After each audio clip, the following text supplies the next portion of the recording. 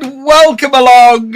How are we doing, everybody? I hope you're doing wonderfully. No, there is not a desync at the moment. You're currently seeing the German casters who are live at the event, which I'm going to try and pronounce now and probably get it really horribly wrong.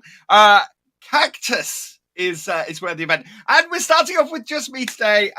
We will be joined shortly by Copter. He's going to be joining us a little bit later. I, of course, am Vultra Farmer, and we are going to be taking you through all of the events of today's 7th tournament for FSL Season 5. It has been an amazing tournament so far, or amazing season so far, I should say. Not an amazing tournament so far because we haven't actually started it today. It is going to be really good, though. We have some pretty incredible matches ahead of us today. It's going to be absolutely fantastic. I can't wait to bring you all of the action from the FSL. We did have quite an upset last time with Helm dropping out fairly early on in the tournament. But that hasn't stopped them riding high there at the top of the standings. However, the interesting thing for me is positions 4 through 8. There is just 20 points separating My Insanity from Power Team Esports. And that section of the standings could really easily change based on where teams finish this weekend. There's actually only 70 points that separate the 2nd position in the league from the 8th position in the league as well, which is incredible. It just means that every team has something to play for. Every match is massively important because it could get them into that all-important top 4 position. We are only 2 tournaments away, including this one, from FarmCon. We've got one more tournament at the end of May, one more online tournament to come. And then FarmCon, we have the grand finals at the beginning of July. So every win here is going to be important. Every position that team can get up is going to be important. It is getting really exciting at this point. Of course, the reason why you want to be in that top 4 is because then you're not immediately facing off against Helm. You end up having an easier route to the overall final doing that. So yeah, teams very much looking to score those points. And in fact, we have one of those grudge matches or one of those really important matches kicking off today. Power Team Esports is going to be taking on Vultra in our first game. And they are one of those, they are 2 of those teams that have just they are 2 teams that are just separated by 20 points. So whichever team goes down is going to be at that disadvantage, could lose their standing. Vultra are currently sitting in 5th with 210. Power Team Esports are sitting at the bottom of that group with 190 points. Their position there because they've not quite won or not quite got as many high positions as other teams have. So while Lindner and New Holland are up on 260 on the same amount, they've won they've got the same positions the whole way through the season. Whereas the teams below that, they've got a slightly different setup. So yeah, it's really good. I'm stoked to see this. And every game between now and FarmCon is going to be massively important for these teams as to where they end up. Now, I just want to talk about last tournament. We had the second online tournament we ended up with Helm going out to Mind Sanity again. Mind Sanity, of course, beating them back a couple of tournaments previous to that as well. And but the overall tournament was taken by a resurgent Trelleborg tires, who are really managing to get themselves back up. They again are in that set of teams, and yeah, if Trelleborg play the way that they were playing for the last tournament, they will do really well. They could well, they are only 50 points between them and the second place teams. So they have a good chance of getting themselves even higher up that board if they have a similar tournament here to the one they had for the previous one, to the online. So yeah, they're looking really good. In fact, all the teams are looking really good at the moment. Mind Sanity has been playing some blinding games. New Holland's been doing well. Lindner have been doing some fantastic play.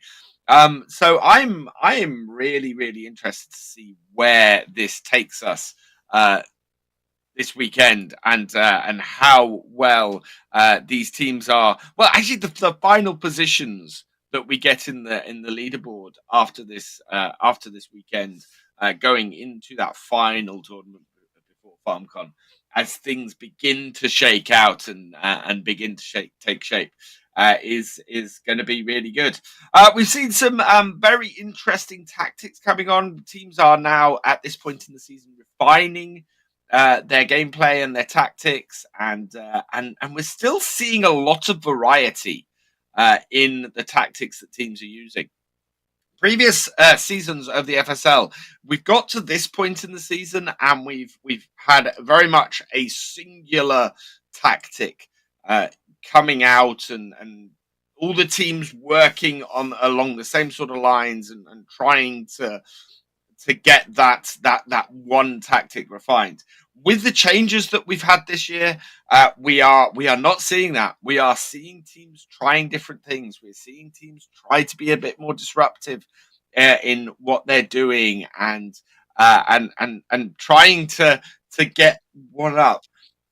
It's really good to see, and long may it continue, because it's making the season and making the tournaments really interesting to see this variety in the gameplay that we're getting from everybody. We should be getting our first match in a short while. Vultra versus Power Team Esports, as I said. 20 points only separating these two teams, and they have a lot to play for. Vultra were doing really well towards the beginning of the season.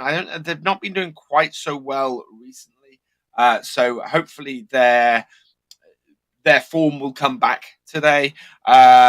We've got Power Team Esports. Similarly, have been going out fairly early, I think, in recent matches. I'm just trying to see where we are on both teams. So last match, yeah, Vultra went out pretty early. They dropped down to the losers bracket on their second match, and then were knocked out by Astron. So we will see whether they're able to come back from that. Power Team Esports, I'm not sure. Actually, I know they did. They did a lot better on the last online tournament. They made it through their first two matches before they had a loss, dropping down into the lower bracket. And then losing to the very strong at the moment, My Insanity. So yeah, going down. Both these teams have gone into the losers bracket and then lost their losers bracket game pretty much immediately. So this is going to be interesting. They're just making sure all the connections and everything are working. Um, interesting hat. I can appreciate an interesting hat. That's very good. I'm not quite sure whether that's a sponsor, or whether that's Yeah, looking at the fact that the whole team is wearing them, I'm guessing that's one of the team sponsors for Power Team Esports.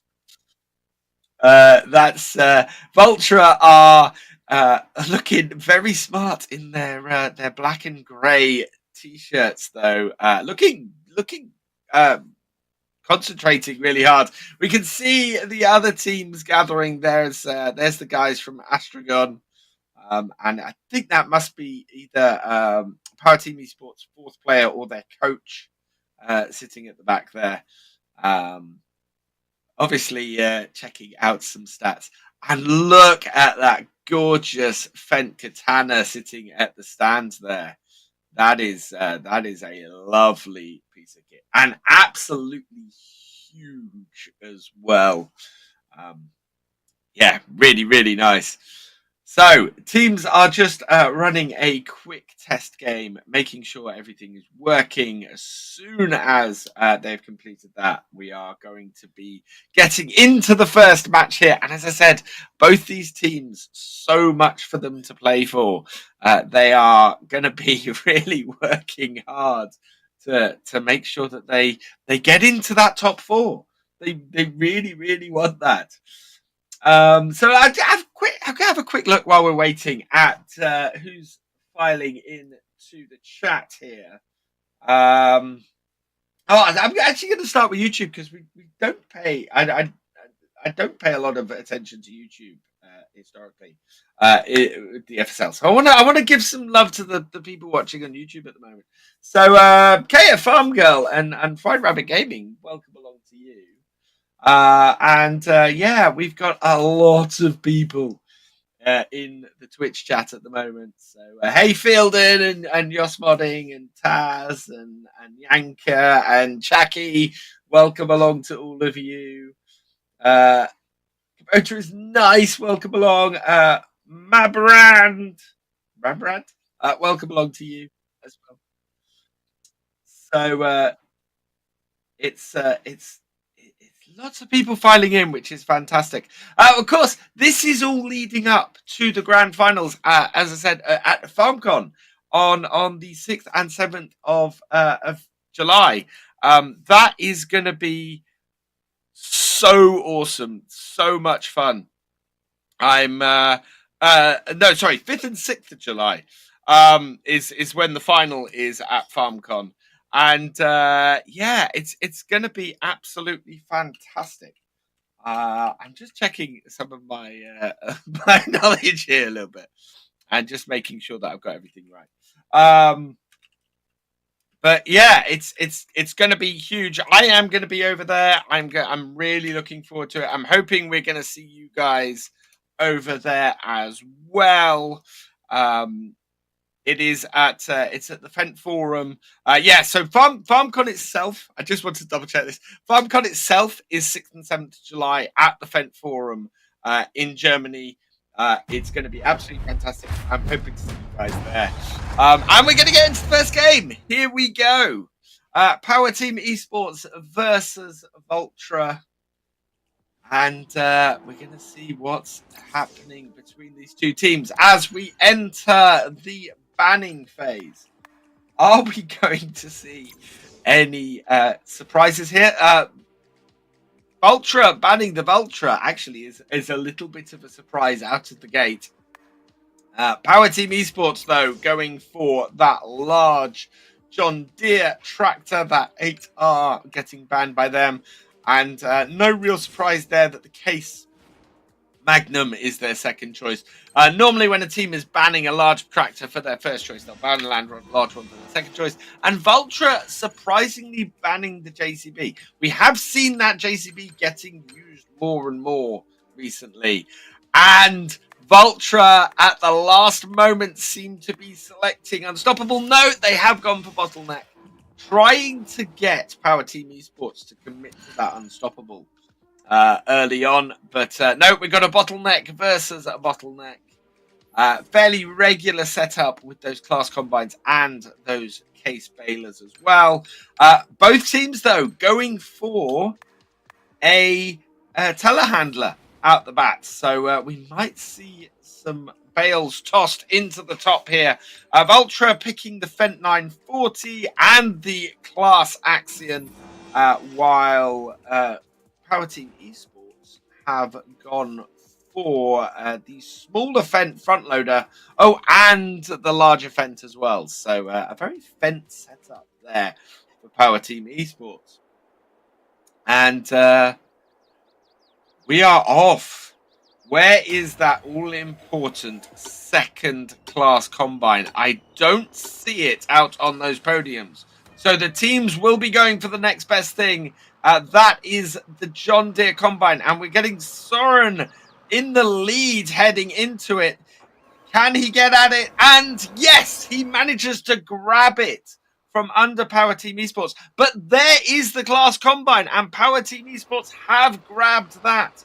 So, slight bit of advantage here, actually, to Power Team Esports. The size of the cutter and the size of the grain tank on that class combine being actually really good advantage for teams. We've seen teams really dominate the grain game with that, with having two of that combine. Soren coming up for the first, or creating the straw for the first bale here. Lennox coming round. It's not going to be an overly fast one. I think we're looking at probably a 126 roughly from this. We'll see whether oh no, Lennox has missed the bridge. How has he missed the bridge? That is an early error, and I think that they're calling. I think they're calling over some help because, yeah, Vultra ending up there, and Obelisk is now dropping first bale. That first bale misses. Both teams having a shocker of a start here. And 104 points for first bale goes to Power Team Esports. But I don't know how Vultra are going to recover from this, or what the situation is. But that is not a good start for Vultra. It's not a great start for Power Team Esports either, to be honest. Those are both. Well, that's both a bad position for first bale. Bale drop and bridges lowered are the first bits to pick up. And it looks like Soren is heading for that bale drop. Yep, he has grabbed the single bale drop. And yeah, Vultra at 104 point disadvantage at the moment because they just can't deliver that first bale. I'm wondering if they must have just dropped the trailer off and dropped the baler off and just got on with loading up the straw, because I don't know why they would not at least get some points for that first bale. Otherwise, it must have thrown them off completely. Vultra there, though, with a full grain cart heading to the sell point. Are they going to dump this straight off and try and take control of the multiplier? Or are they going to see whether the grain multiplier comes up in a minute and a half's time? And Obelisk coming in now for Power Team Esports as well, ready to drop off some grain. Are they going to actually unload any? And yes, Power Team Esports are taking control of the multiplier. They are unloading now. Fully expect their reasoning for this being they have those two large class combines. They have the space out there in those grain tanks. And no, he's not taking the overloader back out there. That, I think, is purely so they can come in and unload a combine and then not have to worry about having to restart things. It is a tactic we have seen several times before.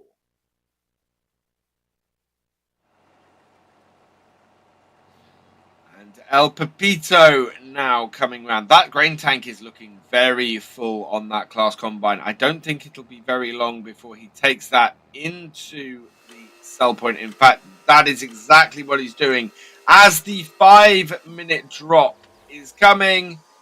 And bridges, raids, and speed limits. So we do not have grain or bale multiplier in this game. So both teams now will try and drop their grain as quickly as possible. Speed limit is not a very useful item at this point. And yeah, both teams now concentrating on getting that grain unloaded as quickly as possible. And Lennox is coming in with what is going to be Vultra's first bale. I think he's going to grab speed limit. He has grabbed speed limit. So that will slow Power Team Esports down. But Power Team Esports have managed to get over there and pick up speed limit for themselves as well. We now have a battle for the multiplier. And Power Team Esports has actually fallen slightly behind. We've got a 2.1 multiplier. Nope, we've got an evened up multiplier. And yes, there is the difference that having those two class combines makes. 2.1 to 1.9. 2 extra points scored for every bale for Power Team Esports now. Unless Vultra has more grain, and they do. And they have actually sent it the other way. Vultra with grain left over, and Power Team Esports, this grain battle is still going on. Both teams still having a bit of grain left. Is this going to be enough? And it's not quite! Power Team Esports just a couple of litres away from giving themselves the 2.1 multiplier. You can still see the effect of that combine. There's still a lot more grain there. Or there was a lot more grain there for Power Team Esports. But they just didn't quite have enough to tip it over to the 2.1.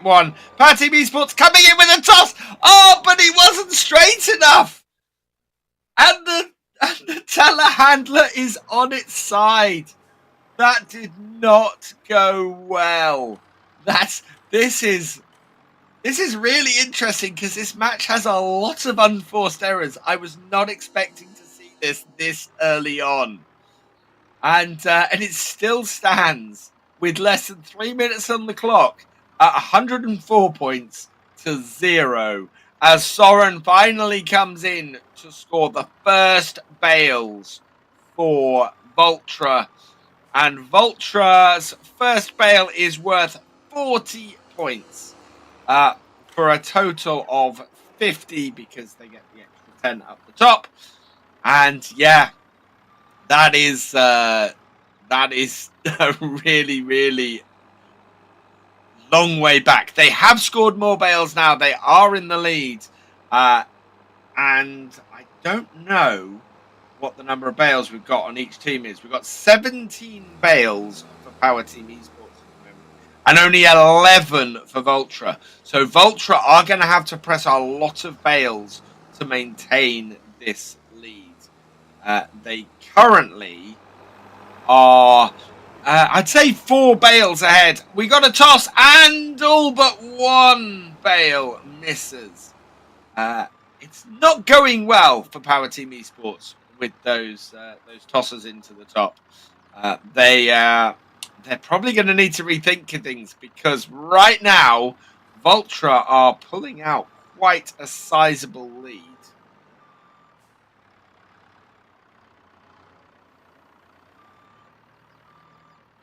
And yeah, over 100-point lead in fact now.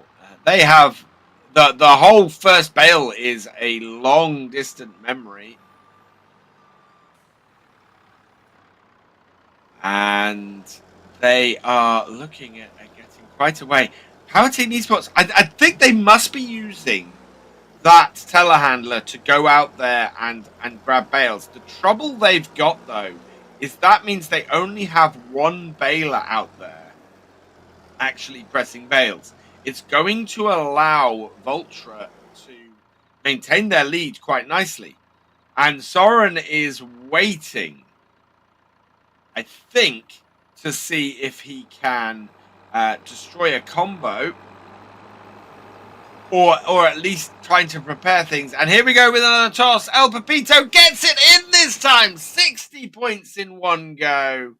They do need those to do well because at the moment they are struggling to catch up. Although I say that, they are only 30 points difference now. They have caught up and they've caught up really quickly. Power Team Esports, very close to a combo here. It is the end, though, and it looks like Vultra have pulled out. What a comeback from Vultra. They looked in real danger early on in that game, and they managed to pull it back. Lord knows how they ended in that ditch. And if Power Team Esports had had a stronger first bale, that would have made all the difference there. 354 to 401. Both teams delivering 17 bales. But importantly, Vultra delivering every single bale into the top, while Power Team Esports only delivered half their bales into the top. And that has cost them the match. It was that was an incredible match. What a amazing first match for this tournament. I can't believe that. That had everything. I did not expect it to start off that way at all. It is wow. Vultra, fantastic comeback. Really horrible first bale. But they were able to win it by 100 odd points. And in fact, 8 bales in the bottom. That is an 80 points difference. Putting eight bales in the bottom versus 8 bales in the top. That absolutely lost it for Power Team Esports. They are going to have to rework how they're delivering their bales because they can't be left with so many bales at the end. So we're into the second game, and we now have the banning phase. Power Team Esports going first this time. John Deere, again, is their choice of first ban. And I'm wondering if we're going to see the telehandlers go this time. No, we're not. So Vultra, again, taking the Vultra T255 Verso out and the JCB Fast Track. And then we're expecting the case basically to get banned again. Yeah, so no real surprises in the banning phase. No changes there. We do have to have a change, though, in the team perk. And Unstoppable has been selected by both teams. The Class Lexian and the Case Baylor, their choices again. And then finally, the team members, both Soren and El Pepito, going for a telehandler along with the runner perk. Lennox has gone for Under Pressure with the Fent 942, while the Fent 724 and Archimedes Plus has been selected by Velo. And then Luca has gone for the Archimedes Plus and the Class Axion, while the Fent is the large Fent is the choice for Obelisk.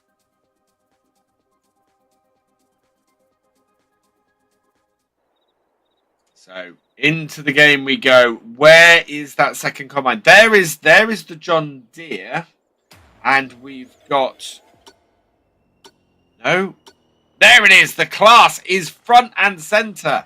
We're seeing Soren go straight for that Class combine, as we saw last time. It definitely gets you extra grain, and in fact, he is unchallenged for that Class combine. So that has definitely gone to Vultra this time. Can they capitalize on it? I think by the looks of things, Power Team Esports went for the New Holland just to grab a combine closer to the barn, to the hayloft, and to allow them to try and score that first bale quicker. The trouble is, they know they've got a lot of work to do to make sure they don't have the same problem. And it's really close for the first bale this time. Vultra needs to get across this bridge, which they have. They are marginally behind Power Team Esports. Obelix does a flick for 143, and Lennox is going to take the safer way of delivering for a 137. So we have 6 points in it for first bale. A much, much closer first bale this game. So we're expecting a much closer game than we had for the last one. And Power Team Esports doing something we don't see teams do very often these days. Actually driving through the crop to go and get that overloader. They're slowed down quite a bit. And I've said that as Vultra go and do the same. Silo closed and direct delivery are the first perks. Those two, I'd actually expect the teams to possibly go for direct delivery. Silo closed at the moment has very little effect. There is still another 37 seconds. And in fact, both teams I expect to be heading in that direction. Luca filling Lennox, who is now heading over to get rain from Soren. Oblis seems... No, I think it's slightly ahead. And Silo's closed has been grabbed by Vultra. And it's about to run out. Did Power Team Esports pick up a drop? Or Vultra have closed Power Team Esports Silo. And that means Power Team Esports cannot do what they did last game and deliver any grain right now. Obelisk will have to go back out there or just have to sit there waiting. I don't think they'll want to waste the time sitting there. No, he is heading straight back out. This gives Vultra a chance to take control of the grain game and that multiplier. It doesn't look to me like they've delivered any grain, though. In fact, yeah, Vultra just have their overloader sitting there. They must be considering that possibility that the grain multiplier turns up at the 5.5 minute mark. It's very possible that could happen, and if they deliver their grain now, that could put them at a big disadvantage. So it's a tactic that I have said I'm surprised teams deliver grain early if they're not going to score.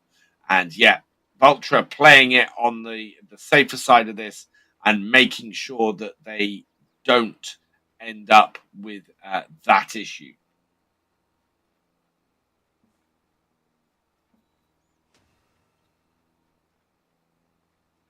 We've got Obelisk sort of winding. This is some very winding combining going on there. I'm guessing there was a lot of weeds hanging around the edges of that field. But that has not made it easy for his baler. El Pepito has got stuck, though. Seems to have... he's working his way in from the other end. We got speed limit. Oh, no, speed up. And bridges raised. So both teams now delivering the grain. Neither of those power-ups is going to affect the grain game. So both of them just delivering that grain. And in fact, I'll be surprised if either team runs all the way out to that side of the map to go and grab those. That's quite a time-consuming journey to do that. And Obelisk is just trying to create as many bales as possible. Slightly surprised that they've got the front loader on that baler, and in fact haven't put the larger tractor, instead using the larger tractor for the overloader. And this is the advantage, of course, that Vultra have with those two large tractors, is that they can have this class axion, the Terra track, the beast that it is, bailing really quickly and just pumping out bales. And this is why. This is exactly why Power Team Esports have got that front loader tractor with this baler, so that they can bring in 6 bales at once and start trying to score. And in fact, both teams having now delivered their grain, Vultra have done what Power Team Esports were unable to do last match, and they've got that advantage in the grain. In fact, they have grain to spare as well. So, yeah, Vultra absolutely playing the grain game with that class combine as they should, using its extra tank space and giving themselves some extra maneuvering with that multiplier. El Pepito managing to succeed on a toss into the top, taking Power Team Esports up to a 257. But Vultra not far behind. They are now loading up their bales. I think that they will be trying to do as much scoring as they can while El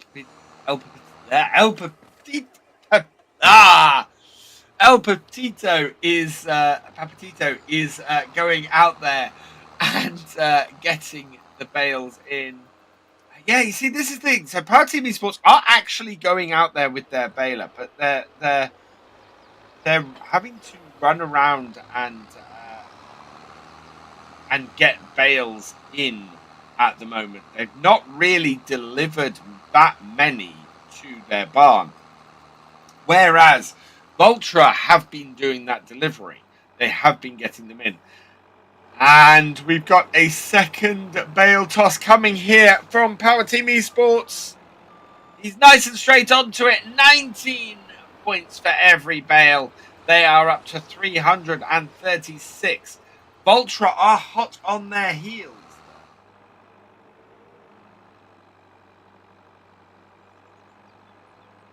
Out he goes for another set of bales to try and toss in the top, while Soren is here loading these up. These bale spikes on the front of these telehandlers are massive. We don't get to see the telehandlers enough in the FSL. They get banned all the time, and it's taken me to this point in the season to notice how huge those bale spikes are on the front.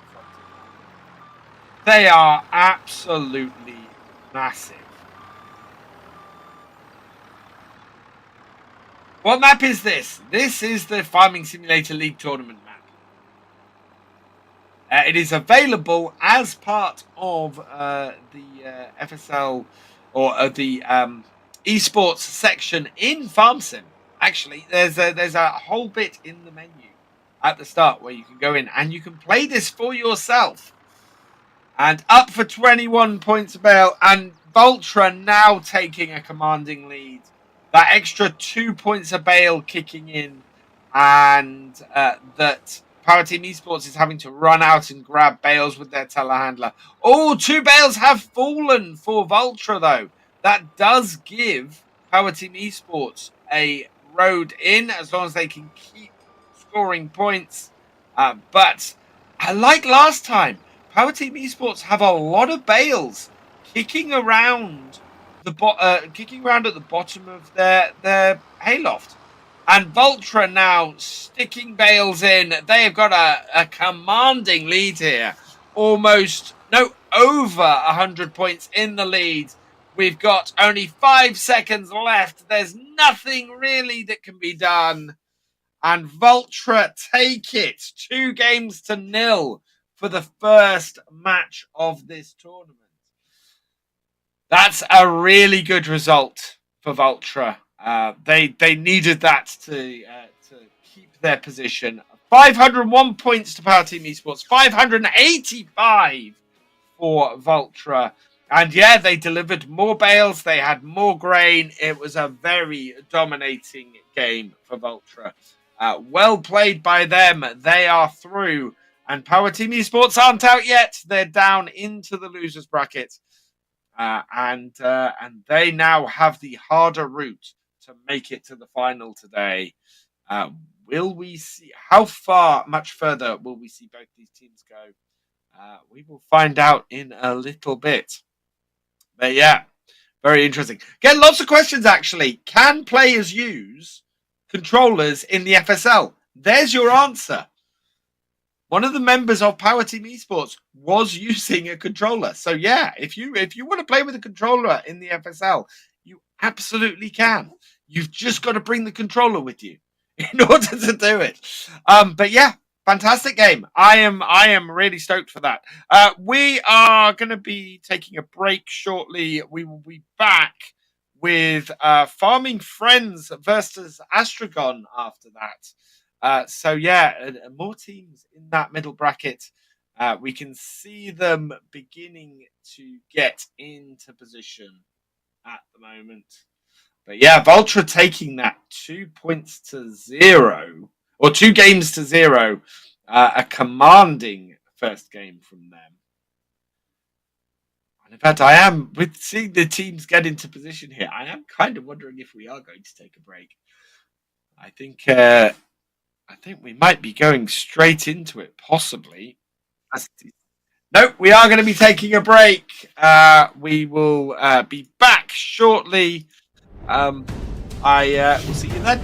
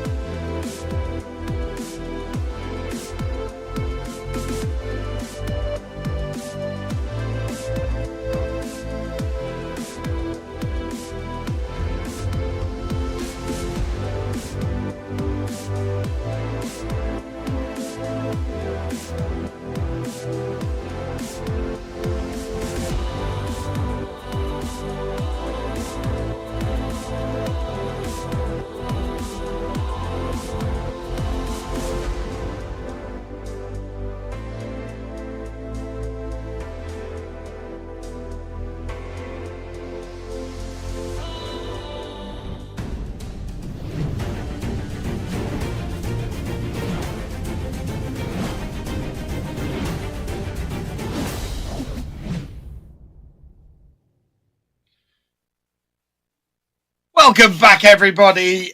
What an amazing game to start off this tournament for the FSL Season 5. I am blown away by that. What an incredible set of games. That first game, almost everything that could have gone wrong for both teams went wrong. 104-point first bail for Power Team Esports versus, well, by the time they managed to deliver it, it was only a 50-point first bail. So, yeah, and Vultra bringing that back to win it by 50 points. Partly because Power Team Esports were only able to deliver half their bails in the bottom rather than the top. And then Vultra pretty much dominating that second game to take it 2-0. We're going to be seeing our next two teams up shortly. We've got Astron versus Farming Friends here. So they are both getting into position at the moment. Yeah, Farming Friends in position. And this is coming live from Cactus in Leipzig. And they are, so if you are in the area, if you are there, and you're watching the English speaking stream, go visit them, go say hi. Let me know actually if you're actually in the crowd there. Bawamatsi there preparing for the match. We'll see how they go. Can they? Where are Astron in the standings, and where are Farming Friends in the standings? In fact, so Astron and Farming. Actually, this is a bit of a grudge match between these two.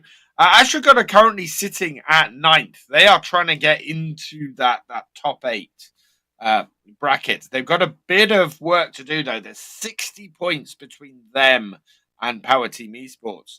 Farming Friends are actually slightly further down. They have only 100 points on the board at the moment.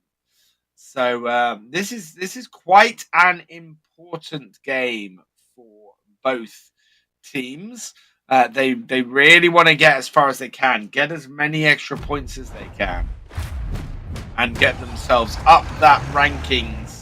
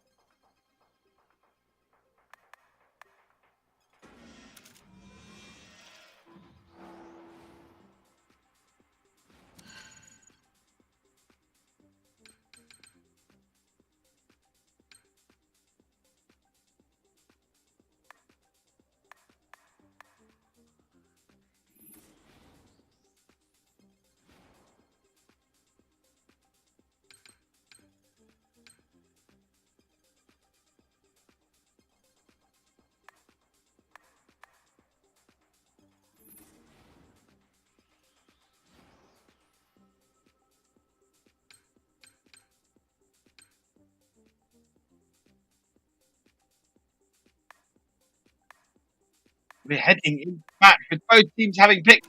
We've got a Pickle versus a Bottleneck. So we've seen this go together a few times. And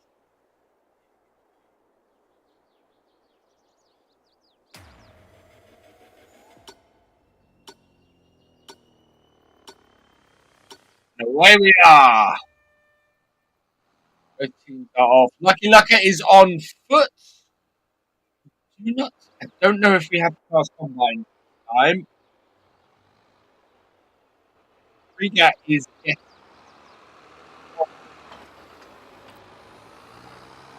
Baylor. Lucky Lucka has managed to grab the ideal combine and is heading for a really good position for first bail. 9.5 minutes on the clock still. If either team gets that first bail in the next few minutes, then it's going to be a pretty good score. In fact, Major Melon is looking at a good run for this first bale. It's not going to be much more than a 137, I think. But it is a good straight run. He's heading in there. Is he going to flick it in, or is he going to take the more careful route?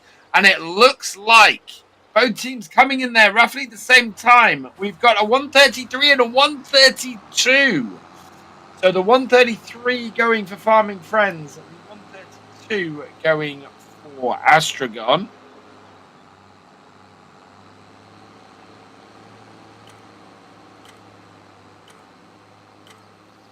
And first drop as they go past is direct delivery and silo close, and Major Melon grabbing that direct delivery as he goes past it.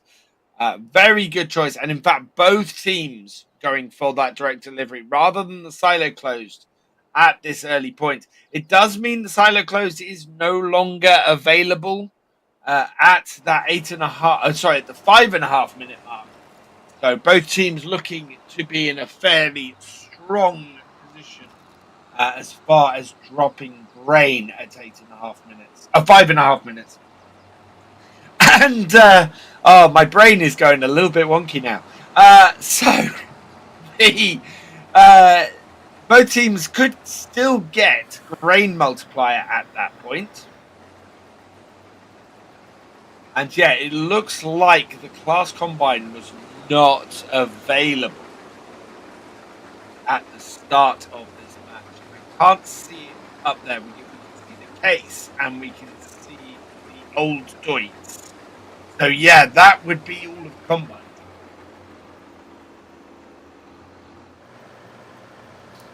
I think Jos, a brain multiplier would be a very useful thing at this moment. Unfortunately, the kettle didn't boil in time for my coffee in the break. So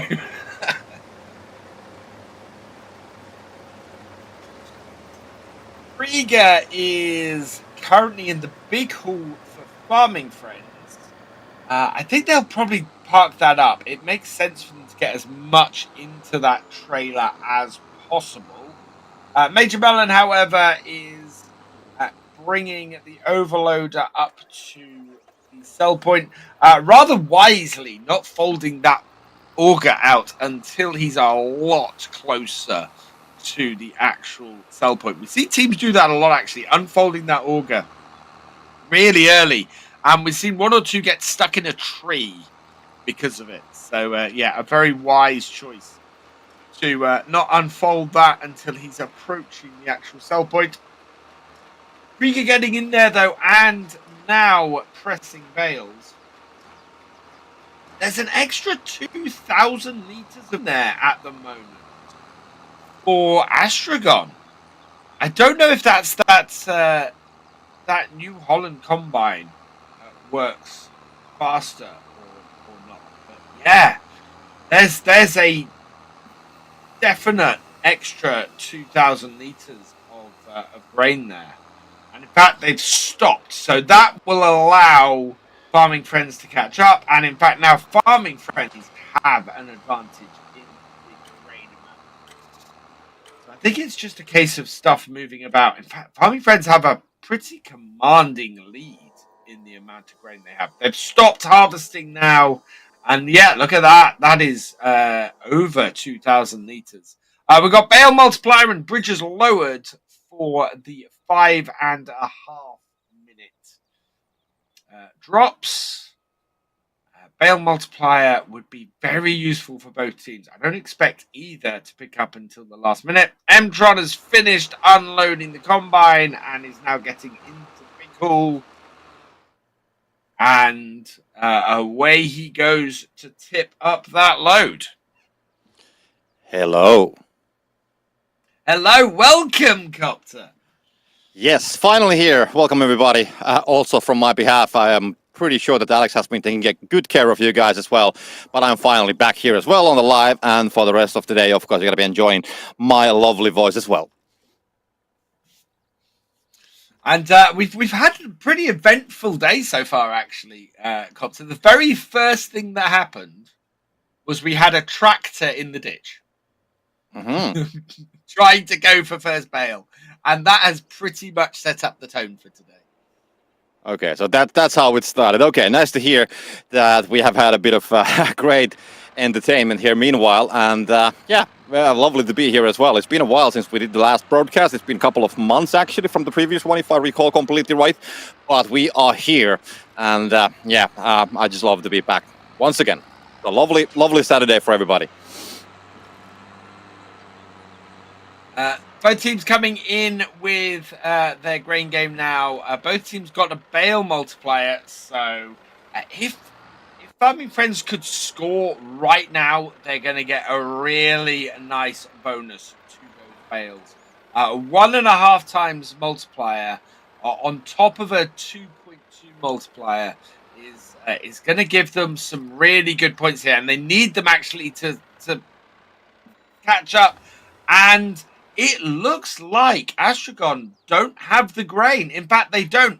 I mentioned it earlier that there was a good extra 2,000 litres sitting there for Farming Friends. And yeah, that has ended up as a 2.1 to a 1.9 multiplier. And now Farming Friends in the lead. They have the multiplier in their favour. And they're looking really strong in the last 3 minutes of this game. Yeah, I guess when it comes to 3 minutes on the clock, so of course you're going to keep the multiplier as it is. You don't have the time to start collecting all the grain and doing all the work for that. So we're gonna be ending up with these multipliers for the rest of the time for sure. And now we'll just have to see if Astron can actually pull something out. They are missing a bit of bales as well, so they don't really have any kind of an advantage on the amount of bales either. So this will be very complicated for them for sure. So Farming Friends is looking actually pretty strong here. And let's see how the bales are going on the belt. So I mean, Farming Friends, they have, I mean, they're not that much in a hurry, to be honest. So they have the multiplier, they have a couple of bales there. They're sitting comfortably 100 points in the lead, and Lucky Looker is just placing the bales on the belt and enjoying the time as he is waiting when the guys are going to be delivering some more bales as well. Definitely he will need some more to deliver, and he will decide to take the kind of like lead on his own hands and go to pick up the bales himself. So there's 3 of them actually lying there on the road. And as we have seen, it shouldn't be much of a problem to actually collect all 3 of those and then just take them right next to the belt. Meanwhile, Bauer Matse having a couple of bales as well. They have been pressing some more bales, so now the bale situation is completely even, but still, Farming Friends, they have 100 more points, so closing the gap seems, well, I'm not going to say impossible, but it seems very complicated, at least, if nothing else. Yeah, it's gonna be a really difficult gap to close at this point, especially as I noticed Kalmaris was really late getting starting bailing. I mean, he didn't start bailing until about the 2.5 minute mark. That is really late to be getting into your bailing tractor and pressing bales.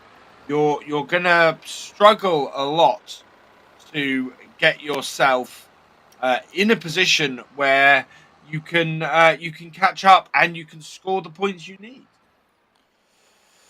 Yeah. But yeah, 35 seconds and 7 bales. There's no way they can actually get all those 7 bales inside on the second floor. So Farming Friends are very comfortably in the lead, and I don't think that there's anything that Astron can anymore pull at this point to close the gap. So it looks to me that the Farming Friends definitely will take the 1-0 on this series, as we have 15 seconds to go. A couple more bales on the belt for Astron, as we can see, but those will still go in, but it's a very so 38 points from those bales, so that's not going to be definitely enough, and the gap is about 120 points, and we can see the time is running out, and that's pretty much it. So for sure, Farming Friends seem to be quite happy with the performance as well. They're clapping for themselves, and well done. Yeah, I think that was a 99-point difference in the end, and Farming Friends just sort of commanding that. Yep, 99-point difference. 2 extra bales delivered overall, but importantly, more bales delivered into the top as well. 1 undelivered bale for Astron, so they would not have had a chance to catch that up. I think it just came down to the grain. the grain and the multiplier was what did it for farming friends there. Yeah, it was like 2.5 minutes on the clock, and we saw that Astron, they actually had like I think 3 less bales than farming friends, and then at some point they did manage to press a couple more bales and like get the bale count even, but of course it wasn't enough at that point anymore. You actually needed to have like a huge advantage there, and when you only have that less time remaining on the clock, it's very complicated. So, and now as we can see, Astron, they're like waiting their options, like what should we do, how we should kind of like try to handle the situation in the end. And probably are thinking about the strategies for the next game. As we can see, they're not really smiling, but yeah, we have seen these guys to pull off all kind of tricks on the past. So let's see what they will come up on the next game of this series. But the interesting thing for me about that last game, actually, and the Incredible Mouse pointed this out in the Twitch chat, there was only 500 liters difference in grain delivered. But importantly, it was 500 liters that Astron needed to get the multiplier back in their own thing. You saw in that game that the distance left, or the amount they needed to do that left to get it back to the 2.0, was a small section at the end of the bar. So it was really that they just lacked that little bit of extra grain, Astron, to even things up. So we'll see if they up their grain game here and see if they try and get a bit more grain in. Certainly they were a little bit of a disadvantage with the combines in the last game. Yeah, let's see. So we'll come back to the ban phase. And of course, I did notice that people on the chat, they were already asking that, do we have any pancakes now? Because I'm late from the broadcast. Unfortunately, not yet, at least. But there's a funny thing. I mean, I just had a discussion with my son before the broadcast, because that's why I was late. I was handling some of the issues for my sons. And then I said that, okay, daddy will go and make some broadcast for the farming simulator. And then my younger one was immediately asking, like, oh, I remember when you did the FSL last time, you had that pancake live stream from your home. Can we make something like that again? So that was the question like 45 minutes ago. So the questions on the chat regarding the pancakes, they're pretty much spot on, I would say. There may be pancakes in your future, Copter. Yeah. I mean, I went shopping yesterday, and there's this big supermarket right next to me, and they have this section where they made this like a ready-made food that you can just warm up at home. And they actually had pancakes in a box there that you can buy the pancakes, and then you can just like heat them in a microwave oven or something like that. But that seemed too easy, so I didn't take them. Anyways, back to the game instead of the pancake talk. So, well, we are already on the pick phase, so we can see that we do have the perks have been chosen as well. There was nothing that surprising on the ban, so both of the telehandlers were banned. And now when it comes down to the perks, that is done as well. So, yeah, this should be okay in the end. Yeah, I mean, of course, Astron, they have something to prove here. And, I mean, what they need is a great start. Kind of like have the upper hand straight from the start. That's what they definitely need, I think. And let's hope that they have a flying start. And here we go. We have the battle of the pads once again. So as they are storming out of the gates, now we'll see how that's going to go, because Bauer Mats heading for the new Holland combine. Yep, so he's going to go for it. And there's no challenge at all, so he will just pick that up. So that's completely fine. Let's see what else we do have here going on. So what kind of a start we do have for the first bale as the rush comes in.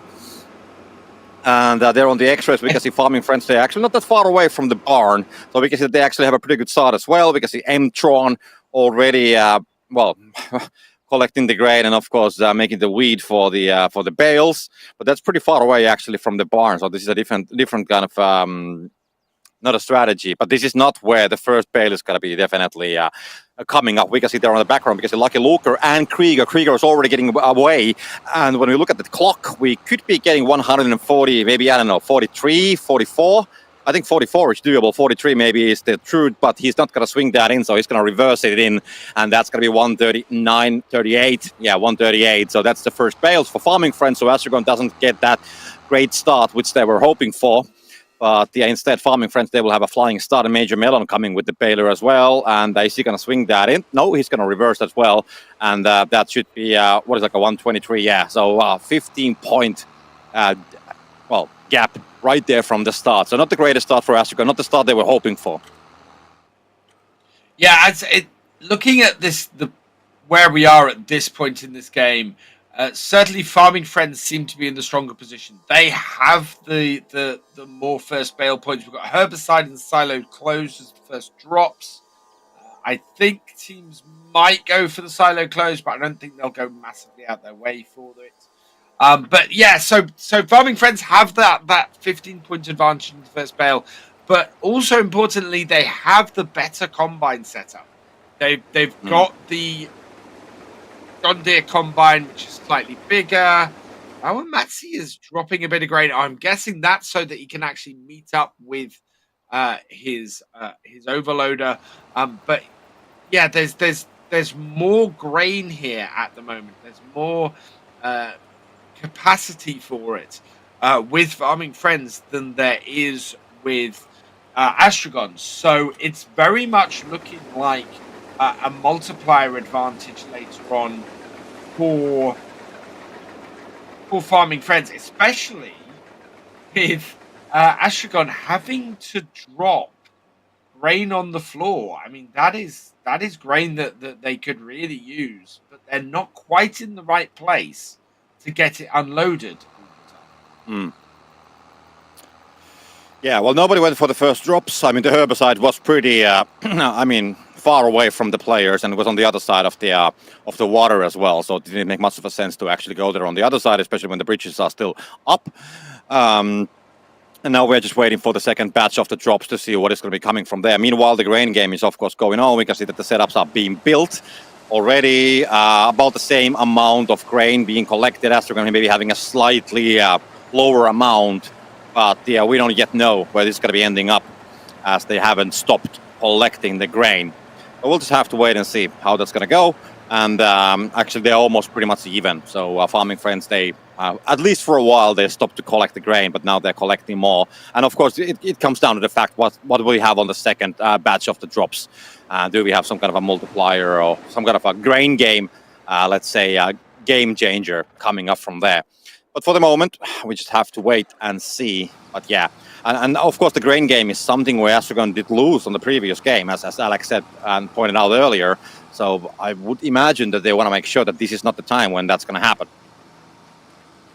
Yeah, they really need to close that up. They need to make sure that they have every bit of grain they can get in there.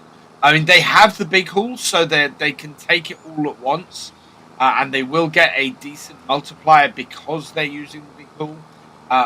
But their combines are not as good a setup as Farming Friends. That might not matter because they have that big haul truck, but we'll see how it goes. Crazy Tool and Speed Limit. I expect both teams, if they are in the area, to be grabbing that speed limit. That will definitely slow down the number of bales that can be created. Farming Friends now bringing both of their combines in. There is a lot more grain there, though, for Astron. Oh, wow. That's 10,000 litres of extra grain. And Farming Friends have gone for the Crazy Tool. They are going to try and press as many bales as they can. But if the grain stands as it is right now, Farming Friends are in big trouble. Yeah, I mean, but Astron, they want to make sure that the same doesn't happen, which happened in the last game. So they lost the grain game, had a lower multiplier, and then in the end they had that 99-point difference. So they want to make sure that that's not going to be happening. And of course, the perk is a different one as well. So that makes a bit of a difference as well. But yeah, 72 is a nice amount, and I'm actually very happy that we don't have any kind of grain multiplier or anything like that. So this is making things even more interesting, as Astron, in a way, now they are unloading the grain as well. So we can see that the multiplier is going to be going to 2.2. And both teams actually have unloaded the first batch of grain, and the 2.2 was still standing there. So this is actually looking very good for Astron when it comes down to the multiplier. And now We'll see how the Astron is going to be building the setup. The big haul is ready, or the Optimus Prime is ready to start unloading more as soon as the combine is empty from all the grain possible. Meanwhile, we can see Farming Friends trying to score some bales because they have 2.3 multiplier. They did unload 25k more of the grain, and they are getting some points more. It's not going to be like a huge amount. There's no bale multiplier or anything like that, so it's just 2.3, so 23 points per bale. But the... But yeah, I mean, you have to take all the advantages you can. Oh, man. There's still 10,000 litres. I was worried for a moment that Farming Friends had delivered all their grain. But even so, that is a 2.2 to 1.8 multiplier difference. That is horrible for Farming Friends. That's 4 points extra for every bale that Astron deliver compared to Farming Friends. Farming Friends are going to have to deliver a lot of bales to keep the lead they have at the moment. Yeah, but the question is, I mean, we have 3 minutes on the clock, and we can see that there's a point difference about 50 points. We can see Astron lacking 6 bales, actually. So while they were collecting more grain, they haven't been pressing the bales. So I would say that on my books, and that is just only on my books, but this looks to me that these are actually pretty even currently. I mean, when you think about the overall scenario. The bottom boost. Yeah. So that's going to help out definitely. And they're going to close that gap in a second. They've got that bottom boost for such a long time. Look at that. Yeah. 40 seconds left on that. That's all these bales are going to be able to go in the bottom because they've got the stacker there. They can come in and they can just push all of these in. They're going to score a lot of points very quickly at this increased multiplier. Bauermatzi can take his time doing this because he's got the time to do it. And they are now in the lead. Needs to get out of the way, though. They want to get the ones in that baler in there over the one that's on that front loader. And there they go. That is a really decent point lead now. And Farming Friends are going to have to do some work to close the gap up again. Yeah, but the problem is for Astron is that they don't have the bales. I mean, they did shove, not all of the bales, but most of the bales on the first floor. So yes, they have the lead, but they're lacking 7 bales compared to Farming Friends, and that's going to be more than 100 points. When it comes down to the bale counts. Of course, it comes to the fact that Farming Friends can also deliver those bales on the second floor, so it's going to be 1 minute and 10 seconds remaining, so it's going to be close. But still, I would say that the Farming Friends, they still have a chance, definitely. But now the point lead, it is increasing to 100. So let's see. I mean, I think it comes all the way down to the fact how well Astron can, in the end, press the bales during the last minute and actually deliver them as well. So that is the key factor for them to keep the lead because Farming Friends, they have the tools, they have the bales to actually close the gap. And as we can see now, it's only 60 points. And Lucky Luker is doing the job. He's getting 1 more bale on the bale, 2 more bales on the front, on the fork of the tractor as well. So this is getting close. So I kind of like what I see here. 35 seconds to go. And for sure, now as we can see, Astron pressing more bales. They have 7 remaining. So this is going to be one very close battle in the end. That's what I imagine. This is getting very close. We've got 25 seconds. There's not that much difference between them. In fact, Farming Friends have pulled out a 100-point lead with 15 seconds to go. And Astron do not have the bales to respond to this. And bale combo countered by Astron. That gives them a fighting chance, but it's not enough. 594 points. To 530 odd. Really, really good work there from Farming Friends to take that 2-0. They looked in a dodgy position about halfway through that, but man, did they pull that back. Yeah, there was a combo actually from Farming Friends, which we didn't see at that time. So that's why they closed the gap so fast. They would have not been able to do that only with the bales. But I think they got the bale-tastic there. And the bale-tastic kind of like gave them that extra boost on the point situation, which managed them to, take the lead. And we saw Astron trying to recover from it. And they were just only 1 bale shy. If they would have been able to deliver 1 more bale on the second floor, they actually would have won it with a couple of points. But the Farming Friends, they did it, and these guys, as you can see, they are they're definitely sweating, as we can see, the rednecks there. But they gotta be happy. But also Astron, as we can see, they are not that. I mean, maybe slightly disappointed, yes, but as we can see, they are still smiling as well. And this is the great thing about Farming Simulator League that I like. When we come to the LAN events, we can see players smiling, kind of like enjoying each other's companies, and they are a community which compete together. And it's not okay. Yes, they lost, but they're still happy for their opponent. Yeah, absolutely. I mean, it is an extension of the farm sim community as a whole.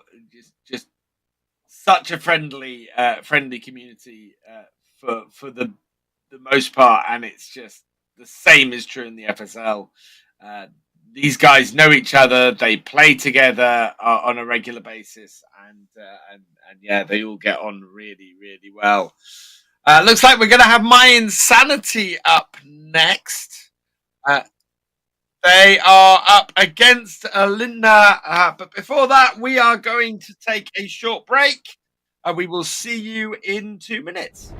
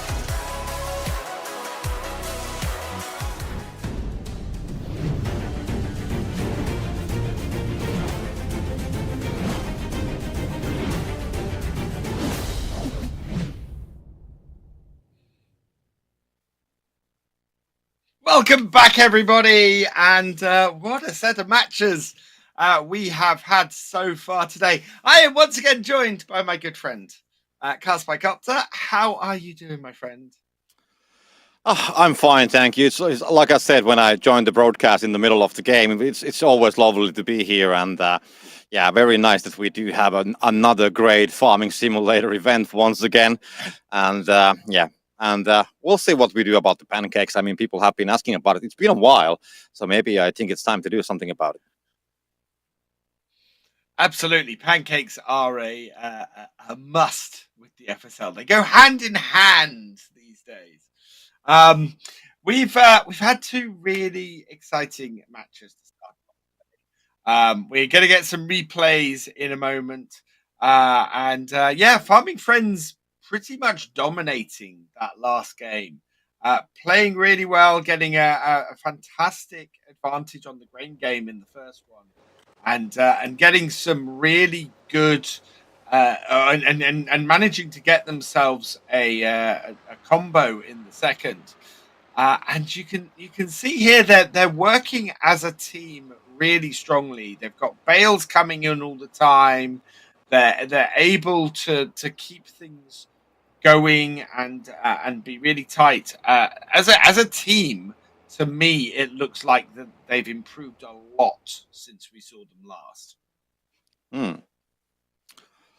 Yeah, I mean, Farming Friends, I mean, I think when they kind of like made their first appearance on the FSL, I think they actually played pretty well. They played better than I was expecting back in the day. Then it's been a while since we have kind of like seen them on the same shape, having that wow factor. But now they're definitely here. And, beating Astron is always a complicated task for any team.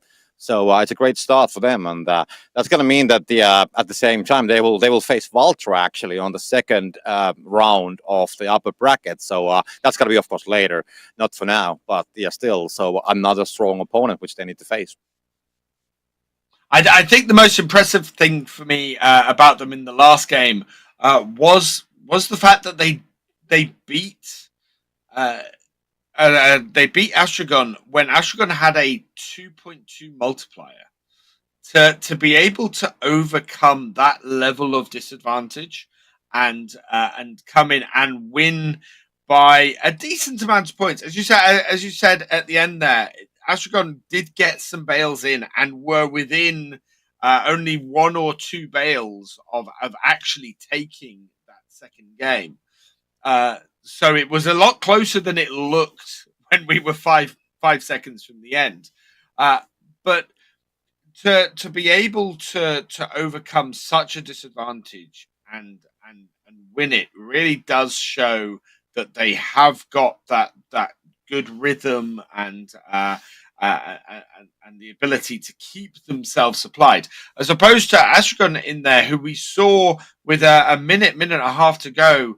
Their stacker is sitting there waiting for bales to be delivered. And part of the reason that bale-tastic happened was exactly that.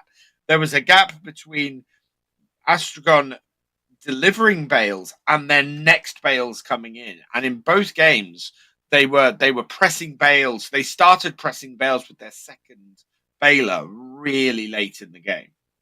Mm. Yeah, I mean, what really kind of like struck out for me from Farming Friends, like you said it, that they kind of like had the flow going on. So there was no mistakes, there was nothing, nothing big going on.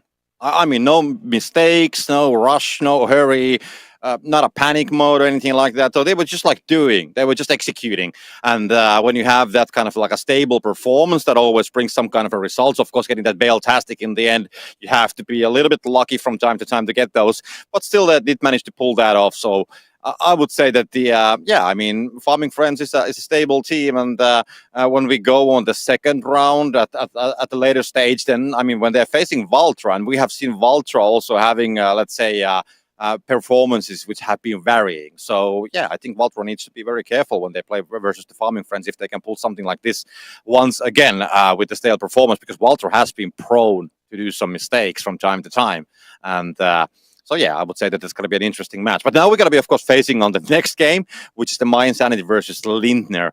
And as we can see, the players are already preparing themselves, getting ready for it. And what is your take on this one, Alex? What are you expecting here? It's quite a difficult one, this one. So Lindner are currently sitting up in second place in the overall standings, along with New Holland. So Lindner have been a really strong team recently. They have been exceptionally good, and they are very deserving of that overall second place that they have. My Insanity, though, are swiftly becoming the Helm killers in the FSL. They've beaten them twice now, and you cannot discount any team that has beaten Helm twice. They are a team who have been doing better and better and getting stronger and stronger. So I think this is going to be a really tough, really close match, and I don't know which way this is going to go. It is going to be really tough. Yeah, for sure. One thing that I want to point out, we do have the live bracket on the website. I don't know if you have noticed that already. Maybe Alex has been already shouting about it, but we do have the live bracket on the website. So you can actually see how the bracket has been built, and it's updated in real time as well, which is definitely a nice feature on the FSL. And if you go there, fsl.giantsoftware.com, and then you go on the schedule, and then you find the tournament and so on. You can find this bracket, and if you examine the bracket, you can actually see that Alex spoke about the Mind Sanity being the Helm killers, so they are actually on the different sides of the upper bracket. So let's say that Mind Sanity, for example, goes forward, and if stays on the upper bracket. So, and if Helm does the same, they will actually face themselves on the final of the upper bracket. Of course, I mean, somebody might be dropping off on a lower bracket, and then they might face each other earlier. But just saying that if both teams will go victorious, then it will mean that they will be playing on the final of the upper bracket, and so there will be no like early elimination, as we sometimes see that we have two very high tired teams facing in the early stages of the upper bracket. And that's the thing. We haven't seen Mind Sanity beat Helm twice in a single tournament. It's always been a case of both teams have ended up in the lower bracket, and both teams have ended up being it's been the last game, the last match they've had of the day. So yeah, if they face each other at that point, I think it's very likely that they would face each other in the final again. I think both teams are strong enough to then hit the lower bracket and end up back in the final. Yeah, let's see what Lindner is thinking about this. We talk about Mind Sanity, we talk about Helm, but I'm pretty sure, you said it, Alex, as well, that Lindner has been pretty strong lately. So they might have something to say about this one. I don't think that it's in their plans to let Mind Sanity just to walk straight to the final of the upper bracket. So they might have some tricks on their sleeves. And what I really love about Lindner is the fact that these guys, they're always enjoying the playing, and kind of like they always, every time when they win, they are so happy. You know, you can kind of like feel the atmosphere on the team, and they are always celebrating their victories and so on. So that's what I want to actually see. I'm not saying that I don't want to see Mind Sanity winning, but there's just something very special when you see Lindner winning a game, when you see the reactions of the players. They're always like so happy. But here we go, the first game of the best of 3 series, and let's see, Silas going to be getting out of the gate. Nobody's going to be challenging that combine, so the John Deere should be his. And no, he's not going to go for it. He's going to go for the John Deere. Is there another class combine there then? That's a weird thing to do, to ignore that John Deere combine. Well, I guess they have their reasons. Let's see, Sinfrey, what's going on here? Yeah, I can see the reason. There we are. has gone for the ideal, but Mind Sanity have got 2 class combines out of the gate. They are definitely in a stronger position as far as combines go at this point. Yeah, let's see. Okay, and John is already getting away behind PB. So, and he has the bale pressed. So it's about delivering the first bale. We're getting on 9 minutes, which means that we got to be getting less than 140 points for sure. But how much less? That's the question. And this could be like a 130 maybe, depending if he's going to swing that in. I do have a feeling that he might, but he doesn't actually. So he's going to reverse that in. Apple's going to be approaching as well. So there should be a slight lead from Mind Sanity, 126. And Lindner maybe 120. Let's see when the points are coming in. Yeah, 120. Exactly. So Sinfrey, and sorry Alex, I just gotta say it, but I think that's the first time when I predict the bale correctly, not even seeing the end result. Because he was not on the picture. Like, it's about 120. And it was. Gotta love this. I have been missing Farming Simulator so much. But here we are. So bridge is lowered and bale drop, and they're pretty far away. Bale drop makes some kind of sense, but I don't think that they will go for it unless they are actually moving in the area, and it's pretty far away, as we can see. Bale drop is of no use to either team at the moment. Neither of them have any bales pressed to actually drop. Bridge is lowered. Again, neither team is really looking to be doing stuff around their barn at the moment. around their hayloft at the moment. So lowering the bridges doesn't make much difference. The only reason really to possibly go and grab one would be to try and force your opponents to go and grab one as well. But with those two options, I don't think either team would really go for that. Yeah, let's see. 7 minutes coming on the clock. My insanity, the grain collection seems pretty standard. We didn't talk about the perks at all because I think I was probably talking something else. So we can see that they did choose the same drops. So and we have seen this on the past, so it's not that big of a deal. But just to mention that, yeah, that's the way how it's gonna go. And now we can see the grain also for Lindner at the same time. They're gonna be having a 4K less, but it doesn't make much of a difference at this point at all, as they can still continue collecting more. But now they're starting to build the setups around the silo, which means that the unloading will happen eventually. But they probably want to wait for the for the next batch of drops.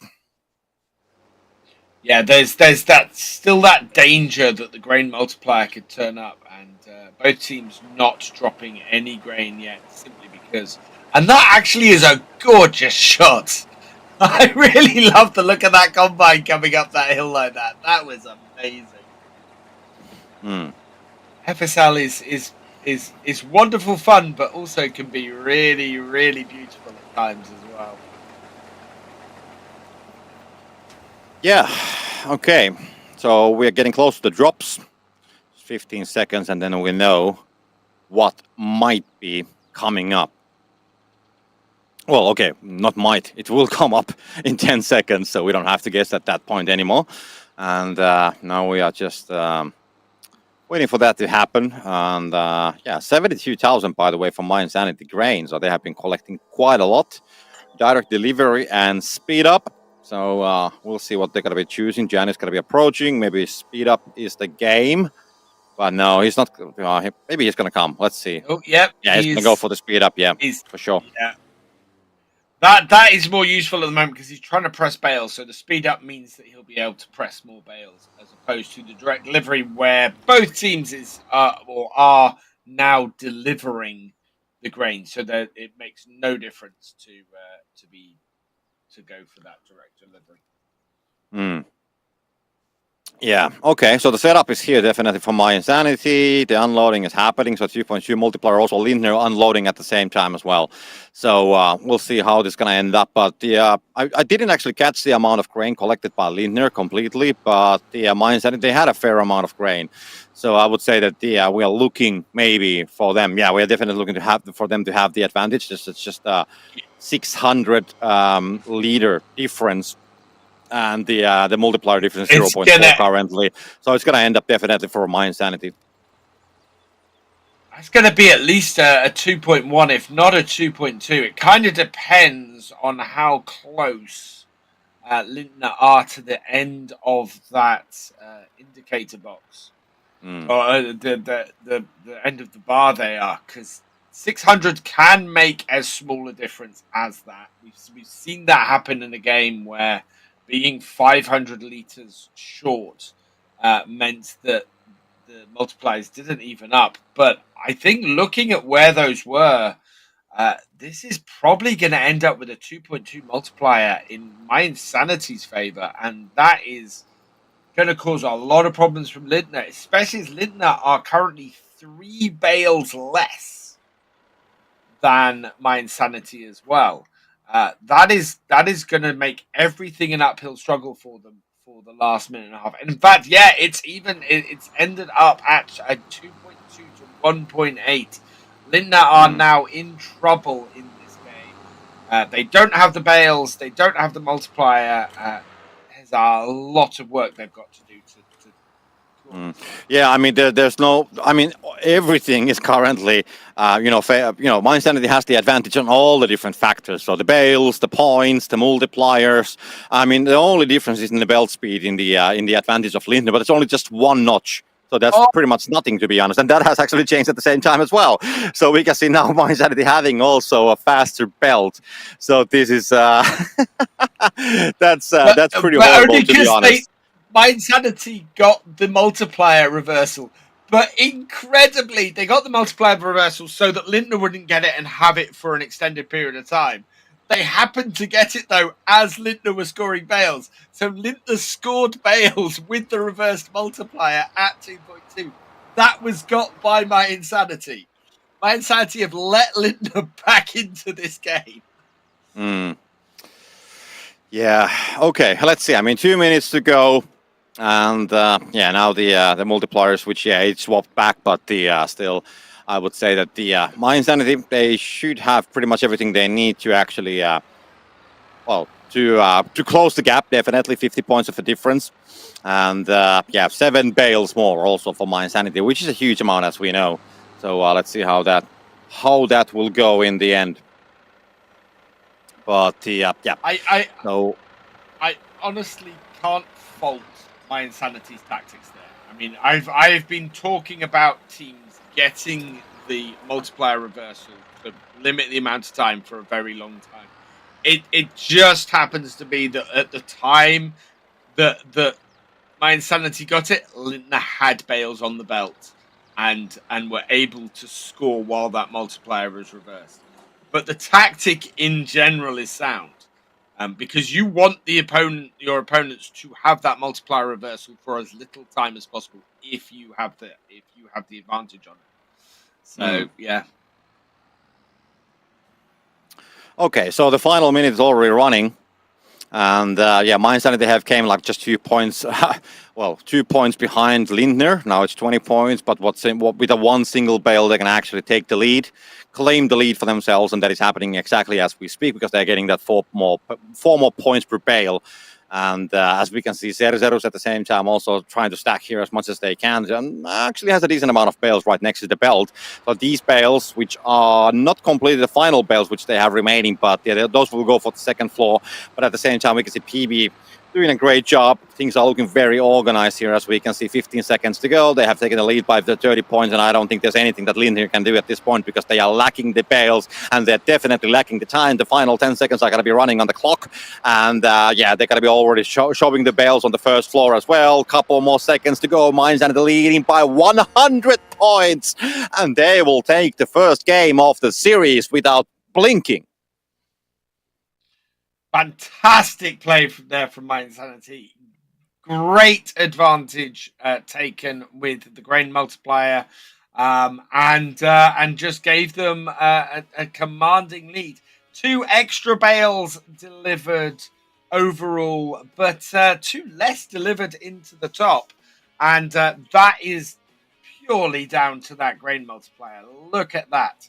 109,000 litres delivered with the multiplier versus 97. That has made a big difference. Okay, and there we can see some congratulations coming up from the maybe the manager of the team, or maybe a player's father. Not completely sure. Could be the organization representative as well, but we're going to figure that out later. Meanwhile, Lindner, they have to think about what they will change for the next game. So of course they don't want to lose the series 2-0. They definitely want to take it all the way to the third game, which means that they will have to win the second match of the series. And we didn't get those celebrations yet, so let's see. And things are looking, I mean, we can see that there is some kind of not frustration, but some kind of not so happy thoughts currently going on there. At least they are thinking about something. But we can see some glimpses of a smile as well. And there we can see immediately two guys are. I mean, one is like, "Oh my God, I don't want to play this game," and 2 are like, "Yay, let's do it, man! Come on, bring that in." That's the thing. You get defeated in a live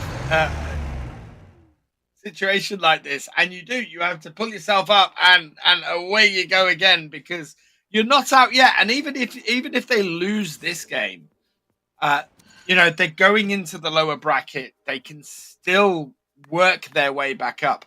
It's not the end of it. Yes, you have more of a safety net if you're going through the upper bracket, but that you still have a chance.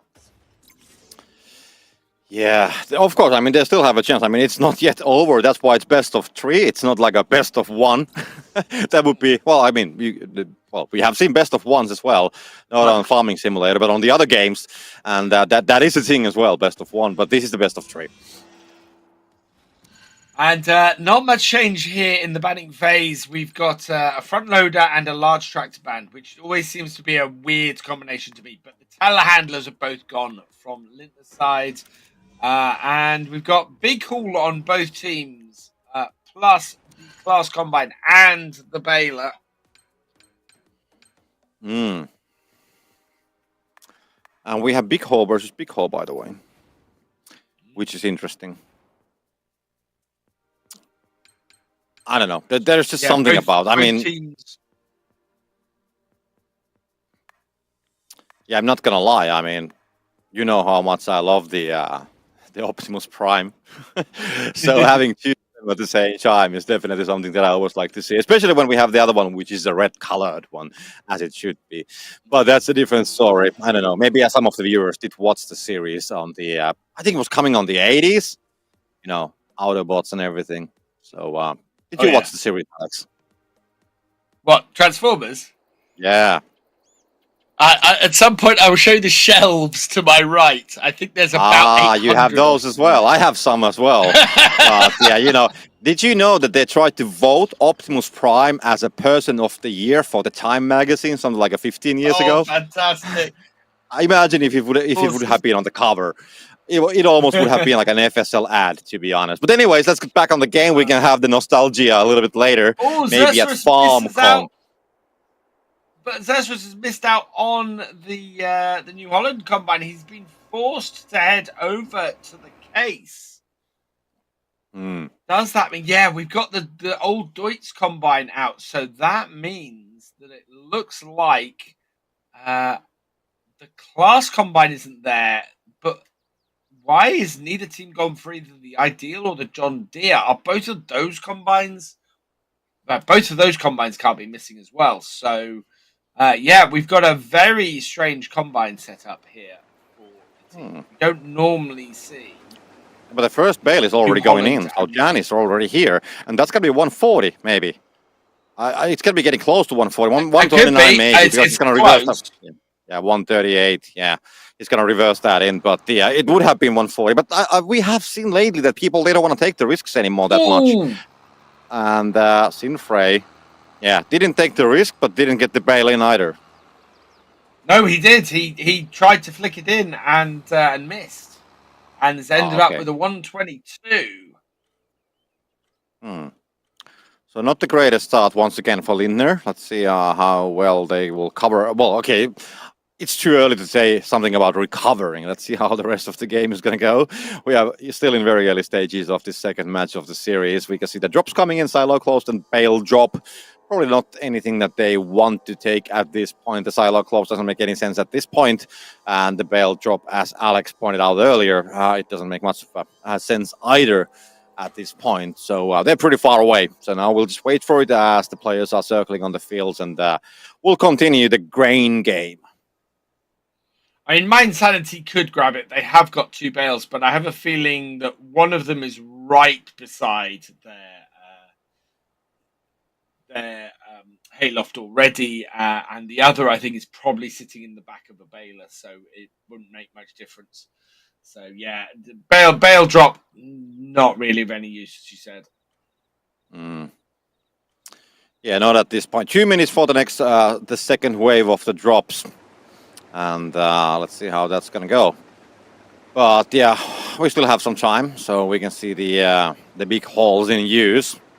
Kibi filling that in. Not going to be much of a problem. Let's see, they have like about 40k. I would imagine that Lindner probably has about the same amount. And when I think about the last game, and kind of like somehow try to take some points out of that one into this one, I think Lindner would be quite safe if they could try to follow the strategy of Mind Sanity. They have been pretty good, I mean, executing. And yeah, now we can see that the grain amounts are pretty much the same. We can see Apollo changing to a beta. They will leave the big hole on the side of the road for a while, as Apollo will be just heading back on the fields. And now it's going to be time to start bailing. And we can see the concentration there in the faces of the My Insanity team. They are working hard. I'm trying to read they've got their tactics lying out on the table there, and I was just trying to see if I could catch what their tactics were for a moment. But Zinfrey is going and pressing bales for Lindner. We've got 2 extra bales at the moment for My Insanity, and in fact we have extra grain again for My Insanity at this point. So both teams are really pushing well, but My Insanity are again out in the lead, again seem to have got themselves that advantage. It'll be interesting to see if they get enough of a grain advantage. In fact, how are they nearly 10,000 litres ahead again? I mean, they have been just very effective. We can see the second wave of the drops coming in. Do we have anything disruptive coming up? That's what we're going to figure out pretty soon. And let's just figure that out. As the director at some point probably will find us the drops that might be somewhere there circling around the fields. It's going to be bale multiplier and bridges lowered. So they do have both teams actually 9 bales lying around. So with the bale multiplier and maybe doing some tricks with the grain, you could maybe get some kind of an early lead, and maybe Lindner could somehow manage to close the gap. So there are some options on the table, and now it's going to be all about what the teams are willing or wanting to do at this point. And there's just one thing that I want to point out. I can see on the chat that we do have a Just That Casual Gamer telling that he didn't know that there's a farming simulator esports. And is this, Alex, maybe something we have seen before? Imagine if we would get like a $1 or a pound every time when somebody says that. We would be rich people. Yeah, if I had a pound for every time we get someone come in here when we're doing the FSL and going, Farm Sim has an esport? This is amazing. Or Farm Sim has an esport? What the hell? Why? And then they're still watching 3 hours later. Then we'd be very rich men. Yeah. We would have an amazing streaming setup. And Alex would be having all kind of fancy effects on the stream. Okay, meanwhile, 4 minutes remaining. And we can see that the bale multipliers have been chosen. Lindner having a 1.6. I think mine's having 1.5. And the Lindner actually taking the use of that bale multiplier as well, because he already 227 points. So they have actually closed the lead, closed the gap, and they have taken the lead. And then now we can see My Insanity. They still have 33 seconds of time to use that perk. And they seem to be doing a good job with it. They have 2.2 multiplier, by the way. That's the final multipliers. I think that there was almost a combo. Oh, there was a combo coming for Lindner. They will get a bale-tastic. So Lindner will take the lead for sure with multiple hundreds of points. Wow. And interestingly, Lindner's, I don't think either of us had quite twigged how much of a lead Lindner had. Lindner are up to 433. They have a nearly 200-point lead over My Insanity at the moment. And My Insanity actually have a bit of a mountain to climb in this last 3 minutes. Super Drop has gone for the multiplier switch. And I don't know if My Insanity are actually going to risk it this time. I don't know which side of the field that was. That's a 23-second multiplier switch there. That 23 seconds, whichever way that could be, would be very useful for Lindner for preventing things happening for My Insanity. And My Insanity have closed the gap now to just 100 points. They need to keep delivering those bales because that gap is closing all the time. Yeah, I mean, what we saw there was, of course, the bale-tastic coming for Lindner. I think what happened there was that Lindner, they used the kind of like the bale multiplier a bit earlier. Okay, they did, I mean, I don't mean like used, but they just did manage to deliver the bales using the multiplier slightly earlier than My Insanity. And then they actually got the bale-tastic, which was a great timing from them, and that's how they got the 200-point lead. And then after the My Insanity, they did deliver the bales, which they were anyways planning to deliver. That's when the gap went back to a 100 points. So we do have a bit of a different phase here for the teams when they are having these batches of deliveries happening as we speak. And now My Insanity with those 3 bales, that's going to be 66 points. They're going to be getting 400 something after that one. And they do lead on the bales, so they do have 4 bales more. But yeah, it's going to be needing a lot of work to actually close the gap towards Lindner. I think they have a chance, but that's going to require something which we don't yet see. I would say there's some kind of an element which we haven't yet seen. So maybe a mistake from Lindner or something like that. That could be a thing. But yeah, 100 points, we know that it's going to be very hard to close when you have only 1 minute on the clock remaining. That's the thing. Every time My Insanity seem to be closing this gap, Lindner are actually coming in and oh, he's on his wheels. That was a close one. He's on his wheels. Yeah, every time My Insanity seems to be closing this gap, Lindner just immediately pull out again, and it's incredible to see because My Insanity have the multiplier to close it.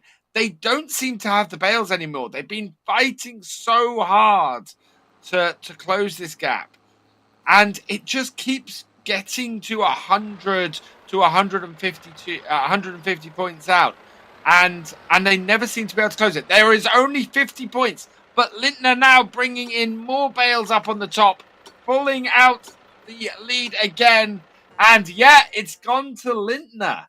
Lindner take the second game, and our third match day today goes to a full 3 games. Yeah, I mean, of course, the Bale-tastic was definitely a factor here for Lindner. I think actually what we saw was that My Insanity did a good job by trying to close the gap. They did manage to close the gap with the maybe with like a 40 points or something like that on the way, maybe with the multiplier difference which they had. And but yeah, Lindner, of course, having the Bale-tastic and like doing overall good job at the end of the game. They didn't lose any points. They had a bit of a close call at the bridge, as we saw Sinfrey kind of like doing his ballet dancing around the bridge. But other than that, I mean, just a very stable performance from Lindner. And then when you pull something like that off, then the opponent doesn't have the chance to really to get back even anymore. Yeah, I think that Bale-tastic was the thing that won it for Lindner, and definitely. And My Insanity letting Lindner get that was really something that they could have done without. It just made it impossible for them to close the gap, and I still don't quite know how. Beyond that Bale-tastic, I don't know how Lindner managed to get such a lead halfway through that game. 1 minute I'm looking at it, and they've got a couple of 100 points. And then the next thing I know, they're up at 433. And that Bale-tastic is only worth about 50 points, I think it is. So they scored 150 points pretty much without me noticing. And that's pretty amazing. Yeah, that's pretty good. So let's see. I mean, I think we have all the ingredients for a great third game of the series. I mean, we spoke about My Insanity. They won the first game pretty, I would say, pretty fairly, and without much blinking at all. And then Lindner on the second game, they kind of like pulled something which Lindner usually pulls, like a Bale-tastic or something like that, because they do have this surprise element quite oftenly as a part of their game. So, yeah, I'm very eager to see how the third game is going to go. I think both teams, they will need a stable performance. They can't really afford any huge mistakes. And, yeah, then we'll see what's going to come out of it. But definitely, great matchup here. And then we'll see what the perks are going to be. Because they used the big hole, they used the bottleneck as well. So do we have the unstoppable versus unstoppable? That's going to be coming up, if I'm not completely mistaken. Yeah, that's pretty much what we're expecting at this point. Interesting that we've had slightly different bans from My Insanity. That big class Terra track and the Deutz far front loader is what they've banned. Neither of those were used by Lindner. And I don't quite know what My Insanity are going for with their bans at the moment. None of them take out stuff that can't be easily replaced, and none of them are very disruptive. I mean, banning both of the telehandlers is a disruptive tactic. You're forcing teams to not be able to use the telehandlers. Banning a random front loader and a random powerful tractor just doesn't seem to have any effect. So I'm not 100% sure what the tactic is there with that. Yeah. I have stopped guessing the strategies long time ago already, because every time when I try to make some kind of a guess about why they are choosing or banning something like this, then I'm usually wrong. And Alex knows better. So if Alex says that he doesn't know, then I'm not even going to try it anymore at that point. But yeah, there we go. We have the third game starting up. Sergio's going to be running. So probably having the runner perk, if I'm not completely mistaken. So he will be just getting out of it. We can see that the My Insanity will be getting the Baylor out of it. So that's going to be one for Jan. That's how they're going to start making the first bail, because Zentra was going for the ideal once again. And I had the pleasure of actually seeing the ideal at the NAC in Lama in UK. And it was live there, not that far away from the farming simulator stand, actually. And it was a pretty impressive piece of machinery. They are some nice and big combines. Jan coming in for first bail. This is looking fairly strong, actually. He's heading for a 9-minuter. He could get a 140. It's not quite going to be a 140. It could be a 139. No, I think it's going to be a 137. No, he's missed completely. And it's nothing at the moment. 136. Oh, no, he did. Well, he did. There were 2 bails on there. So he got a 136 from that and dropped the second bail off. Sinfree is going to get a 126. No, a 119. I was way off. Yeah, there we go. And the gap is, what is it, like 17 points? This actually has been pretty much the norm. Something like around 15 points. That's how much the gap has been in all of the matches that I have seen so far. Meanwhile, bail drop and the speed limit will be spawning here. And we'll see. The speed limit probably going to be something which the teams might consider taking if they happen to be around. But yeah, it also could be that they will just leave them as they are. But then if the other one is going to go and pick the speed limit, then the other team will definitely want to go there as well. But I don't think that they want to waste too much of the time, to be honest, to go all the way towards these drops. And now we get the nice split screen view as the teams are here collecting the grain. Pretty much the same strategies. We can see the class combines. But both of the teams are pretty much on the same parts of the map as well. And that's pretty much what's currently going on. So the grain collection once again has started, and it's ongoing. Meanwhile, I wouldn't mind having a pancake. Interestingly, My Insanity seem to be slightly ahead looking at this split screen. They have that little bit of advantage in the speed. But the thing that I've actually has really impressed me about them is that there is no wasted time with My Insanity at all. When they were waiting to get access to the overloading trailer, they were bailing. We've seen other teams just drop their bailers and head straight in and get the overload trailer as soon as it's free. My Insanity, Jan came in, he was bailing behind the combine right up to the point where that trailer got free, and immediately then switched from the bailer to the overloader. Yeah, I mean, when we look at the situation, so yeah, My Insanity having slightly more grain, not going to make much of a difference at this point. They have 3 bales, and they do have one of them right next to the barn as well, because they had 2 bales on the baler when they delivered the first bale. So I can see these very small things, small advantages for My Insanity currently, and I think the kind of like the whole flow of this series has been that My Insanity has been performing pretty well, and then Lindner has been, well, of course, trusting to pull out something magical, like the Bale Tastic, for example. But when it comes down to the actual crunching, doing the normal game, pressing the bales, delivering the grain, and so on, I think My Insanity has been slightly ahead in all these areas across all these 3 games. But then Lindner just, well, I'm not going to say that they got lucky. I think they did a very good strategical decision on the last game when to deliver the bales, when they had the bale multiplier. But just saying that if it continues like this, I can see that the Lindner, they need to find that small extra out of somewhere if they want to beat My Insanity on this game.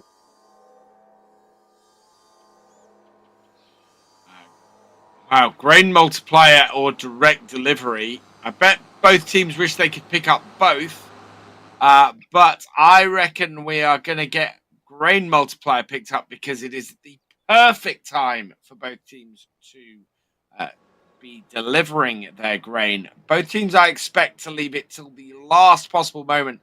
And here actually is one of those issues with this combine, especially if you've got the overloader sitting on the delivery point, is that you can't get the auger in. And there we go. Both teams picking up grain multiplier. 86 seconds left for My Insanity. I think it was about 76 at that point for Lindner. So slightly longer for My Insanity. I think it might be a slightly smaller one, though. I think it's 1.7 multiplier for slightly less time for Lindner. So Lindner have a advantage for their grain drop right now. Yeah, I think they definitely have I think it's a pretty big advantage actually when you have like a 0.2 difference on the multiplier. They were lacking not that much, like a 1,000 of grain or something like that. So I think there's definitely a chance for Lindner to pull like 2.1 multiplier here. That is definitely something which can happen, so we'll have to wait and see. 34 seconds for My Insanity still remaining on the multiplier. They shouldn't have much of a problem to actually deliver all the grain during the multiplier, and I guess Lindner is doing the same, so then we'll see where the multipliers are going to be ending up. And final delivery for Lindner, so they have delivered all they can, and now it's all about My Insanity. How far away will that, or well, not how far away, how close will the multiplier come to 2.0 as we are seeing the final pieces of grain being delivered? It's going to be 2.2.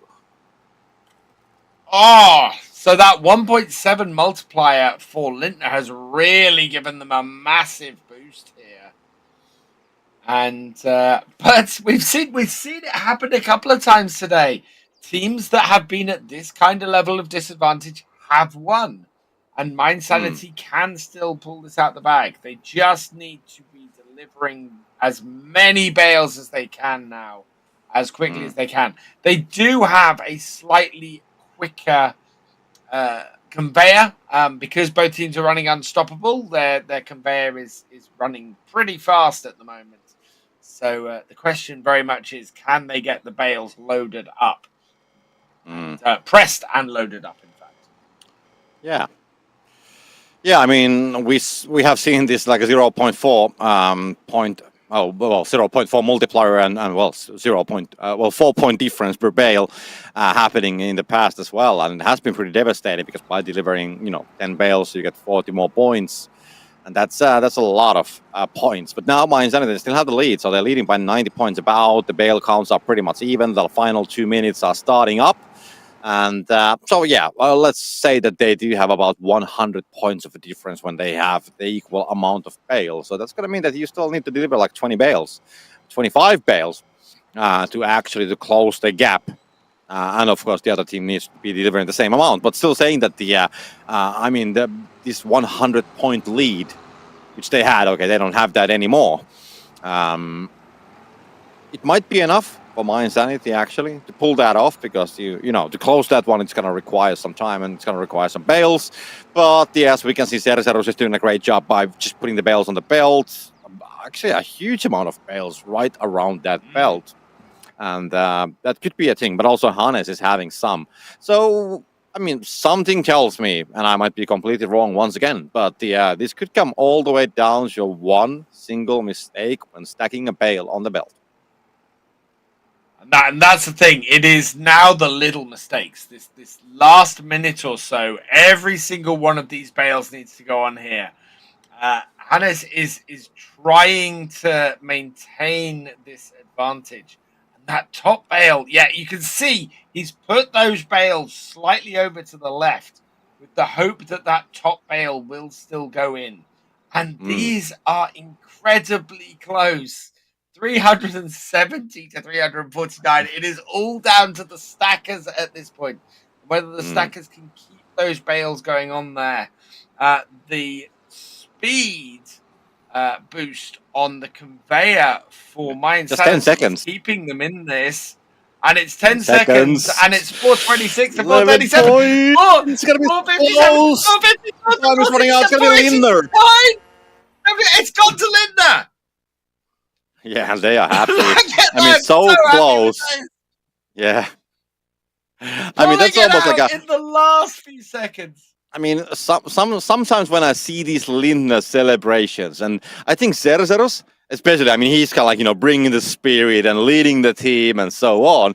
But that's probably the feeling when you come back home and you have a puppy waiting there. And he will just come, I love you guys. I've been waiting for you there all day, completely alone. What are you happy working at? And I think Zerzeros, he's a good puppy. Oh, fantastic play there from both teams, actually, in that second game. All down to the stackers at the end, trying to get those bales in as quickly as possible. They did amazingly well under really big pressure. I mean, we didn't see any bales drop off the side of that conveyor during that last rush to get bales on there. But both stackers working so well under pressure. Yeah, and I mean the point difference was so small that if there would have been a single mistake for Lindner, one bale dropping down, it could have meant that they might have lost it because the point difference was so small. In the end, they did manage to get some more bales on the belt, but that's about it. So anyways, we're going to be heading for a break. It's going to be 2 minutes, and then we'll be coming back for the next game of the tournament. See you guys soon.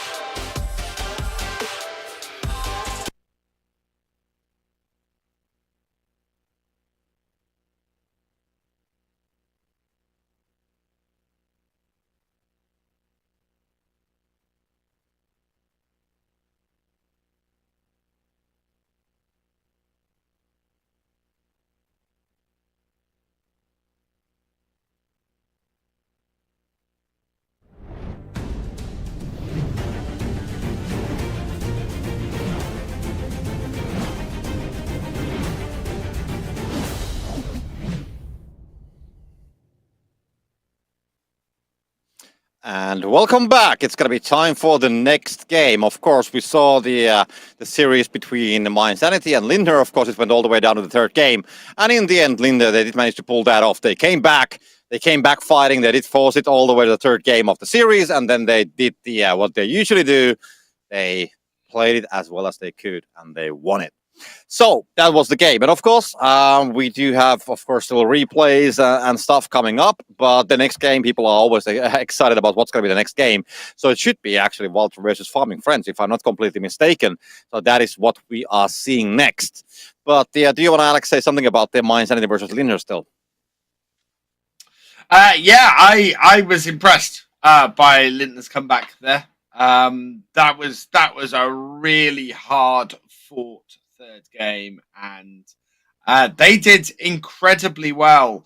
In fact, I want to say both teams under so much pressure in the latter half of that last game just played really, really well. No unforced errors, worked so well.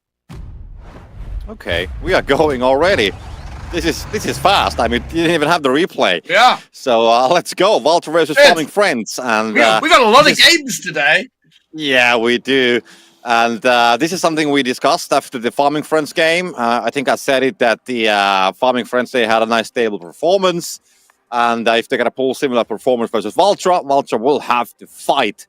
Well, of course, I mean, every time you need to fight. But all I'm saying is that the, Farming Friends is a very nice, stable opponent, so Vultra, they have to pull a good game, and they cannot afford any mistakes. And Farming Friends going straight in there and banning those telehandlers. Of course, we saw Vultra and Power Team Esports. Both teams wanted to use the telehandlers, so no telehandlers got banned in that entire match. Made for a really interesting match. But yeah, they've gone this time, and we've got Vultra pulling unstoppable against Big Hall. No, are they not? They're not going to do it. Oh, they keep changing at the last second, but yeah, they end up with Bottleneck versus Big Hall, which is, I mean, it's doable. I'm surprised. They had the chance to use unstoppable against the Big Hall, and they didn't go for it. And we're seeing this less and less. Unstoppable versus Big Hall has been a really strong tactic all season. And unless the teams have suddenly found a huge counter for it, they've stopped doing it.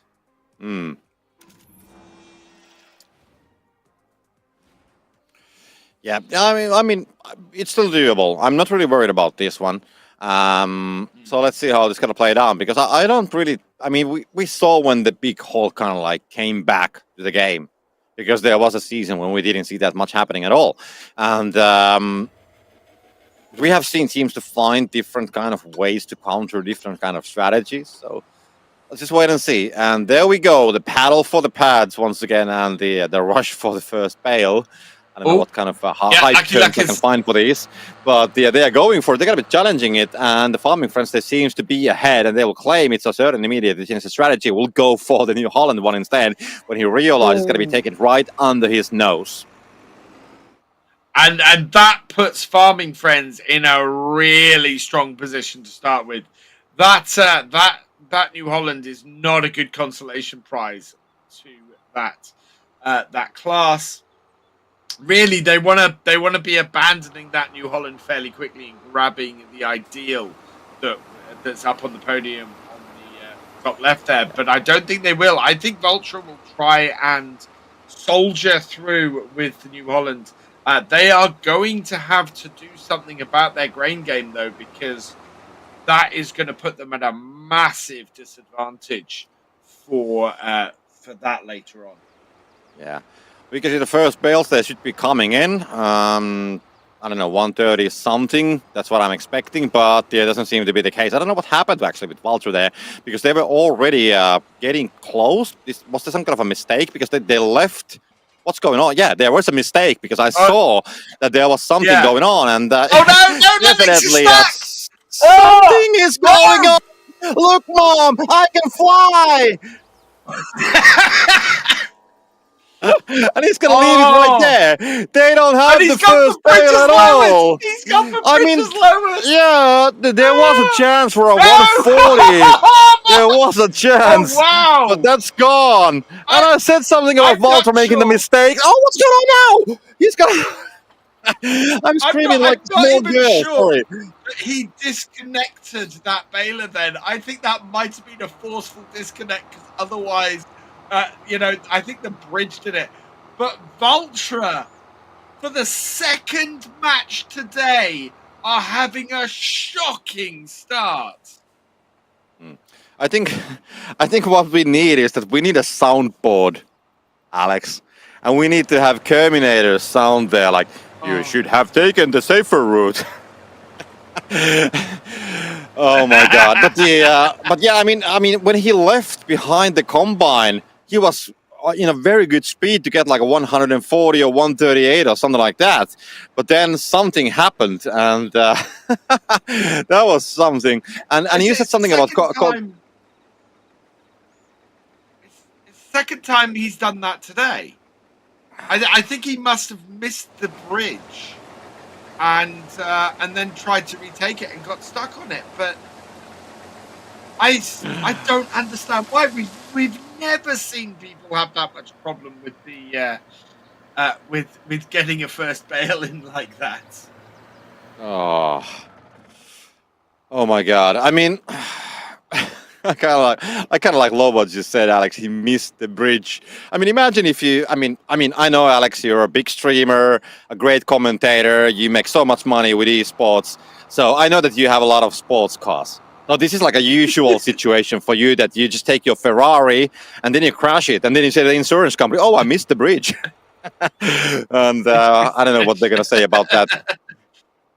Oh my God! There was something that the also. Yeah, we also you said something about the consolation prize when they took the new Holland, and I think I have the same feeling when I follow the chat because I see people talking about kebab and pancakes. So I think the kebab is a perfect consolation prize compared to the actual pancake. Oh. You can mix the two. What do you mean? Like kebab on top of the pancake? A kebab inside pancake. of it? A kebab pancake. I mean, I do have a story about this one. And then we're going to have the second wave of the drops coming soon. But my mom, she used to make this pancake and she actually put like pieces of ham inside of it. And I hated that when you had like something which didn't belong there. And every time when she made that, I just, when she took that out of the oven, I just like picked those ham pieces like one by one out of it. And then I ate it.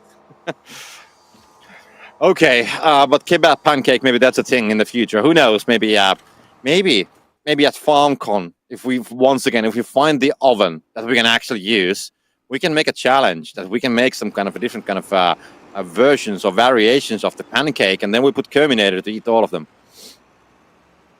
Oh, we've got a silo closed picked up by Farming Friends and not by Vultra. And Vultra are just driving around it. Okay. So and there we go. Yeah, M-Tron is approaching the silo. Gonna be a little bit too late. And I know, sorry that the focus has been on the pancakes and the mistakes and a lot of other things, but yeah, that's why we are here. To have a bit of a fun as well. Yeah, but the silo is closed on the both sides. It's still gonna be. It's actually very long time. Look at the Vultra side. It's like 95 seconds. They can start unloading. I mean, Farming Friends, they can start unloading when it's like less than 3 minutes, like a 2.5 minutes on the clock, and then they can actually change the multiplier. That's gonna put a lot of pressure now to make the bales, to make them like available next to the belt. So what this means is that all this like loading of the bales is gonna go so late that the pressure is gonna come back to the stackers. Scoring?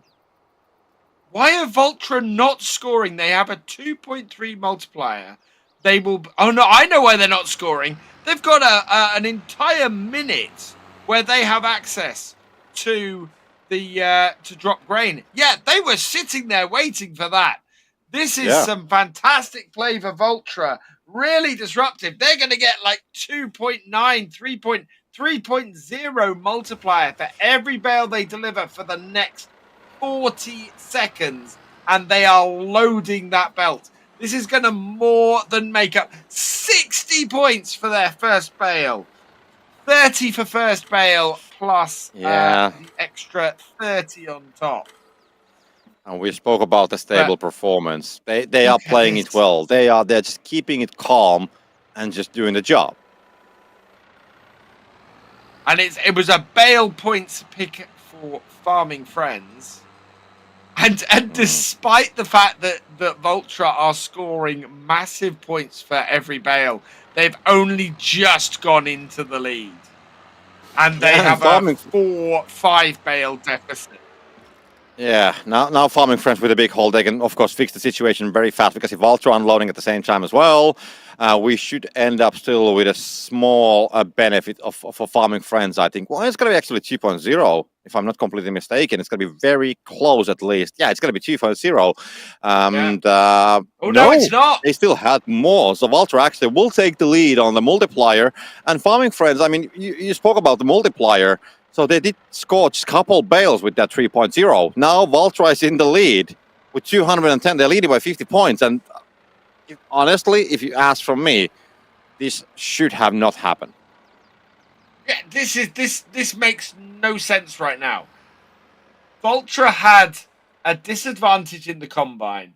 They're not using Big Haul, so they don't have the multiplier that comes with Big Haul. And yet somehow, no, there it is. The other shoe has dropped, and Big Haul has come into play with a 2.2 multiplier to Farming Friends is where we are sitting.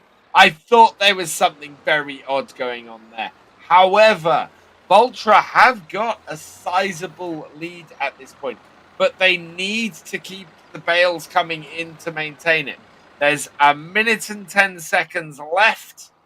And there are bales there for Farming Friends. So this is going to be tight. Yeah, it's pretty close. Just 50 seconds to go. So I would say that this can go either way. But yeah, in a way, I would say a good recovery from Vultra. I mean, we remember what happened with the first bale. I think there was a lost opportunity for Farming Friends, definitely. I mean, they should have taken more advantage from the 3.0 multiplier. And now they are left with 9 bales. And that's just 30 seconds to go. So maybe not exactly what I was expecting. But yeah, 20 seconds. I mean, things are very calm currently. And there's going to be a lot of bales undelivered for Farming Friends. I mean, they have 8.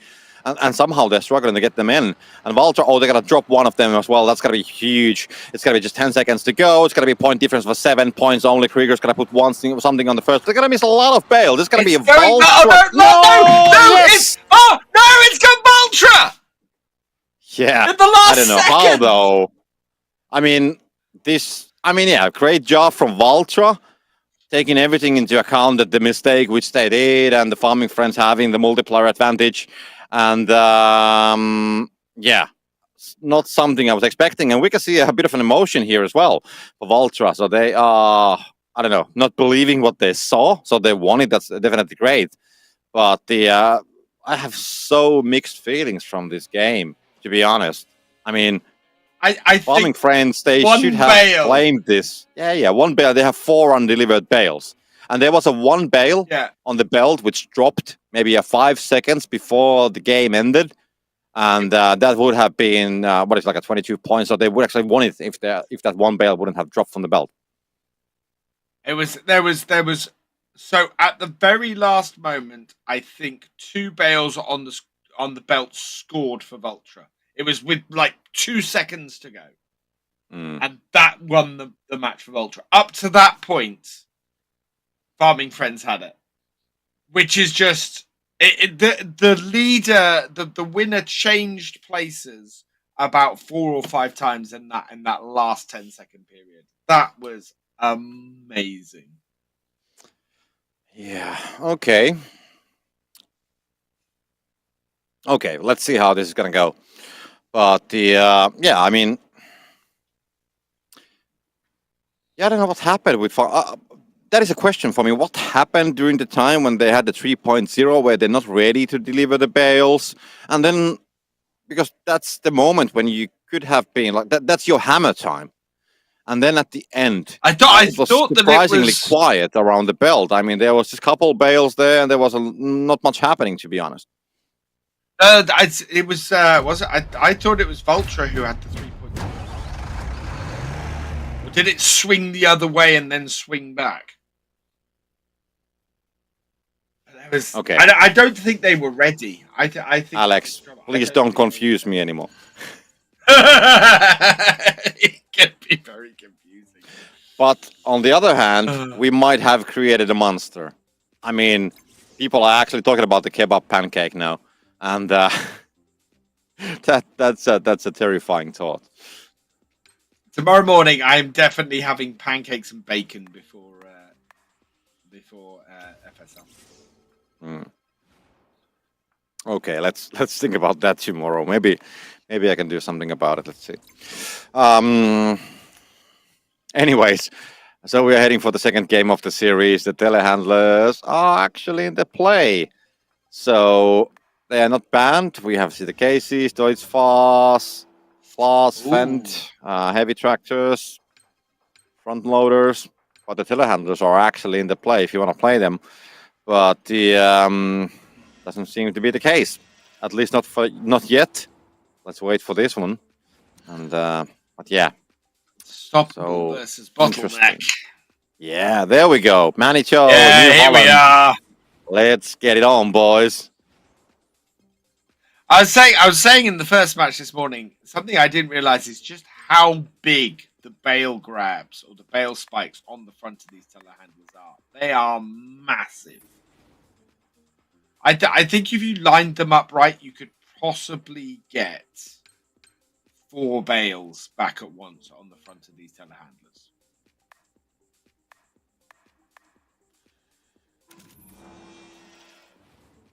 Yeah, I'm really worried about these food mixtures that we are coming up with now.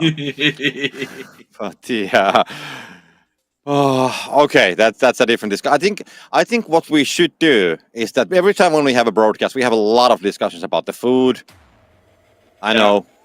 So I think what we should require is that if you want to talk about the food, you have to post a picture of it as well.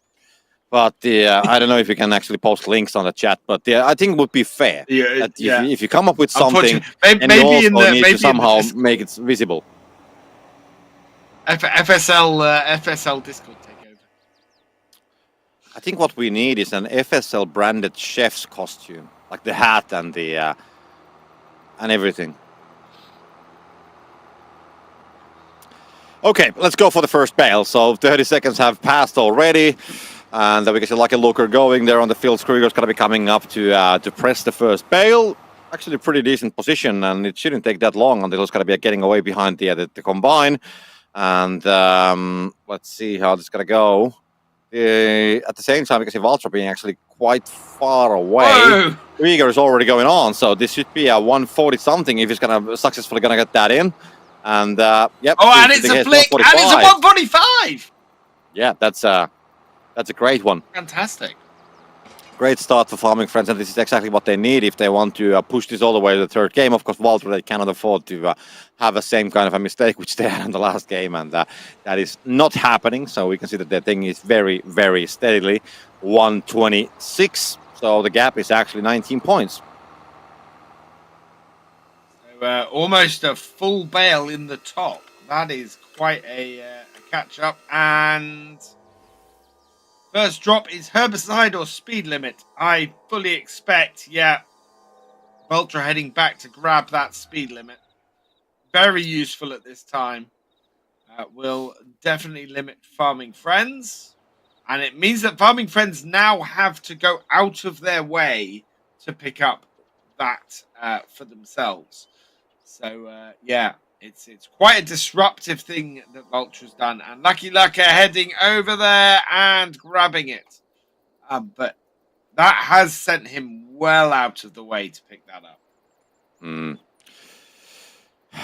Yeah, I mean, he was close enough to pick that up, so it kind of like makes sense to get it.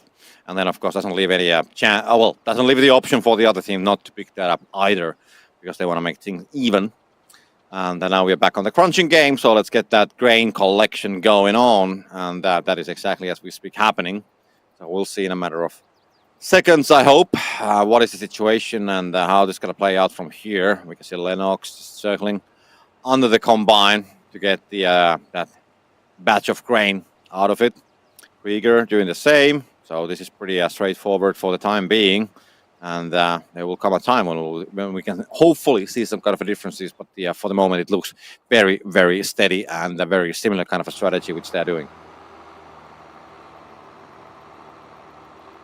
Krieger coming in to drop off the first, well, actually probably to start setting things up. We know that we've not got the grain multiplier in the first section, so it's very possible that at 5.5 minutes the grain multiplier might turn up, and you can see actually the difference that the speed limit has made, because normally this would be being dropped off more around the 7.5 minute mark. So it's taken them a lot longer to get the grain collected and loaded up. Yeah, just 50 seconds, then we'll see what's going to be coming down from the drops. So the second wave is not that far away. And yeah, but everything is pretty much open here. I mean, yeah, there's a 19 point of a difference to Farming Friends. But at the moment, I'm not going to say that it actually makes much of a difference, to be honest. So we'll just have to wait and see how that will play in the longer run. Vultra slightly leading on the grain, about 4,000 more. But yeah, as mentioned, I don't really think that it's a big of a deal at this point. No, I think that advantage in the grain is pretty much purely down to the fact that Vultra have 2 of the class combines, whereas Farming Friends are running with the John Deere and the class. Silo closed, though, coming up at the 5.5 minute mark is really going to cause some problems depending on when it gets picked up for teams. Ideally, they want to be dropping grain now and then closing their opponent's silo. And here we go. Vultra are dropping grain. And Farming Friends are coming in to close the silo. They've done it. And now Farming Friends need to drop their grain before Vultra close the silo. And no chance. Vultra are about to close it. Not yet. They're waiting. And there we go. Grain starting to be delivered by Farming Friends. And Vultra immediately close it. And there's going to be a good 30-odd seconds that Vultra have with this 2.4 multiplier or better to score with. Yeah, now is definitely the time if you want to deliver some bales, so this is a good time to do so.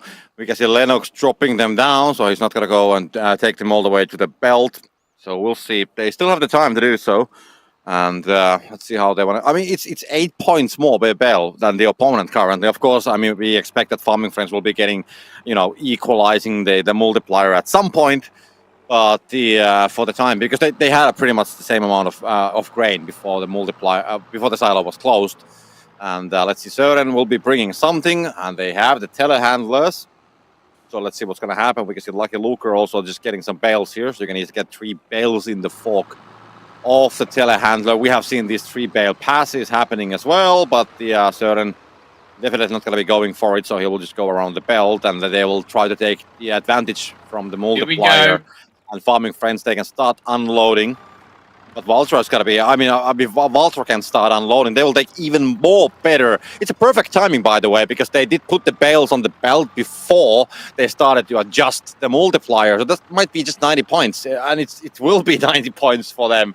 So that's really well done, to be honest. I mean, that's super.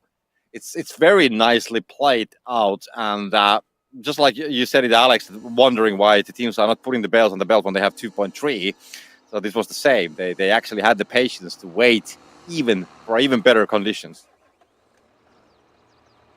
And immediately 2 bales scored for Farming Friends. They grabbed the Lord Baler. It's not enough to close that gap. And now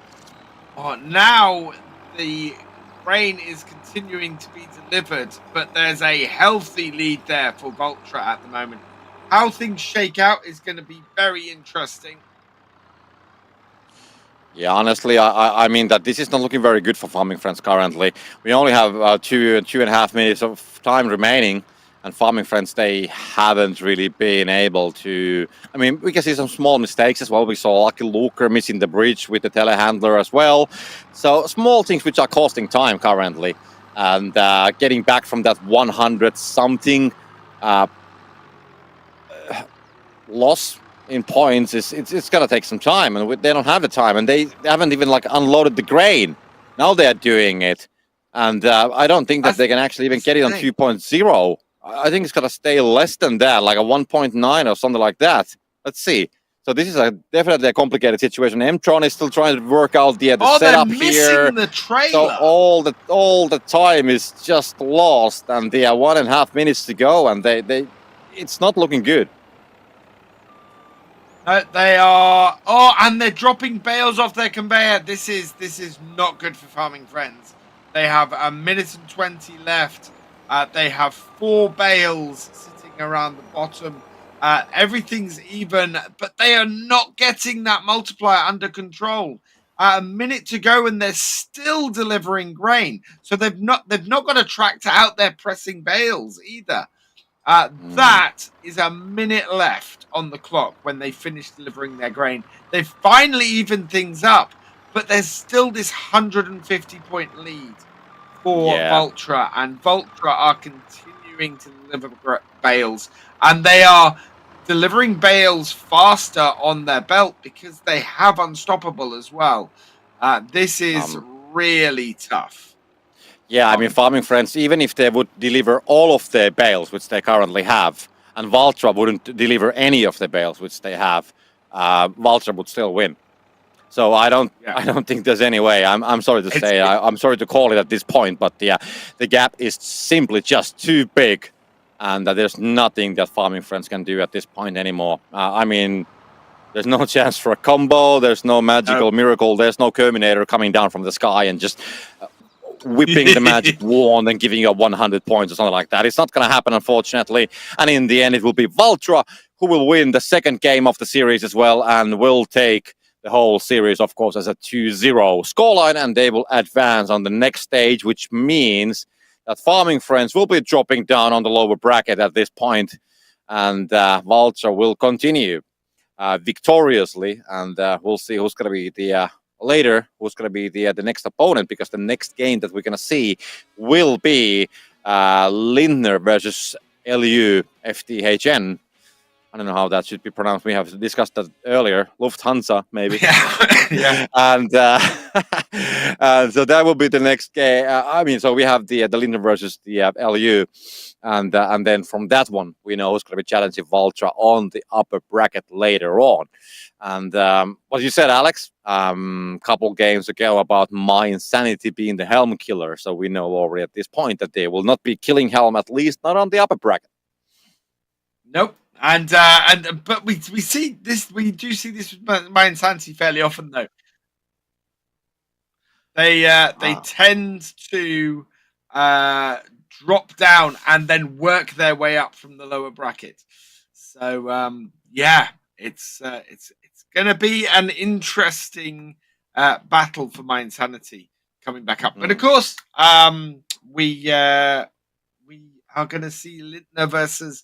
And I'm reliably informed to this. Looking for team, I believe is the name of the official name of LUFTHM. But we'll be back in 2 minutes, and we'll see you then for that match.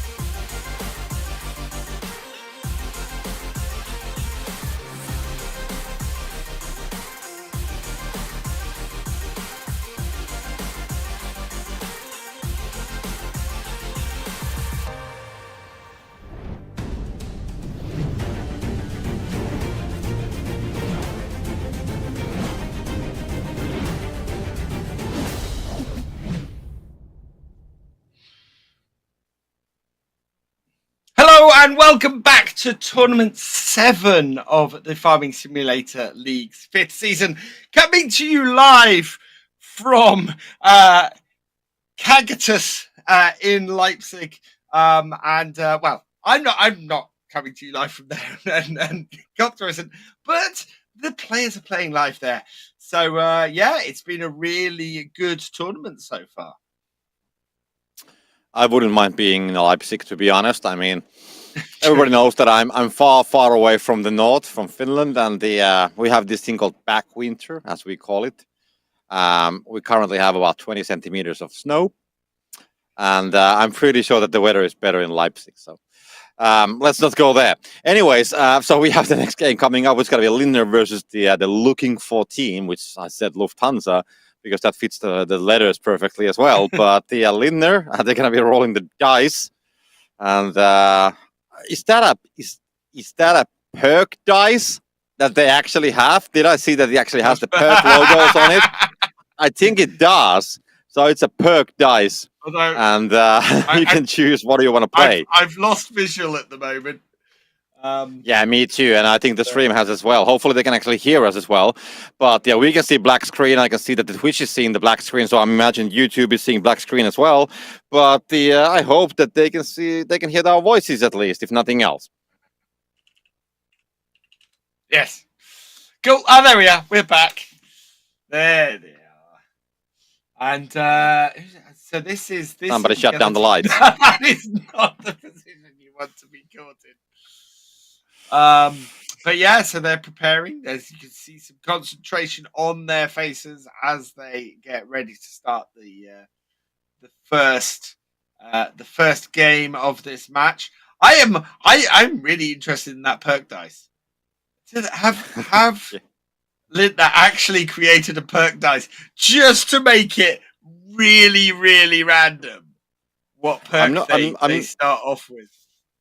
I'm not completely sure about this, but if I saw correctly, before we saw the black screen on the stream, I think we had a very small glimpse of the German commentators, and I think they had a dice as well. So maybe, we know that the Giant software is pretty good with merchandise, so maybe they have made a perk wheel. Who knows? Or dice. Wheel would work as well. A D&D fan, I want a perk dice. Yeah, absolutely want a perk dice. That would be pretty fun, to be honest. So let's see. I mean, maybe. I do have a 3D printer, so maybe I can pull something off with it. Who knows? Let's see. But yeah, interesting concept, definitely. What perk to choose by rolling the dice, and we can see the Umbrella Corporation. It looks like the Umbrella Corporation has taken an interest in the FSL. You remember the Umbrella Corporation slogan? I did. Slogan. Yeah, it was that our business is the life itself. And I'm actually a huge fan of the Umbrella Corporation. I'll need to admit something. I do have Umbrella Corporation logo in my car. But it's a very politely placed there and it has this slogan on it as well. And every time when people are look in my car and then they're like, what is this? And then they read the text like, what is this? If they don't know the game. Okay. So yeah, that's a different kind of a business, definitely. The life itself. Anyways, let's go back to the game. So we do have Lindner versus the looking for team. I don't know where the HN is coming though. Because maybe that's a German thing. I don't know, honestly. But anyway, so if you happen to be an organization, if you happen to be in the business of not life, but the agriculture itself, then you know where you'll find your team, because the LUFT looking for team is looking for a team. So if you want to hire these guys, I'm pretty sure that they're open for offers. We've got a ban of the telehandler, which is fairly normal. Banning of... Lindner's going for random stuff again. They've banned the Fence 724 and the Case Magnum power drive. Meanwhile, looking for team have banned, both telehandlers. So we're not going to see those up. Both teams going for the bottleneck out of the gate. The Class Lexion and the Massey Ferguson Baylor. I mean, imagine if they would also have like a ban dice. Not just the perk dice, but the ban dice as well. And, all kind of dice. So let's make this whole thing more random. That's all I'm saying. And then we can see the forklift being chosen. Suddenly, as you have one side of the dice representing that as well. Last tournament, we did have teams banning the class combine, which was interesting because it made teams go for other stuff. It made limitations and was really interesting. So I'd quite like to see a return of that a little bit. Yeah, let's wait and see.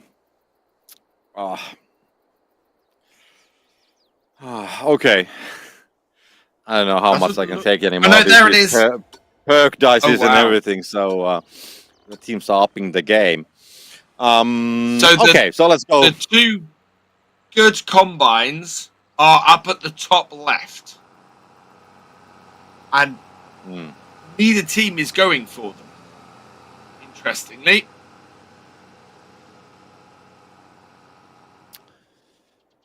Okay, so let's go for it. Nope. And we can see Kiefer going for the class combine. Let's see, Apollo is gonna be getting that Baylor. So let's see how the first bales are starting to build, as they are, well, not struggling, but they are finding their ways. Tobias, Purinator, not that far away from the barn actually. It's a decent position. Let's see if we can find the X-ray or see where the other team is. But they seems to be having a slight advantage here, at least for the time being. So let's see where Sinfry and Zerzerus are. How far are they currently with the Apollo? But the Purinator is already crossing the bridge. Going to be making it safely on the other side, so we don't need the Terminator here at this point. And we're looking to have like a 135 or something like that, maybe on the side of the Lufthansa 133. So they will take a slight lead. Lindner's going to be missing that first bale, so that's going to cost some time, and that's going to increase the gap slightly more, but it's going to be just 7 points. So in the end, not that big of a deal. And we saw how well Lindner played versus the Mind Sanity in the end. So looking for a team, they need to be careful.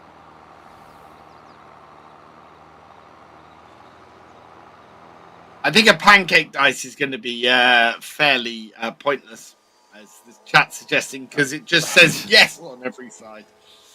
But imagine if it would be actually the pancake topping dice. So then you would have ham and kebab and, of course, pineapple in one of the sides as well. And you've got to have pineapple. There's nothing that... Yeah, I mean, we have a lot. Pineapple doesn't go on. I mean, we always have this discussion. Should the pineapple be part of the pizza? So should it be part of the pancake? Pineapple and pancake. Yeah, I mean, why not? Maybe that's a thing. Who knows? Anyway, so yeah, 7 points of a difference after the first bale. And now it's time to collect some grain. We do have the bottleneck versus bottleneck, so this is not the end of the world. We can see Lindner slightly leading actually on the grain, which is a bit surprising because we saw looking for a team actually getting the first bale. So they should have had more time to collect it. But still, I mean, the variances are so small, like a 5-6K. So that's not going to make that much of a difference in the end. It all depends from the timing, of course, because the Apollo already actually heading towards the silo. So he will make sure that they can adjust the multiplier before the second wave of the drops is going to be coming down from the skies. At the, for example, if there is something like a silo closed, he can do this, let's say, a small initial delivery to maybe change the balance of the multiplier. I think the difference in grain is, again, down to the combine choice. LFT have the New Holland combine, and Lindner managed to grab the second class combine. That has put Lindner at a big advantage straight off. I think, in fact, they are 10,000 litres of grain ahead.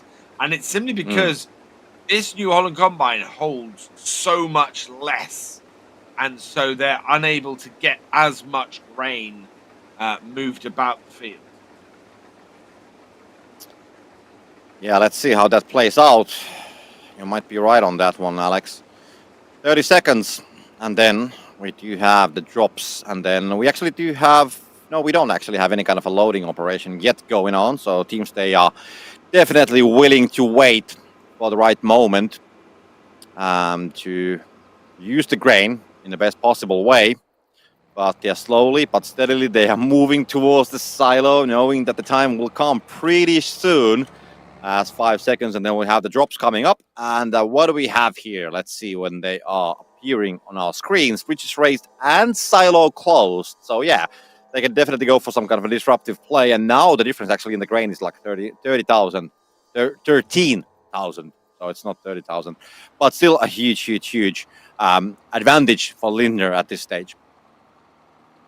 There is, so I've just double checked this. There is 2,000 litres difference between the capacity of that New Holland combine and that Class Lexian combine. And that is the big difference that makes. Even the John Deere, which is pretty big, that is 1,800 litres smaller grain tank. The difference is, yeah, there's actually those are the only difference that I can see really. Work speed, actually, the Class Lexian as well has a much higher work speed than both the John Deere and the New Holland.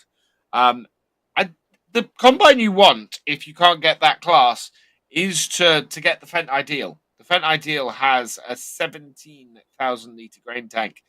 It is slightly slower on the work speed and a smaller cutter, but you do have that capacity. Okay, so silo close, picked on the both sides. Perdinator just barely gets on the bridge, but will be getting a safe passage across the bridge. Meanwhile, we can see Apollo delivering a couple of bales next to the bell. Perdinator's going to be doing the same. So, yeah, it's actually a pretty even when it comes down to the strategies.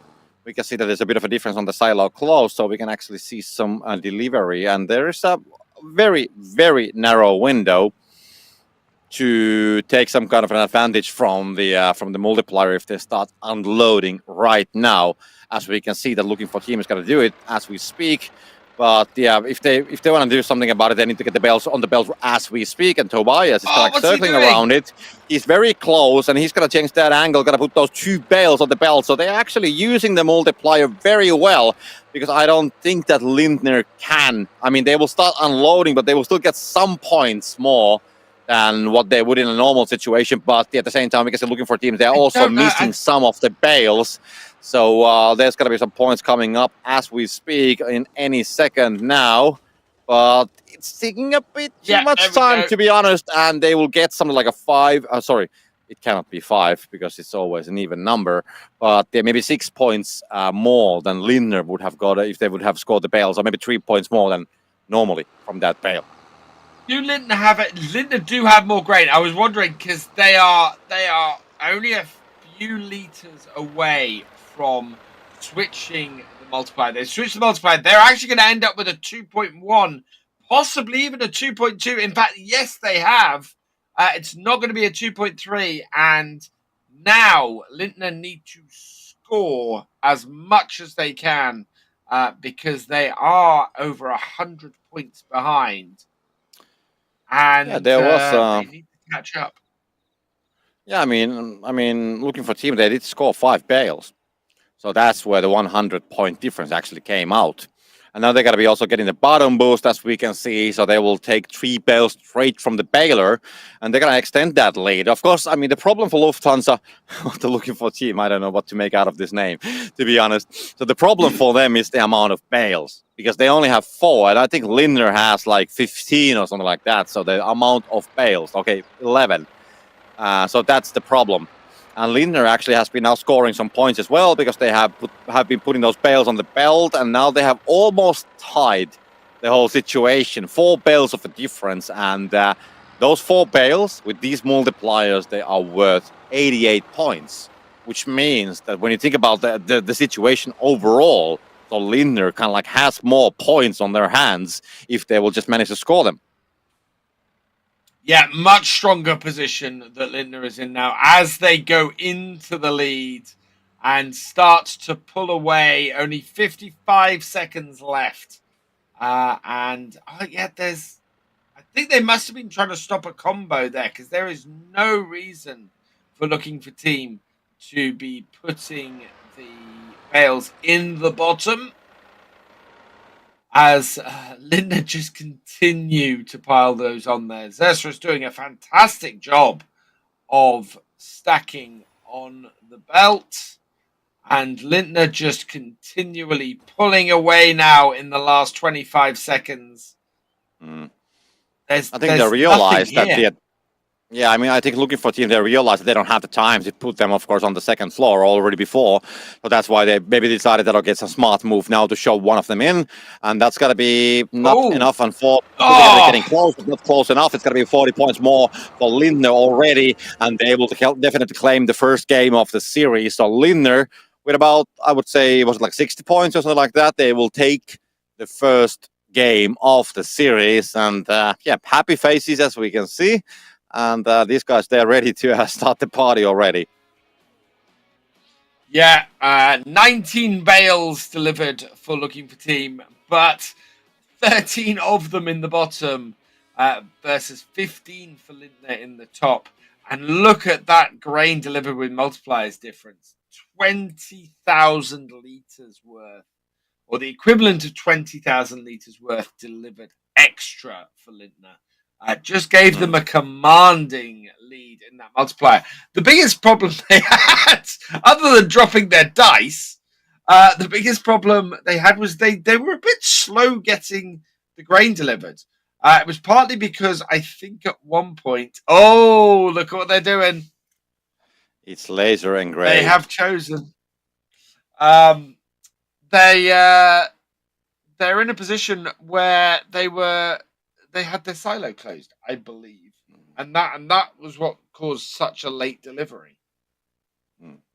You know, there's two kinds of players in Farming Simulator League. There's players who have the perk dice, and then there's players who don't have the perk dice. And these are the latter. They don't have it. And you can see they're not so happy. So I think that there's a direct connection and link between the happiness and the perk dice. And the perk dice.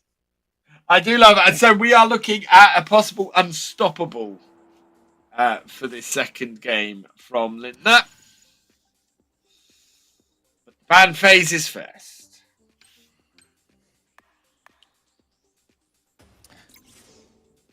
Yeah, we have John Deere 8R. Which is pretty common. Now we can see the telehandlers coming from Lindner's side. I guess they will take both of them, or will they try to play it somehow differently? We'll see. Yeah, they will take both of them. And then we'll just wait for the other one to come from the Looking for Team. And it's got to be another John Deere. So they really fancy banning the green stuff. Again, and other than the fact they're both John Deeres, though, that is a bit random. That doesn't really disrupt anything, doesn't really change anything. As expected from what we saw on the perk dice, unstoppable is what has been selected by Lindner. Yeah, I mean, that is what the perk dice was showing. So they actually obey the dice. They are not just rolling it for fun. Also, they're actually using it. We've got Unstoppable versus Big Haul.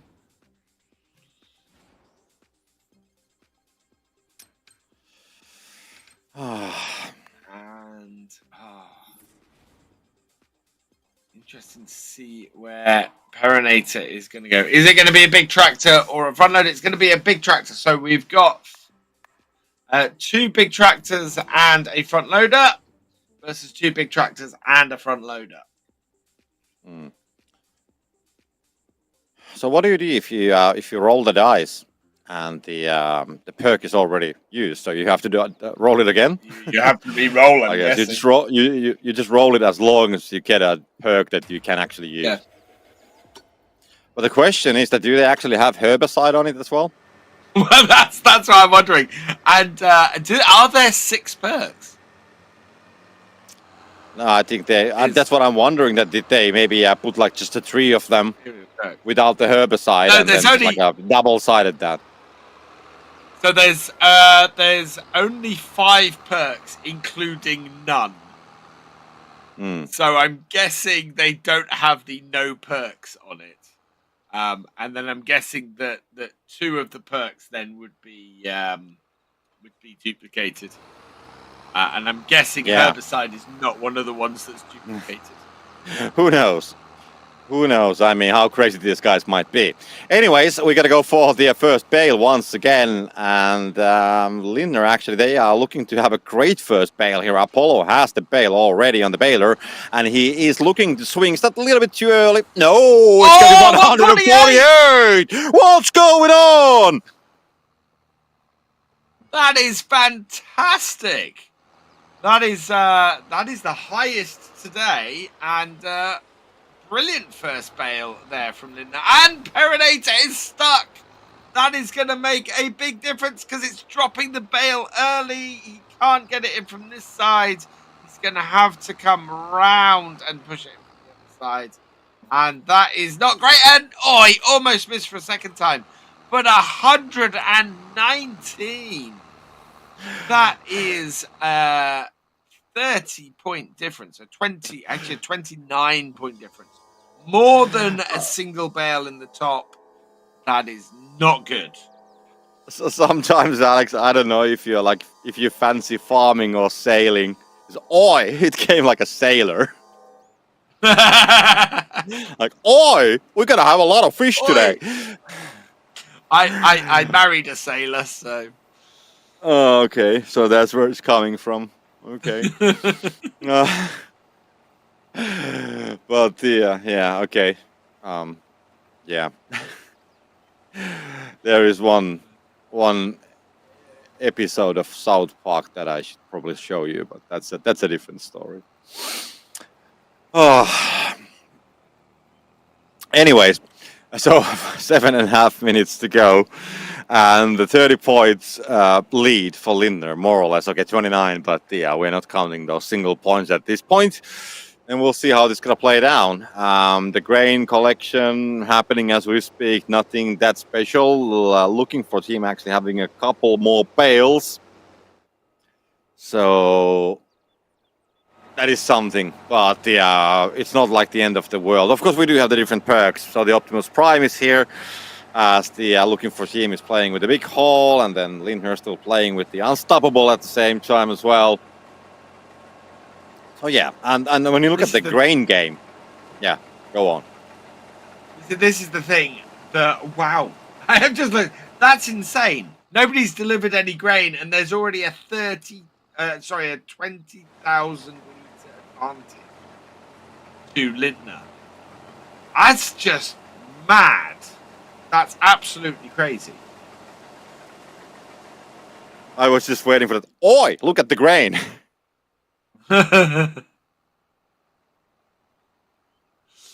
Okay, I'll promise to behave now. Sorry. How has Lindner got so far ahead in the grain? Oh, that was bouncing off the side of that bridge there. Perinator comes in for the second lot of 3 bales here. And yeah, it's nearly 20,000 litre advantage in the grain. Despite the fact that actually the Looking for team have the ideal. They must have got hung up on something because they are a long way behind at this point. Yeah, I mean, of course they're missing the grain. Of course, when you have the big haul, you want to play it a little bit differently. But if I'm honest, on the last game as well, on this series, Looking for team, they were doing these small, inconsistent things from time to time, which then cost them quite a bit of, in some other areas later. And I think I'm seeing the same here now. And yeah, the grain is definitely something because with the big hole, you should be able to play it more efficiently. You shouldn't be in a position that you have less than 60,000 of grain when we are halfway through with the clock with 5 minutes remaining. And with the combine setup they have, you know, that combine setup should be doing them well enough to get enough. Look at this work from Xerxes and Apollo, keeping that combine in perfect sync with that overloader so that they can unload as quickly as possible. That's the. And they've got it I to the think there's 4.0. I think there's a word for that. It's called skill. Skill. Fair enough. Yeah, but now the unloading comes from the looking for team side as well. They did manage to stop their belt as they are not playing with unstoppable like Lindner, and it's gonna be Lindner's time to start unloading. Gonna make the belt operational again. Look at the speed They should of be that getting belt. it on more than 2.0. It's gonna be a pretty big advantage actually. 2.2 at least for Lindner. And they're going to stop it right there. They still have 13,000 remaining, but it's going to be a 2.2 for sure. And you said it, a huge amount of bales. So this is the time when looking for team. I mean, they are, I would say, slightly late when it comes to unloading of these bales, but I'm pretty sure that Tobias has been working here already for a longer time. And those 2 bales, one of them is going to drop. Yeah, look at that. This is 13,000 liters extra. Every bale that is now delivered for Lindner scores 8 points more than every bale delivered for Looking for Team. Looking for Team are, I hate to say it with 3 minutes to go, are sunk. You cannot come back from an 8 point per bale deficit like this. That is just not possible. Yeah, well, there's a multipliers, which always right when you need it, and that is definitely. And I left you going to get it for 30 seconds. Yeah. So this is going to be the hammer time for them. They have 3 bales less, but they still have 13 bales. I mean, we saw how many bales they unloaded already, and let's see how that's going to go. So I think they just shoved all their bales in the bottom. No, the trouble is, even if they put a bale on the belt now, that multiplier switch is not going to still be in effect the moment that by the time it's on there. You are completely right on that.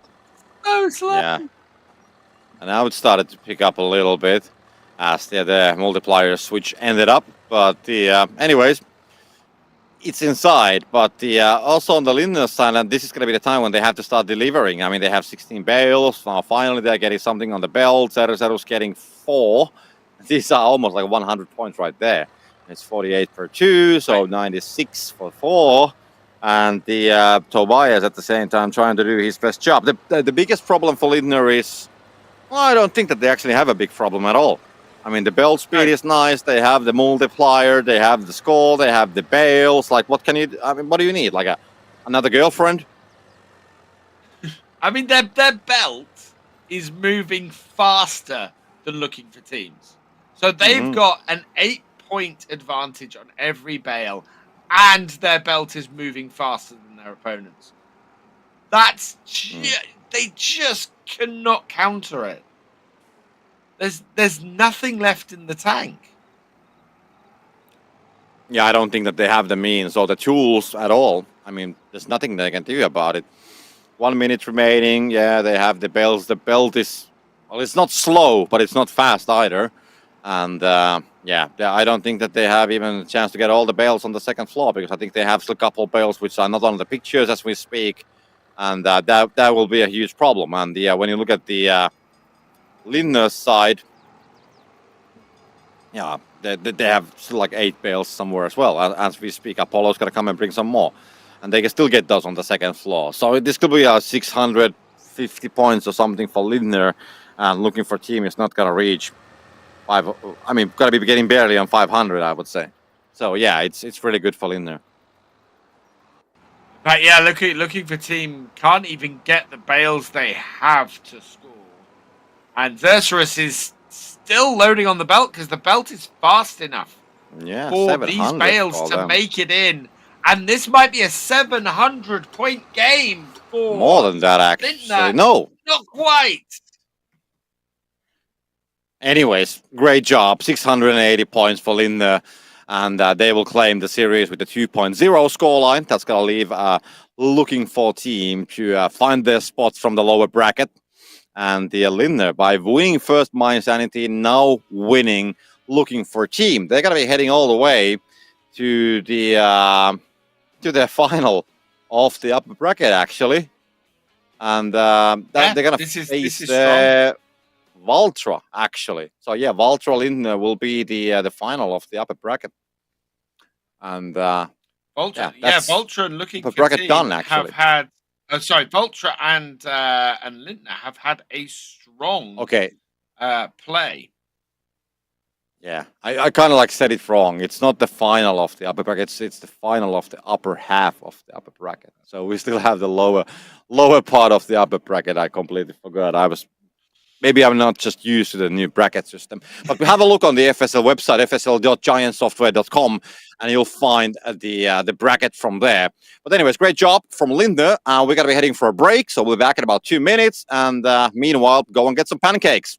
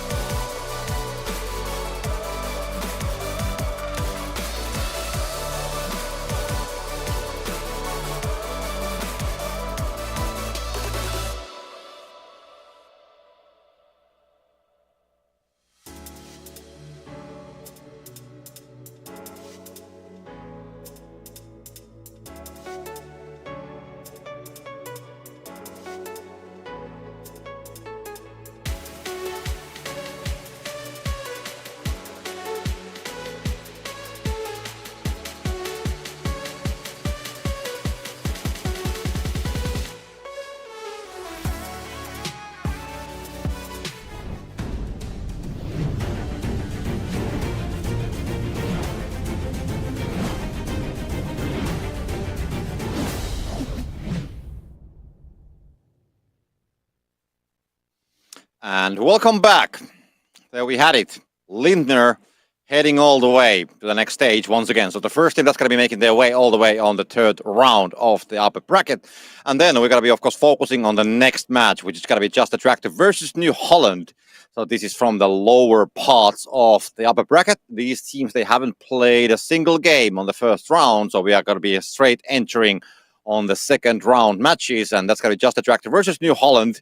Of course, teams which we have seen on the past both have a blazing performance if they're up for it. What is your take on this one, Alex? I think these are two very strong teams. New Holland are second overall in the standings at the moment, up there with Lindner. They have been playing really, really well. So, expecting a good performance from them. Similarly, Justa have shown time and again they're not a team to be underestimated. They have done really well. They are in that section of the standings between 4th and 8th, where there's just 20 points separating 5 teams. And so they'll be looking to move themselves out of that and up towards New Holland. So I think this is going to be a good match. Mm-hmm. Yeah, I mean, definitely. I mean, we have seen. New Holland, of course, they have been here for a longer time with the different names, but the lineup is somehow the same. Just the Tractor, on the other hand, I mean, they entered the scene a little bit later, and they immediately showed us that they had a good performance. But both teams, they have had these like ups and downs. They haven't been always like completely that stable. We have had tournaments where New Holland hasn't, for example, made on the second day. The same has happened to Just Attracty as well. So I think there is not really question marks, but I would say that the surprises can happen. Looks like people trying out the Thrustmaster setup there with the wheel bracket and Thrustmaster wheels. Have that set up myself. It's really cool. Yeah. We have a word for that knob in Finland. It's called urakkanuppi. Urakkanuppi. Just forget it. But it is kind of like a thing. Yeah. I have to say your pronunciation was absolutely rubbish without saying your pronunciation was absolutely rubbish. That's standard Finnish. Sorry, I know for the native English speaking people that might sound a bit suspicious, to be honest. But yeah, it is what it is. Let's not go there. As I pointed out many times before, I barely speak English. Asking me to speak another language is stretching. Yeah, you know, pancake is pannukakku. I'm not going to try. I learned my lesson last time. But kebab is just kebab, so that's fine. So that's easy. Okay, meanwhile, we can see the Helm players as they are, I don't know if they're playing the mobile version of the farming simulator or what are they doing there. But anyways, they're enjoying their time. I love these always when we have these like offline events, as we call them, like actual events, when you have all that grass there and, you know, you have the bean bags and you get to chill out. You can try the different versions of the game on the different platforms and so on. And people every time, they just seem to have so much great time, to be honest, there at the venue. So so that is always so nice to see. And you very rarely see that people are not happy or smiling. And we got to experience that in person, back at Llama in January, and just being there and being part of it with everybody was amazing. Yeah, I mean, Llama was definitely fun. It was a great event, of course, and it was nice to visit UK as well on the farming simulator, and of course to have the first farming simulator event outside, which was like an English event as well. So it was definitely fun, and it was even more fun after I found the heating from the hotel room. Because it was pretty cold. I don't know why. I don't know why they don't put them on like automatically. I just thought that because I have read all these stories about the the windows in UK being weak and the cold air getting inside. So I was like, okay, this is normal. But then I found the button. Oh, you can actually turn this on, and then you actually have heating.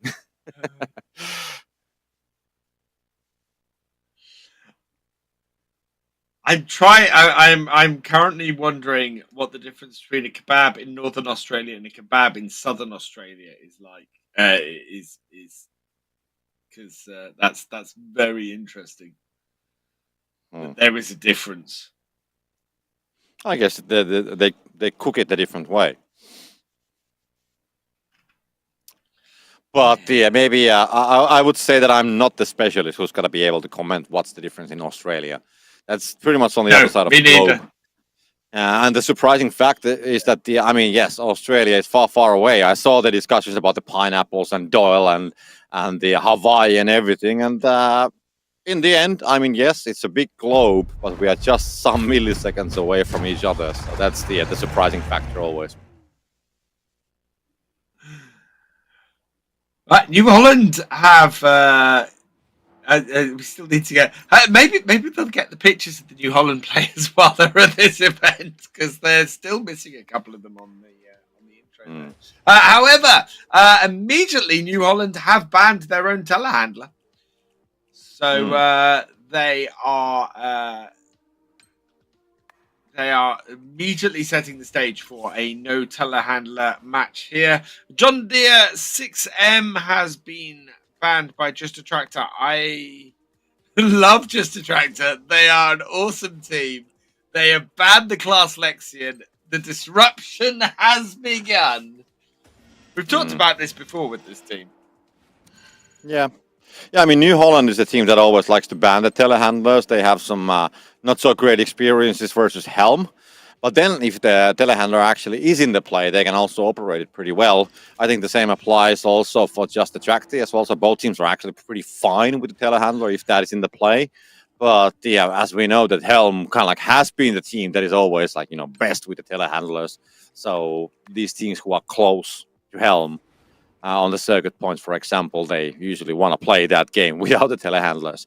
Anyways, we can see the perks coming up, so we're going to be having a big haul versus big haul at the same time. So that's a lovely start, and then we'll see what else we will find in the end. But the ban phase, we saw we had the class combined banned, so that is of course the disruption that Alex was mentioning. It's really interesting because I got the stat sheet up and I'm looking at how much it costs to ban a particular vehicle. And all the combines only cost 1 point to ban. And then the New Holland costs 3 points to pick as opposed to the 4 points that cost to pick the Lexion. So Justa Tractor don't actually spend any more points banning the Lexion than they would spend picking the Lexion. The difference is that it evens everything up because nobody can have the Lexion. So if you can, if I can't have it, then you can't have it. Exactly. There we go. So let's see, Tita and Fato. Fato will be the one that's going to be pressing the first bale. And I mean, it's very close. Still, the time is going to be a bit of not an issue, but just saying that it will not be a 150 for sure. But there's still a very good chances for a great first bale. It's going to be a 130, a high 130, so I would imagine it's still doable at this stage. As we can see, Fato leaving behind the combine will be crossing the bridge, and I would say like a 130, maybe 7 is doable here. But he's going to miss the toss, unfortunately. It's not going to go inside. We don't see a first bale coming from the Justa Tractor. It's going to be 132, and he will still win the first bale, even with the mistake. Haypacks at the same time, 126. So it's a pretty small difference, 6 points only, which I think so far is the smallest gap after the first bale that I have seen today. Yeah, I think that's about right. That is the closest we've seen. I think the previous closest was like 7 points. So we've got bridges lowered and Crazy Tool coming out for the first drop. So neither of those are useful to either team at the moment. Teams are not doing bales, so there's no use for Crazy Tool, and bridges lowered. Nobody's delivering anything either, so neither of those are of any use whatsoever.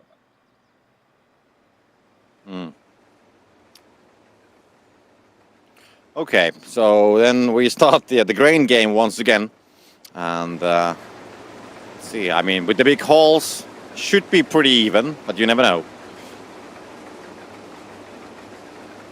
Yeah, big haul against big haul, you normally end up a pretty even setup. What I'm really interested in here is because we don't have the class combines, I'm intrigued to see the difference that having the New Holland combine against the John Deere here. Because I've been saying a lot actually about the New Holland being getting it is a combine that puts you behind, but it doesn't really seem to be the case looking at the stats. So are these going to make that big a difference? They have the same cutter width. The New Holland is slightly faster, but it has a slightly smaller grain tank.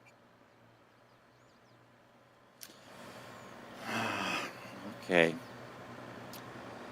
So yeah, the grain, I mean, very, very close to each other. So they are currently pretty much following on the strategies more or less. Almost operating, well, not completely, but at least partly operating on the same areas of the field as well. Apex is already unloading, so he will come with early delivery. 2.8 for just the tractor. So they want to do something disruptive here at the start because we still have 1 minute for the second wave of the drops. So let's wait and see. Is that Just a Tractor do not play like any other team in the FSL. They are delivering grain with the big haul at 6 minutes. They are going back and reloading, refilling the big haul, so they don't have to take any combines up there. They really do not play like any other team in the FSL. So yeah, 20 seconds. And then, okay, 15, and then we have the drops. But yeah, this just the Tractor's decision to drop the do the early grain delivery. It is definitely interesting. Of course, if there's gonna be something like disruptive coming out, then that's a different thing. But no, they're actually gonna be making a right call here, as there's only previous race and speed limits, so nothing disruptive here. So yeah, this is looking good. It's going to be a speed limit is probably... Well, no, both of those are fairly disruptive in the latter stages. I think speed limit is probably more disruptive than Bridges Raised. And yeah, New Holland Tattoo is going for that speed limit. And limiting the speed of Justa Tractor's work. Yeah, that's gonna mean that the opposing teams, I would imagine that they will go for the same drop as well. And yeah, Yanga's gonna go. He's gonna go for the richest raid. Actually, that's gonna be an interesting choice. So he will not go for the same. They're gonna be trying to find some other kind of advantage from this whole situation. But yeah, so let's have a look how this is gonna play out. But the bridges. What do you think about the bridges race? To be honest, like what is your take on that one? Bridges Raised does slow down the delivery of the bales, but to me, the better choice there would have been slow down, because that doesn't just affect the delivery of the bales, which is what the Bridges Raised does. It also affects the speed at which bales are created. So you slow down everything. And it just disrupts the other team more.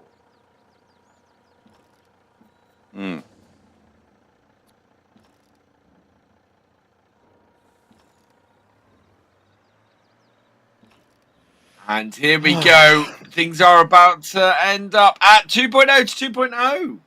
There is no difference between the two. And so Justa Tractor dumping some and then coming back out has actually made no difference whatsoever.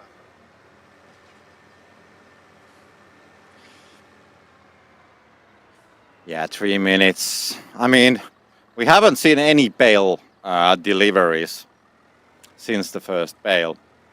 So we'll see. This is going to be one of those games where everything is going to be happening right at the final minute or final 2 minutes. The bale counts are pretty much the same. The multipliers are the same. And everything is pretty much even. So this will be one of those battles of the stackers, how they will try to, all the way till the end, shove every final bale inside, inside of the barn, some way or another, maybe, hopefully on the second floor. I think, unfortunately, though, that plays more to New Holland's strengths than it does to Justa Tractor's. Justa Tractor's stuff is very much about causing disruption and getting the upper hand that way. when things are more even like this, New Holland are in a much better position to take advantage of it, and we can Mm. already see that with New Holland going ahead. They've got more, or they did have more bales. They've now been scoring those bales and turned that bale advantage into a point advantage. And yeah, Just a Tractor are going to have to work hard now to come back. And I'm not sure that they're able to. New Holland Mm. are at a 7 bale streak, but no, that has now been reset by Just a Tractor. Mm.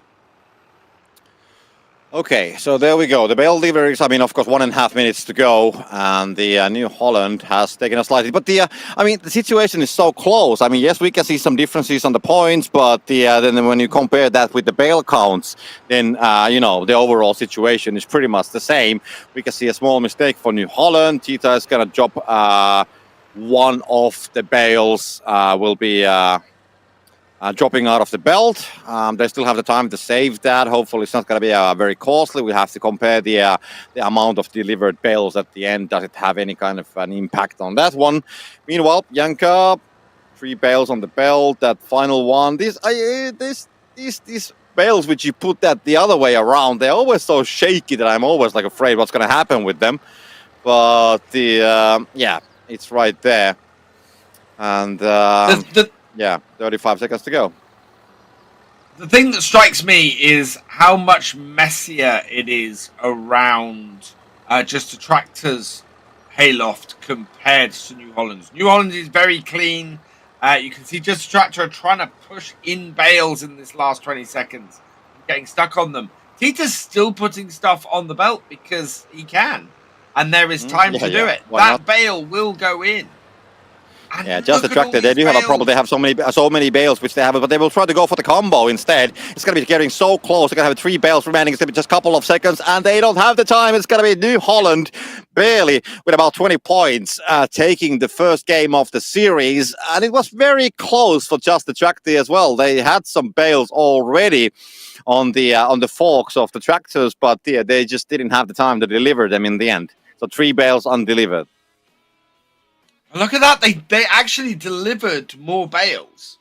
The difference very much was that New Holland were more organised, and once Just a Tractor's attempts at disrupting New Holland had failed, and part of that was that the whole perks that they needed to do that disruption didn't appear. They were stumped. They going bale for bale, delivery for delivery. They're not a team who is able to win in that way. It's why a lot of their tactics are around that disruption. So New Holland are going to need to watch their backs in this second game, because if those disruptive perks those disruptive power ups do turn up, then Just a Tractor will be on top form. But they need to try and keep it very even, because if they do, they will take the second game. Yeah, but I mean, yes, the difference on the bales that you mentioned, they did make this huge push at the end, getting a lot of bales on the bottom, because they didn't have the time. So that kind of like explains it. They didn't have the time to put them on the second floor, and it wasn't that far away to get a combo. If they would have put all those 3 other remaining bales at the same time, if they would have the means, then they actually would have made a bale-tastic, because they had 7 out of 10 at the time when they made that push. For those 3 bales, or whatever, how many bales they had there in the end. Anyways, so just saying that it's a close series. We'll see how the second game is going to go. And New Holland, they have been losing some members, clearly. Just one actual picture, then we have one guy hiding in the shadows, and one is wearing the Harry Potter's invisibility cloak.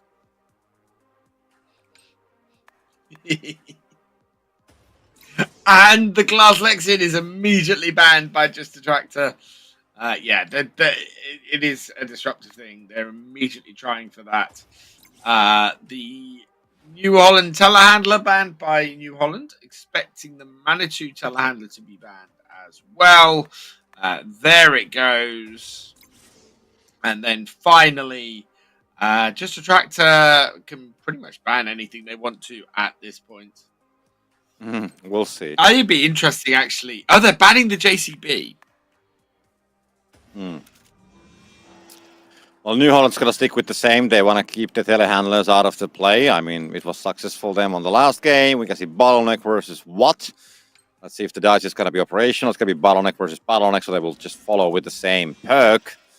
So we'll see how this will be playing out. But they seem to want to play with the same perk versus the same perk, and nothing wrong with that. I mean, then at least you will be making sure that you don't do any, let's say, foolish decisions with the perks and the strategies. But of course, I mean, we'll see.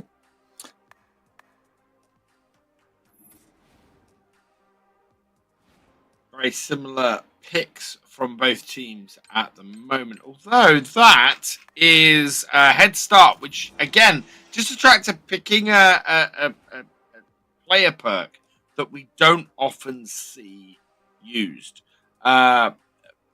Basically, head start is when you tractors and harvesters can drive off immediately after boarding them, rather than there being a slight delay. It means if you're changing vehicles a lot, you're able to get moving a lot quicker with them. Okay, so we go once again for the first bale. Janka, the John Deere seems to be something that he really wants. Not going to be a problem of getting it. We can see Apex going for the baler at the same time. Fato's going to be getting his baler as well. So no challenges really going on, and I can see that the spawn locations of the certain equipment, is that enabling a fast first bale? No, it doesn't. I mean, it's still decent. So Tita, as we can see, he will be just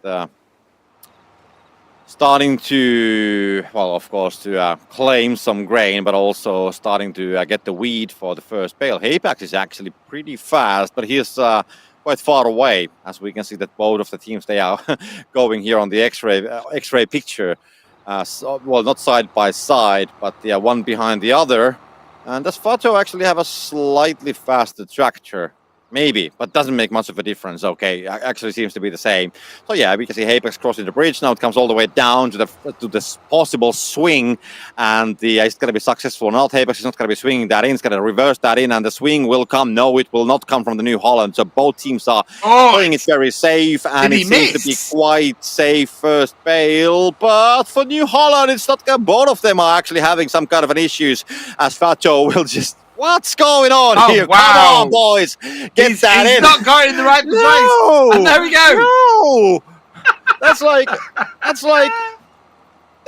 well, I can't say it what I actually think. It's, wow.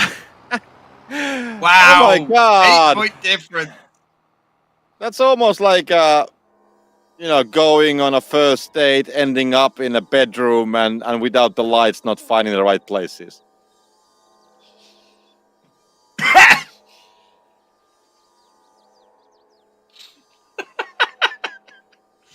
Bridges lowered and crazy tool. Neither of those are useful to either team. So neither team will be picking those up. I'm pretty sure that it's somewhere over here. You even managed to get DJ Goham to comment. Yeah, I mean, he's probably just commenting out of the fact that he knows exactly what I mean. He's been there. Anyways, so that's how I mean, I can imagine that one team is going to be failing it, but then the both teams at the same time doing it exactly the same way. Oh, come on! I'm not sure you should be this whole. That's the teenager life. Anyways, we've been playing for 3 minutes, and we have 101, 109 points. So just the tractor will take the lead. We'll take the lead after the first bale. Yeah. Sorry, I'm still recovering. Apex is coming in with his auger extended. Into drop off his grain. And again, just a tractor unloading their grain early, doing that disruptive thing of trying to take control of the multiplier. I don't expect New Holland to go for it. There's that whole thing of the grain multiplier turning up at the 5.5 minute mark and completely destroying this strategy. So unless just a tractor go and score bales at this point, there really isn't a massive point in doing it. Oh, okay. So we do have 25 seconds for the next set of drops. And but yeah, New Holland actually they have a very comfortable lead with the grain currently. But yeah, 10 in fact, seconds no, and then we'll just a see. tractor. Just a tractor now getting to the baling. They do need to try and score with this though. And grain multiplier has turned up. That is going to mess up just a tractor completely. Yeah, yeah. Actually, I didn't notice. I was occupied with something else. Clearly, as just the tractor actually did a grain delivery already as well. So that's why, of course, they have less grain than New Holland. But yeah, I mean, 2.6 for just the tractor. That's actually quite a lot of grain they have delivered. I mean, you don't get 2.6 out of nothing. So just saying that the gap of 10,000 liters, which they have, it's not worth 0.6 difference in the okay, it's 1.2 difference in the multiplier. But yeah, the grain multiplier definitely going to be playing some tricks. But yeah, I don't think that it's going to be that devastating for just the tractor. But yeah, let's just wait and see. They're going to be circling around the drop, and they're just waiting for the final second to pick that up. So yeah, New Holland delivering a lot of grain under the multiplier. That is not good news for just a tractor. They are going to end up with a pretty bad deficit in their multiplier.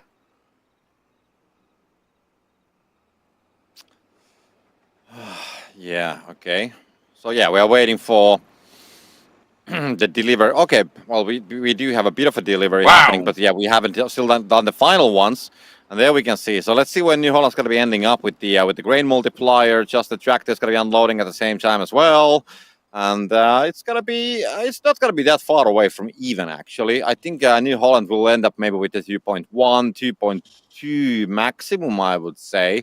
But I don't expect that they will take like a huge difference on this one, as they will, yeah. Actually, it's going to be 2 points. No, just the tractor will actually take it. 2.1. So the initial delivery was enough because, yeah, that's what, 2.6 was so big that even with the multiplier in New Holland, they cannot respond to it. And now we can see just the tractor at the same time also starting to finally unload the bales and getting some deliveries done. So we can see that they're now leading with 50 points. There should be more bales on the belt. If I'm not, yeah, there we go. 21 points more, 172. And yeah, this is exactly the right moment to do something because we have 3 minutes remaining. And I'm not saying that it's necessarily the case, but I would say that there is a small reason for New Holland to go in a small panic mode. I am dumbstruck by that. How have just a tractor managed to get a 2.1 multiplier out of that? Hey, but how they must have delivered so much more grain. Yeah, I mean that's on me. I missed the first initial grain delivery. Probably it was on the screen already, and I wasn't just watching it. But they had 2.6 before the grain multiplier hit. So that's why the 11 versus the difference. So yeah, they just had enough grain. So I don't know what happened during the first couple of minutes, how they did manage to collect that much grain. Or did they take the direct delivery actually? Did they use that? No, they went and actually delivered grain with the overloader. But I made a comment at the time that, doing that risks grain multiplier turning up and you not having enough grain to counter your opponent's grain multiplier because they will have more because they've saved it up. That by all calculations, with all the grain being the same delivered by both teams, Just a Tractor should be the multiplier should be the other way round. I have no idea how Just a Tractor have managed to maintain a 2.1 multiplier. Yeah, but you just made a favor to all of us. I mean, the commentators, us, we are here so that you can actually question what we say. And that's, what the chat actually gets excited. So now we have something that we can question once again. And that's why we are here. So anyways, but yeah, it beats me as well. But yeah, that's how it is. And New Holland, they are struggling to deliver. They had 11 bales and they have 45 seconds to go. So in a way, they have the bales to go in about even with Just a Tractor. But from whatever reason, they don't seem to have the efficiency of doing so. As we are reaching the final half a minute pretty soon, the difference in the points is like a 100. There's no way that New Holland's going to be getting all of these bales on the second floor. So there's something that is slowing them down. And we can see Heliodar already just ejecting it from the baler. The gap is going to be still 100 points, just 4 bales. There's no way that New Holland can win this anymore. No. They don't have the time. They don't have the bales. And the gap is just way too big. So we're going to be going for the third game of the series for sure, as Just a Tractor will show that they are here for play. I am shocked by that match, or by that game. I absolutely am shocked. That was it's definitely Just a Tractor playing disruptive gameplay and letting them play their disruptive gameplay. Yeah, they delivered more grain with the multiplier. They delivered an extra 4,000 liters, over 4,000 liters. And they delivered more with the multiplier. I don't understand how they managed to deliver more under the multiplier. That is incredible. And just some great play from Just a Tractor, because they went against every expectation I had for how that game was going to go. Maybe they had a hidden grain supply somewhere on their pockets when they entered the server. Well, I think they must have just been out there cutting for longer, doing more harvesting. And it happened to be that when they came in, they had that extra 4,000-5,000 liters, and it was enough to send them over the top. It's a brilliant play from them, and New Holland were left struggling the last half of that match. I mean, you saw Just a Tractor had delivered all their bales, and New Holland was struggling to get bales in. So, third game it is, but of course that's why we're here, enjoying. And let's see if New Holland can find the means. I mean, the first game was pretty close. The gap was very small. Now, Just a Tractor, they made their move and kind of like showed that, yeah, we can pull this off. And now it's going to be time for the New Holland to show something, if they can somehow try to pull something off as well. So, we'll have to wait and see. But the New Holland will do the same. They will ban the telehandlers. We have the Class Lexion banned by Just a Tractor. The second telehandler, and what do we have here? What is it, JCB, which we had on the last game? Maybe that's the one that's going to be banned this time as well. The ban dice is going to be rolling there on the table. And we are waiting for the final result. It's going to be New Holland. It's going to be a signal from Just a Tractor. We're going to be banning you.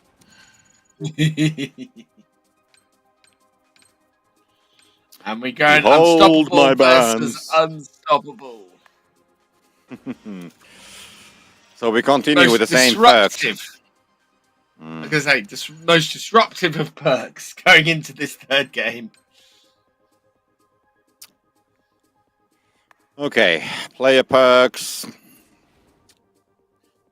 This is something that we very rarely see any kind of a variation. We have seen the... Okay, we can see Head Start actually coming now for Apex. So. I was going to say, this is the one game where we do see variation. This is the one game where there's a team there that prefers Head Start to Under Pressure. Yeah, that's exactly what I say. Maybe I should just shut up now. I mean, I have said too many things already today anyway, so we'll see. So if I'm gonna be missing the broadcast and I'm doing something with my fingers at the same time, showing a sign. So if I'm missing the broadcast, it's not because I wouldn't want to be here. It's because because of what I said today. Okay, just kidding, of course. Meanwhile, let's see, Janka. He'll be heading towards the, I guess, the John Deere Combine is the target that he wants to have. He's been there before. Yeah. Oh, and it's been pinched from under him. Yes, it was stolen away. So not the greatest start. And of course, this third game of the series going to be, of course, deciding who will be proceeding all the way on the third round. And will be then, of course, facing the opponent from the next game, which will be Helm versus Trellborg Tires. But let's not go that far away yet. And of course, we still have the whole lower bracket remaining as well. So we have some teams who are waiting there to get their games going on as well. So we have plenty of matches to follow still today. And this is a good start from New Holland. Can Fatu flick it in? Yes, it's a 145 first bail for New Holland. Hapax is coming in now, is going to try and keep this gap as low as possible. That's still looking at about a 130-ish. And 128. So that is quite the gap, actually. Yeah, it's a great start for New Holland.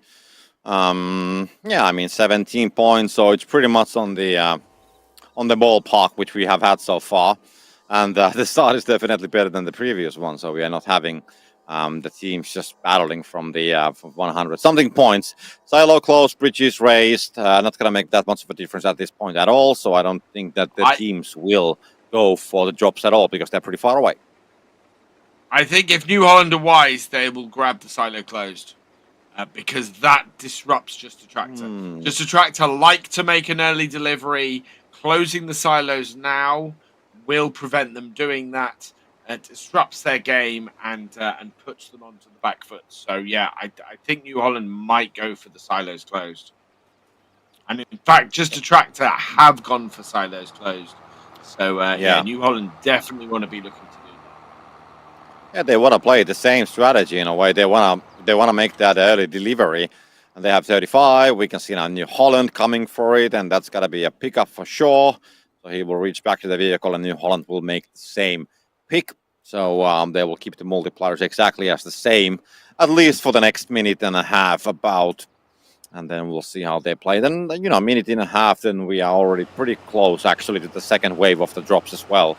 So then it doesn't make any sense to make any kind of a delivery before we have the second wave of the drops coming in.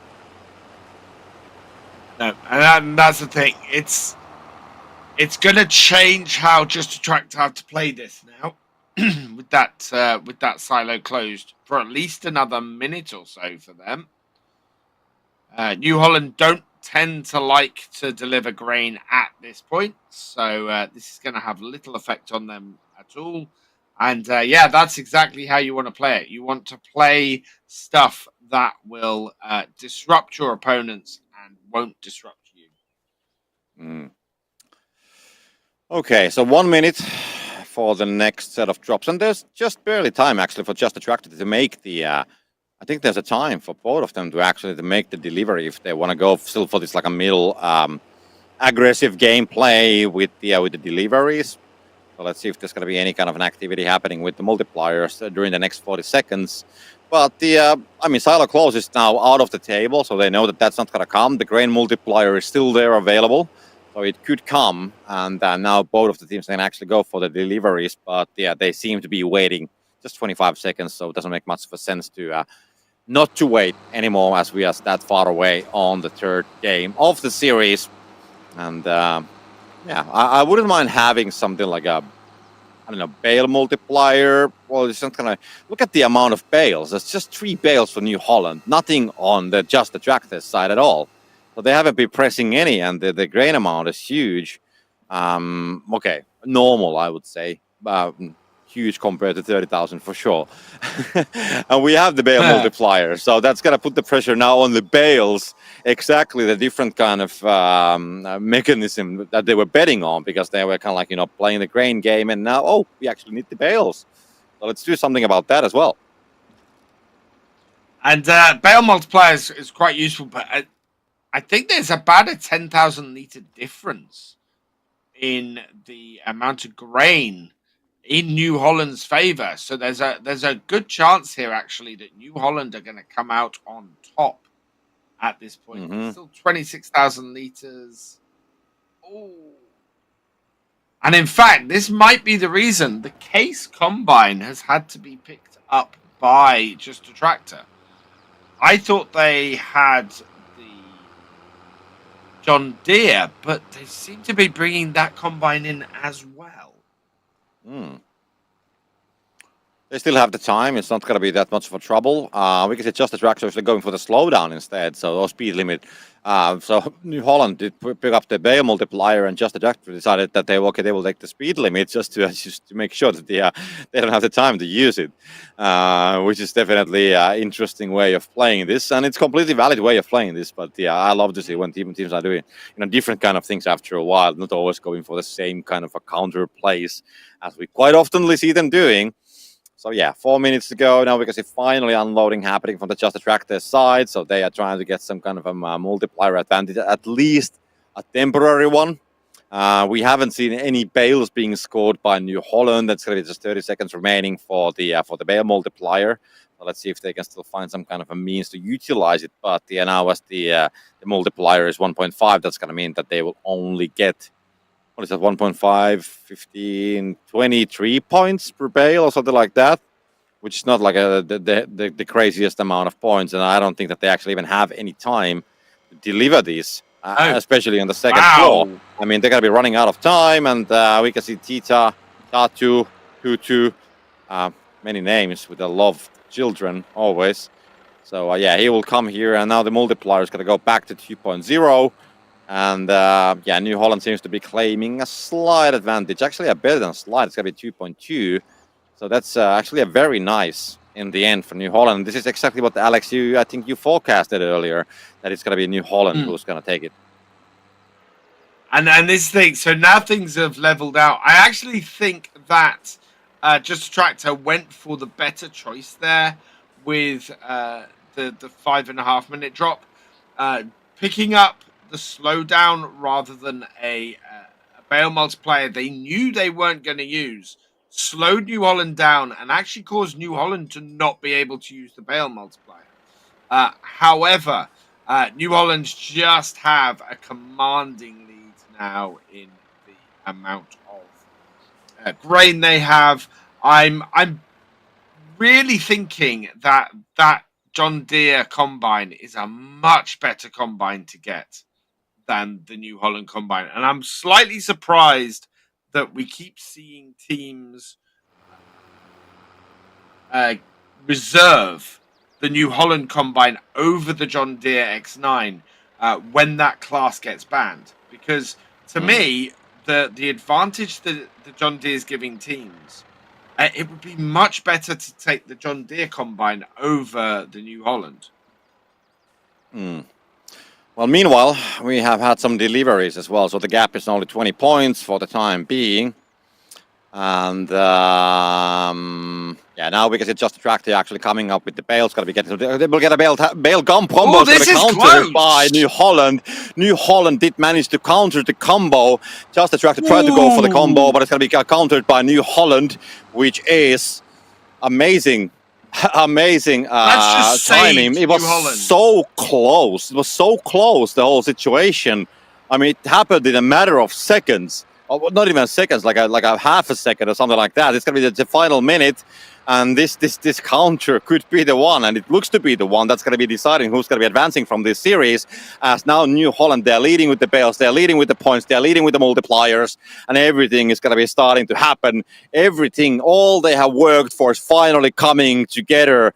And I mean, they are now leading with 50 points. Justa Tractor will try to follow, but they will get only 18 points per Bale. They have 4 Bales remaining, and I don't think that they don't have the Bales They don't have the bales to come back out of this No. situation. Even if they would deliver everything, and New Holland would put just one bale inside, and we can see that they have 3 on the belt. There's nothing that just the tractor can do anymore at this point. So the counter for that combo from New Holland, it's gonna have an impact which I don't think that they were even expecting to have. They will take the series, and the countering that combo, that was the key. Yeah, absolutely. New Holland are through on the upper bracket with just a tractor heading down to the lower bracket. And yes, some fantastic gameplay actually from both teams in that third game. Just a tractor being wonderfully disruptive, but it wasn't enough. An extra 10,000 liters of grain delivered with the multiplier. And fewer bales. That's the incredible thing. Fewer bales delivered by New Holland. And that counter took it. It really did. Yeah. I mean, if they wouldn't have countered it, then the Just Attractive would have got the combo points, and New Holland would be missing some points, and the situation would be completely opposite. But just because of that combo and the counter, the whole situation changed. Anyways, so there we go. Just Attractive will be advancing on the let's say the lower final of the upper bracket. I guess it's the semi-final of the upper bracket, the second semi-final of the upper bracket, and then we still have the other match to decide the other one who's going to be playing there. Anyways, we got to be heading for a short break, and we'll be back in about 2 minutes.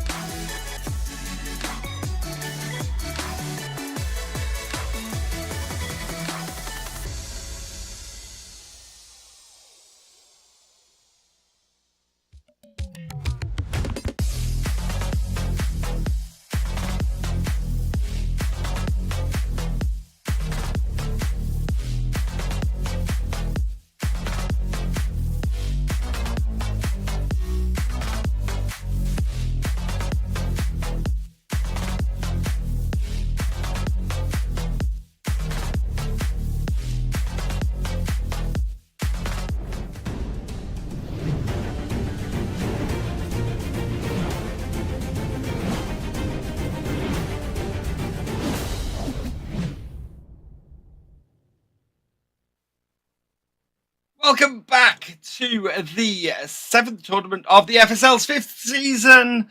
We are coming to you live from always having to look up how to pronounce it.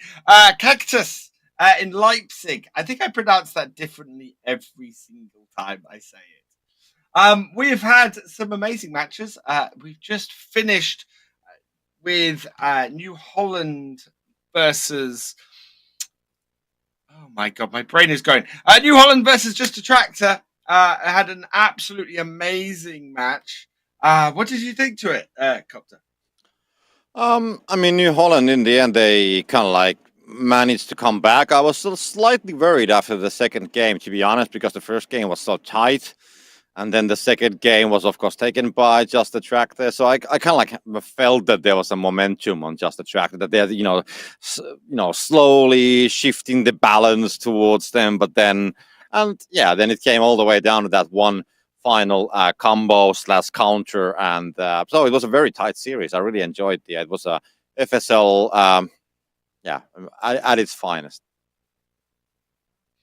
Yeah, it's always fun, I think, seeing Just Track to play, simply because they don't do it any way similar to any other FSL team.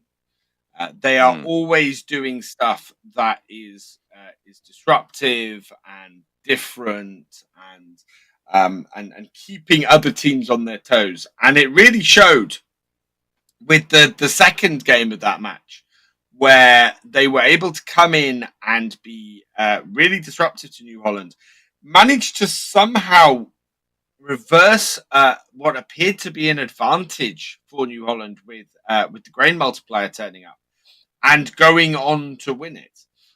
So, yeah, I'm looking forward to seeing more of them, but they are down in the lower bracket later on. And New Holland, of course, have moved forward to the upper bracket. At the moment, we can see Helm and Trellborg setting up. So Trellborg won the last tournament.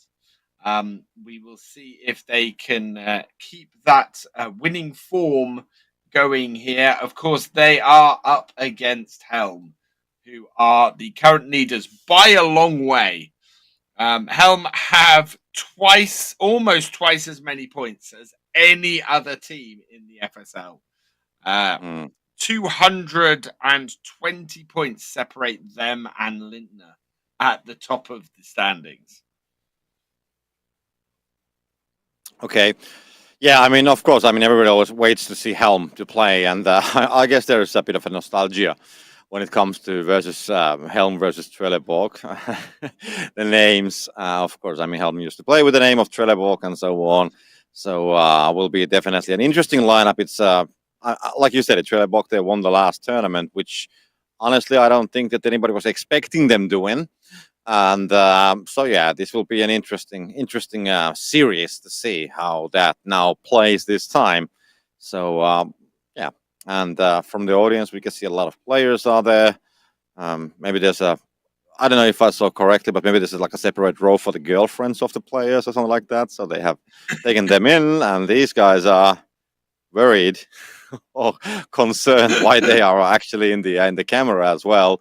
But the yeah, not everybody always likes that you're being filmed or photographed, but of course, if you go to a public event like that, then okay, hello. Maybe we should get something like a hot overlay to make like a kiss camera, like you have on the NFL matches on the US. DJ Gohan would like that definitely. Or maybe we could use that overlay with the 101 and 109 first bell delivery picture as well when they were in the overlay. That sounds like a plan. Anyways, so the players are getting ready, and as soon as they are ready, we will definitely go for it. We can see that the JK is in the audience. We saw that he was talking with the New Holland players, if I saw completely right. And so we do have a different lineup, of course. So JK will be managing. I think he, at the last tournament, he was actually playing when they lost. So yeah, maybe they have benched him for a while. So Beatmaster, Martin, and Wooler will be playing for Helm, and then we have Loiko, Hayden, and Talk playing for Trellborg Times. We have the Vultra banned by Trellborg, while the large John Deere has been banned by Helm. I expect Helm to be banning. Okay. It's okay. You know how Helm like to see how other teams do things and then perfect it. Yeah, it seems that they've seen what Just a Tractor are doing and have gone, yeah, we want to be that disruptive. We're that team. Here we go. I am not sure about picking this new Holland combine. It's faster than the John Deere, but it has a smaller capacity, and I'm not sure having that speed is helpful. I think the combine gets full quicker, and as a result, you're not able to do things quite so well. And Trellborg are going for the quick start. And telehandlers. And telehandlers as well. Oh yeah, we've had no telehandlers banned. So telehandlers are in play. Yeah, there's a lot of interesting elements. I mean, at least it looks like it. This could be the first ever match where we get to see the Helm Hurl versus the Trellborg Toss. Yeah. What I'm thinking about here is that I think about the banning of the class combine. Because you said it, Alex, that they want to be that disruptive. But then on the other hand, Helm is not usually a team that's just like copying the strategies from the others. They usually observe and then they will find the means around the other strategies. I don't think that I have ever seen that they will just, take something which somebody else has been using before. And that kind of like makes me wonder. Yeah. I was gonna say, I have seen them see another team have a really effective strategy and then not so much copy it so much as perfect it. So they will come in, they will look at the strategy, they'll go, that's a really good strategy. How can we do that? How can we make that strategy better? And then they will come in and they'll use it, and the way they do it will just start blowing teams out of the water. And I'm seeing Helm ban that combine. I am fully expecting to see that begin to become a new meta for the FSL. 141st bale for Trellborg. Really good first bale. Yeah, true. Martin is coming. Gonna be slightly later, so this is gonna be 15 something point difference there, 17 point difference to Trellborg tires. So yeah, Trellborg will take the first bale and claim better points with it. So yeah, let's see how this plays down. Got the yeah, I mean, I'm still wondering about what you said about the Helm taking the strategy. So then I do believe that, Alex, when I will see that Helm will start delivering bales to the belt straight from the baler with putting that small amount of straw in front of the belt. My trouble with that is I don't think that's an overly effective way of doing it. Yeah, the amount of hoops you have to jump through to do it. You've got to get the little combine. B, you've got to waste a load of grain. And therefore, at the end of the day, it isn't that effective. Whereas the disruption caused by banning the class combine is actually quite big. It means that teams have to go for something else, and it doesn't actually cost the team banning it any more than it would cost them to get that combine in the first place. Okay, so we have been going for almost 3 minutes. We had the first set of drops. Nobody went for them, and there was nothing that special as the first wave of drops is sometimes varying. If there's actually something useful, something that is useful on the second wave of the drops might not be useful on the first wave of the drops, and of course the other way around. So let's wait and see. 1 minute and 25. Well, it's just 1:15 actually until we get the second drops already. We can see Hayden going for the unloading, so he will start delivering some grain, and he will do that initial delivery. We'll get the 2.6 multiplier for them. So let's see how Helm is going to be responding to that. So we can see Martin driving the big haul. It's going to be still pretty far away from the silo. And they, of course, do have more grain as the well, as the, they haven't unloaded anything, and the Trellborg has. So about 10, 11k of a difference for the time being. I'm wondering if Trellborg are actually playing the same strategy here. Yeah. It seems to be a mix. These two teams seem to be playing a mix of the strategies that we've seen Justa Tractor using so effectively. Yeah,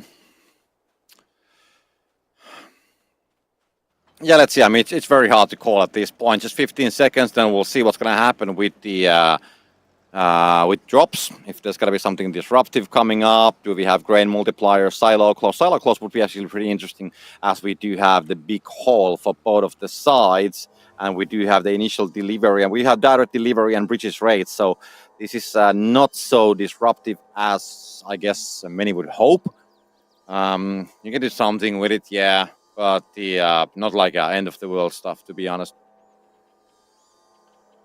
No, direct delivery might be something that would play fairly well. Bridges raised would be decent, but not massive disruptor.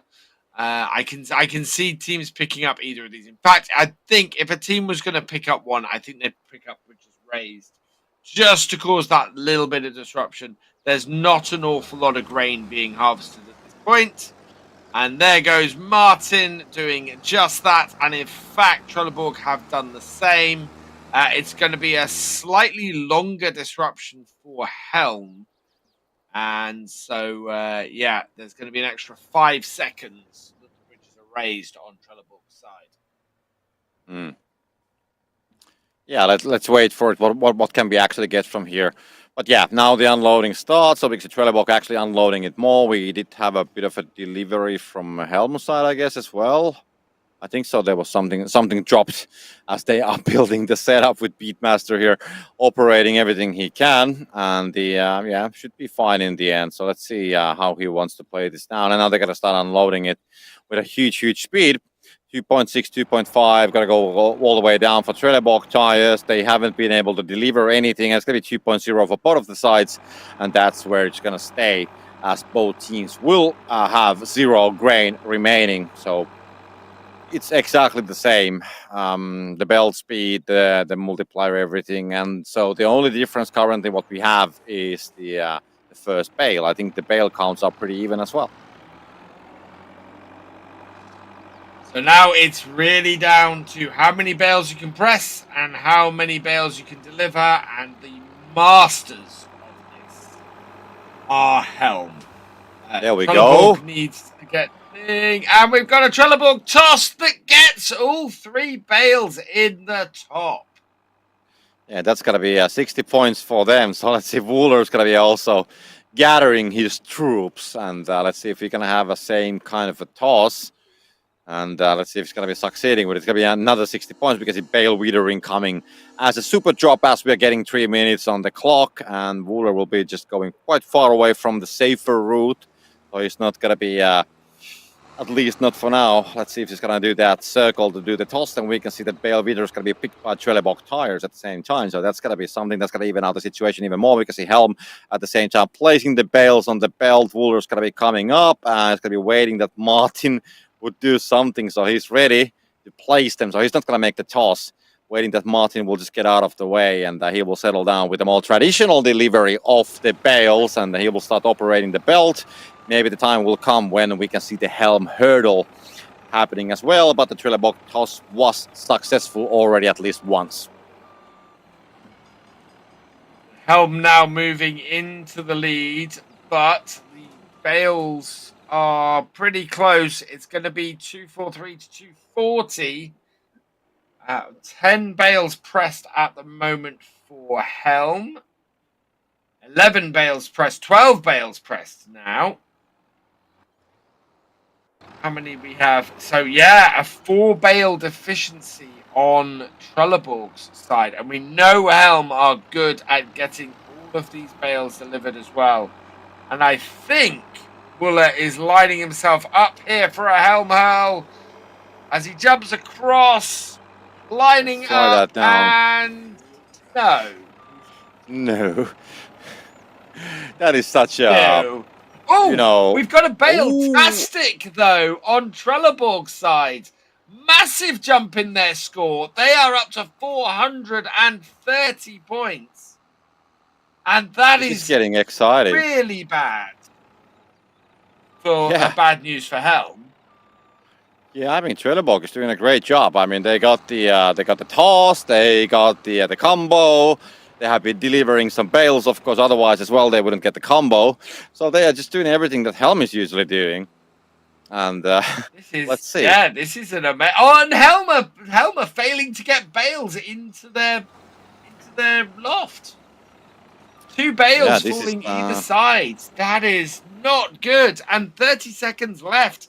There's 150 points between the teams. Yeah, there Helm is like can't more than come 10. back from this. Yeah, I mean Helm, they have like 9 bales, so it seems that they will have some bales which will go undelivered as well, unless they will manage to somehow find a way. Because if Wooler, Martin's gonna be dropping one of the bales as well. This is strange for Helm. Nothing is really going the way they usually want it to go. And they will try to still reach the final bales, but they're going to be running out of time. It's going to be getting close, going to be 70 points of difference. But still in the end, Trellborg, it's going to be just 7 points. Ooh, that's close. But the Trellborg will still get it. So yeah, Helm, I don't know what to say. Imagine, Alex, I mean, there was 3 bales in that telehandler, and one of them dropped down. And if that one bale would have been there when he decided to climb and shove them in, they would have at least 10. I don't know if they put that on the first floor or not, but at least 10 points more. And that would have been enough. Wasn't the difference between first bales 17 points? Yeah, so that could have made a difference as well. So the fact that it was 17 points between first bale made a massive difference as well. Yeah. That was so close. Wow. It's also good to remember that Helm actually have played. No,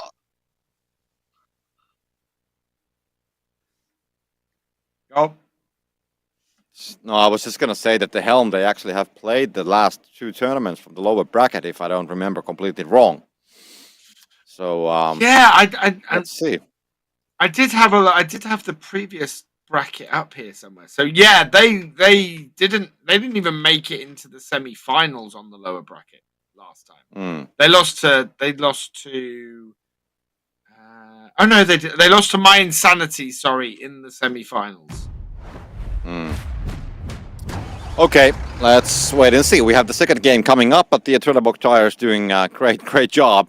Winning the first game, putting Helm definitely a bit on the heels, I would say, or toes. I don't know which one, but anyways, they need to be paying attention if they don't want to play the game from the lower bracket. But the Trellborg, they had a great start. They didn't do much of any mistakes. That's the thing. Trellborg was very stable, and on the Helm side, we saw mistakes, small things here and there, nothing huge, but something that will affect. And the thing when the combo came in for Trellborg, Helm, they had a lot of bales around the belt area, and they also had a player on that area. So they didn't just pay attention to it. It just happened. They just let it happen.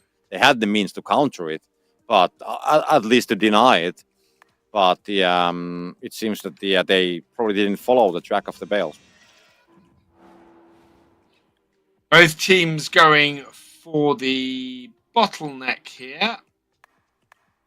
And Helm once again banning that combine, but the New Holland telehandler is out for both.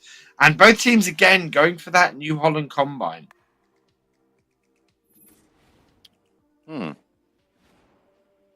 Yeah, that's been quite popular today. We have seen that in a multiple different series being used. And so they are not the first ones here. We can see telehandlers back in the, not back in the play, but again in the play. So they didn't ban that either. So yeah, this is getting interesting. And of course, we still had the class one on the bans as well.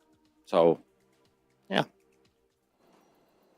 We're seeing some very different gameplay. This late in the season, we're seeing some very different gameplay, which is always interesting. Just FarmCon less than 3 months away. Oh, the time is going so fast. I mean, 3 months. Oh god, yeah. That's like soon. And I'm still missing the spring. I can't even think about the summer yet. Oh, and Wooler has been beaten to the second new Holland combine and has grabbed the ideal instead. Hmm.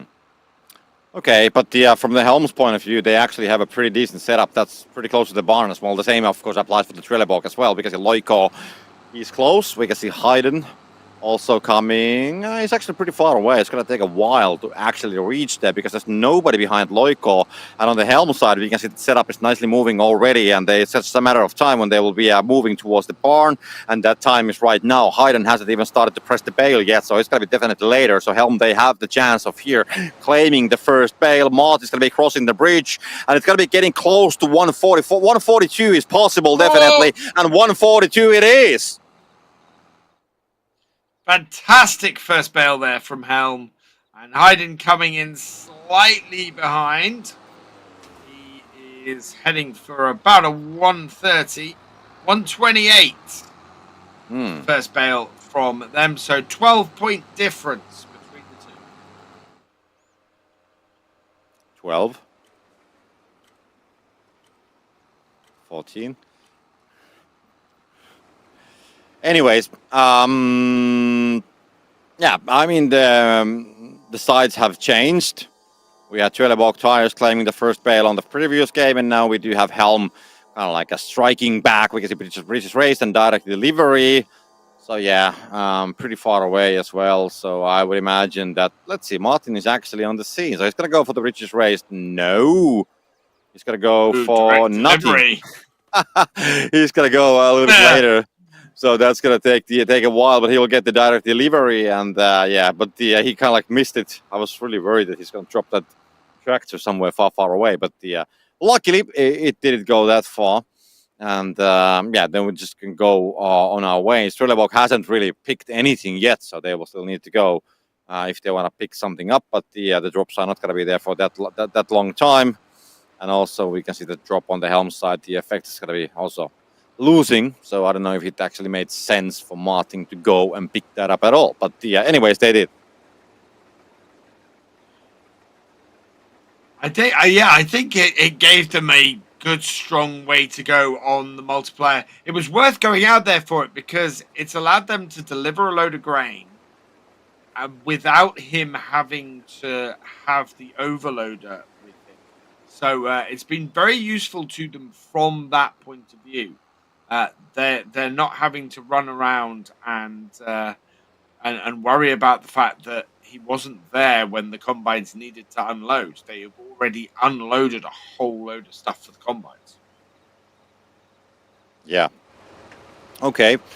So what do we have? Grain. Trellborg actually leading on the grain game this time, and it was pretty even on the previous game if I remember correctly. But of course we had the big hauls and the initial delivery, so it made a bit of a difference. But for now, for the moment, it seems that they're pretty much on the lead. Trellborg once again going for the early grain delivery, and they did this on the last game as well. They went all the way up to 2.6 on the previous game, but now they will settle down with 2.3.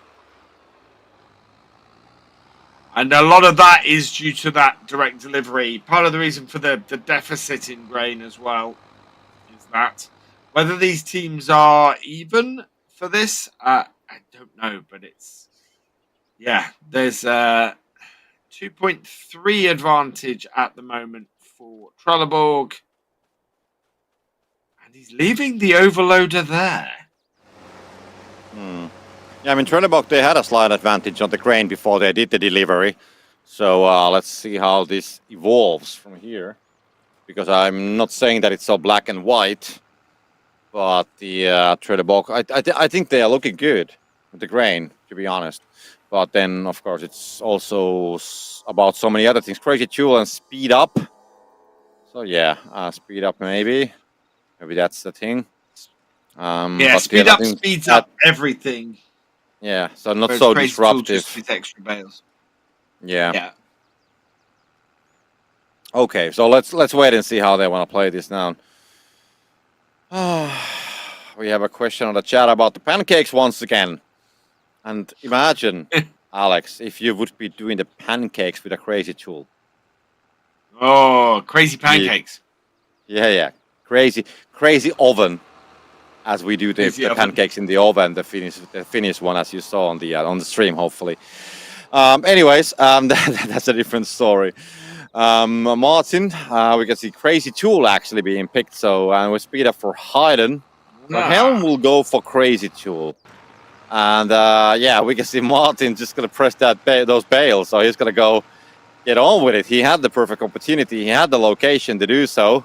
So he's gonna be pressing the bales like a madman, like a crazy man. 10 seconds to go. Let's see how many bales he can actually pull up with. But the yeah, seems to be doing quite many. So yeah, that's it's been a while since we have seen the crazy tool in use, so that's a nice thing to see. At the same time, Trellborg is still going with that speed up, and they still have 55 seconds of time remaining for it. And the grain deliveries, this is the moment we have been waiting for, as the teams didn't deliver anything before. So now, okay, they delivered some, but not all of it. So now we can see Trellborg going for the unloading. Meanwhile, Helm had taken the advantage on the multiplier, but they didn't deliver any bales with it. No, they're not. They're not scoring with this advantage at the moment. Yeah, Wooler has had a crashed telehandler to extract from the back of that New Holland.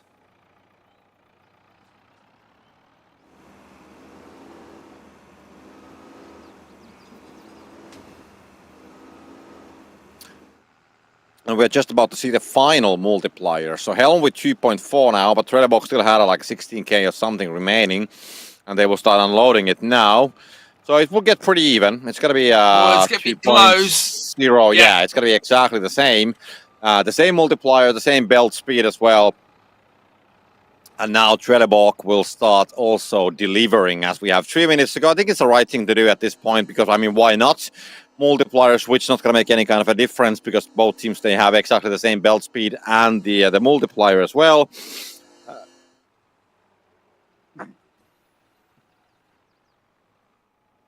And scores are very close. This is going to come down to the skills of the stackers again, and we've seen Wooler be very, very good at doing this. It's also going to come down to the teams bringing in bales, and there's a little bit of a disadvantage here.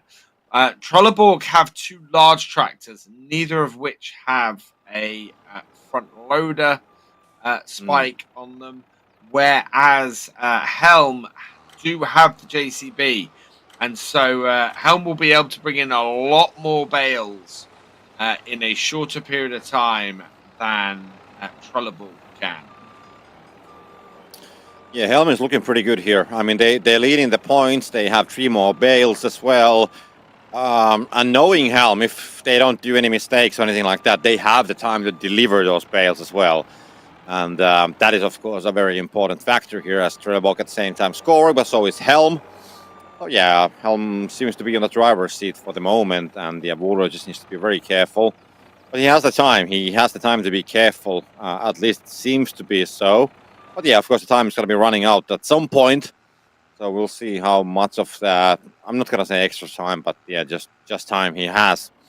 And the Loiko is coming with 3 bales in a telehandler. Will he be making the toss? I don't think so, but who knows? Whatever is the plan. He seems to be going for it though. Oh yeah, he's gonna go for it. But I think he's gonna settle it down on the belt as the angle how he's gonna be approaching the belt. It's not gonna go the bonus. It's gonna be a completely straight one.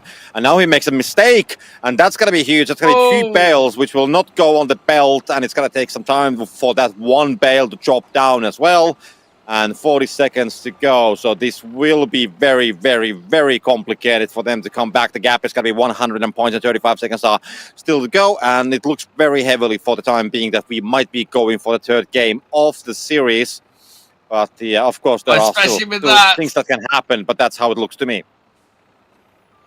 It definitely seems to be the way. Helm are very good at pressing bales and getting getting them in to be in this position here.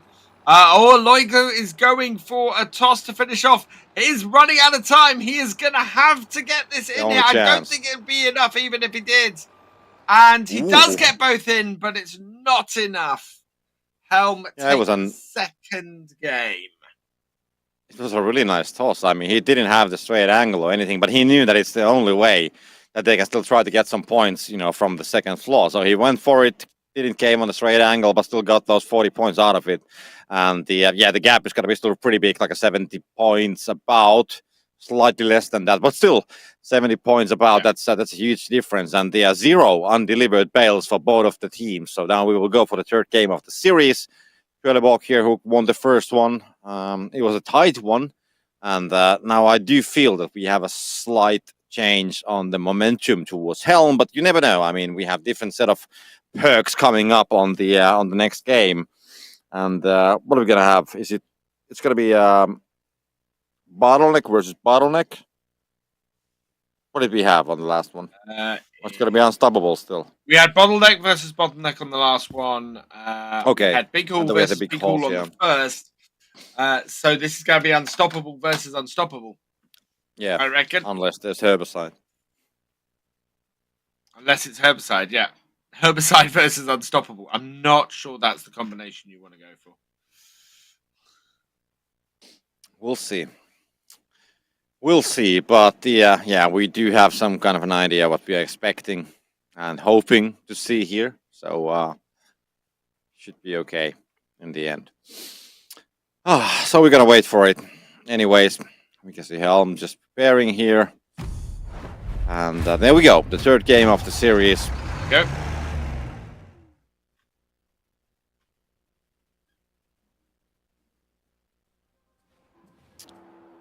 So let's go. Ban phase, do we have any surprises? I mean, we are expecting... I mean, we haven't had the telehandler, so who knows? Maybe they will change the strategy, but I don't think so. That's going to be the case. Vultra, banned by Helm.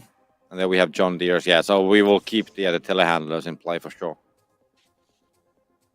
Yeah, I think both teams are very interested in using that telehandlers, and so neither of them are looking to ban them at the moment. They're both pretty happy with them, and it's less disruptive banning the telehandlers than it is banning that combine. So that's why Helm's going for that. Both teams on unstoppable. Both teams again with the new Holland harvester and with the Massey Ferguson baler. Yeah. Okay.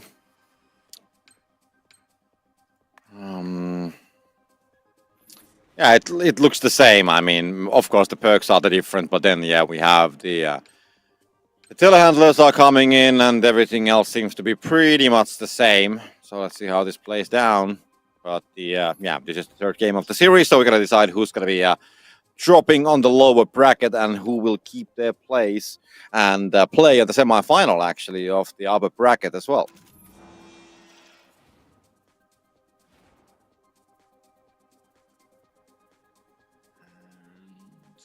There we go. Everybody is picked. We've actually got a fairly standard set of player picks now. And John Deere is up on the top left. We got the ideal down the front there, and it doesn't look like we have another New Holland harvester.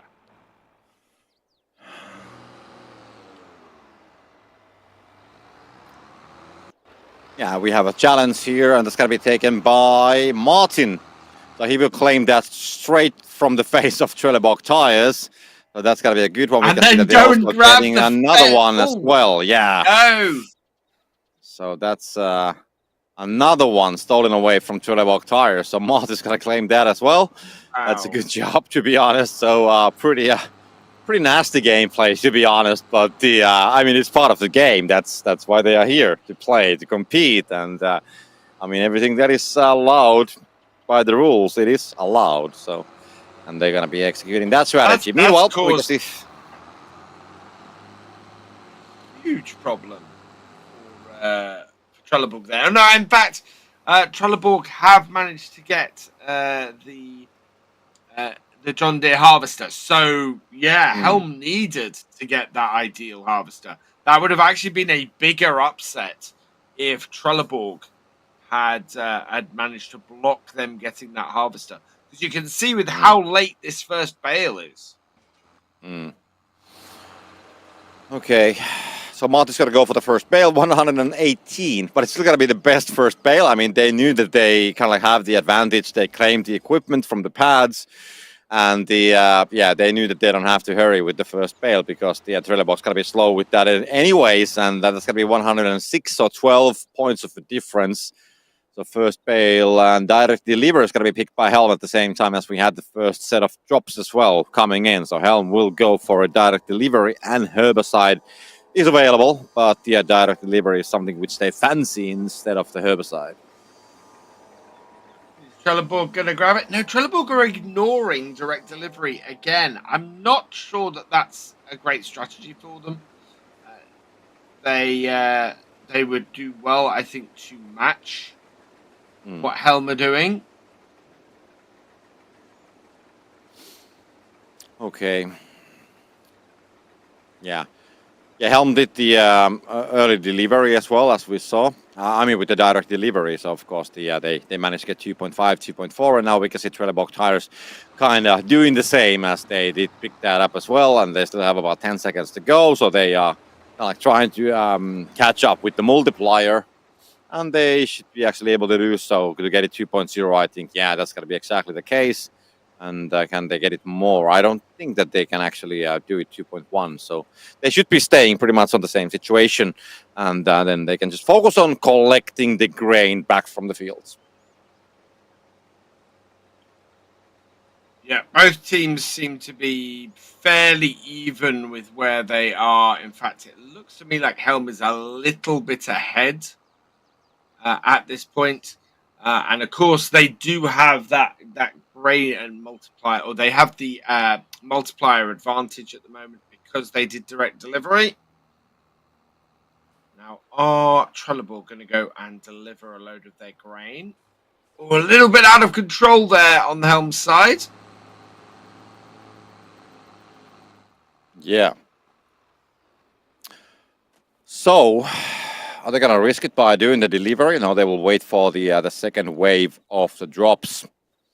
And they will just go on and continue their duties and get some more equipment around the silo. Trellborg tires, actually, they do want to unload, so they're not here to wait. But they will start unloading it, and meanwhile, they will get 2.3 multiplier for them. And this is actually looking pretty good because at the same time, Helm, they only have 8,000 liters of grain more. So that 0.3 multiplier difference, is that worth of 8,000 liters? That's the question you have to be asking. It's a very good question because, yeah, it might not be. The advantage to not doing the direct delivery, I think, is that you don't get the multiplier when you do direct delivery.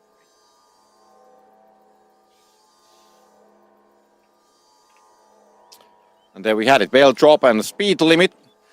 So nothing disruptive. Teams can go on their merry ways to drop the grain and start figuring out what's going to be the final multipliers. Meanwhile, we can see that Helm has been collecting a bit more grain.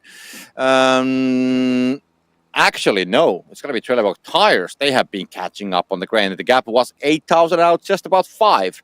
So, I think Trellborg will keep a slight lead on the multiplier if we go like this all the way till the end. So let's see how the setup's going to be built.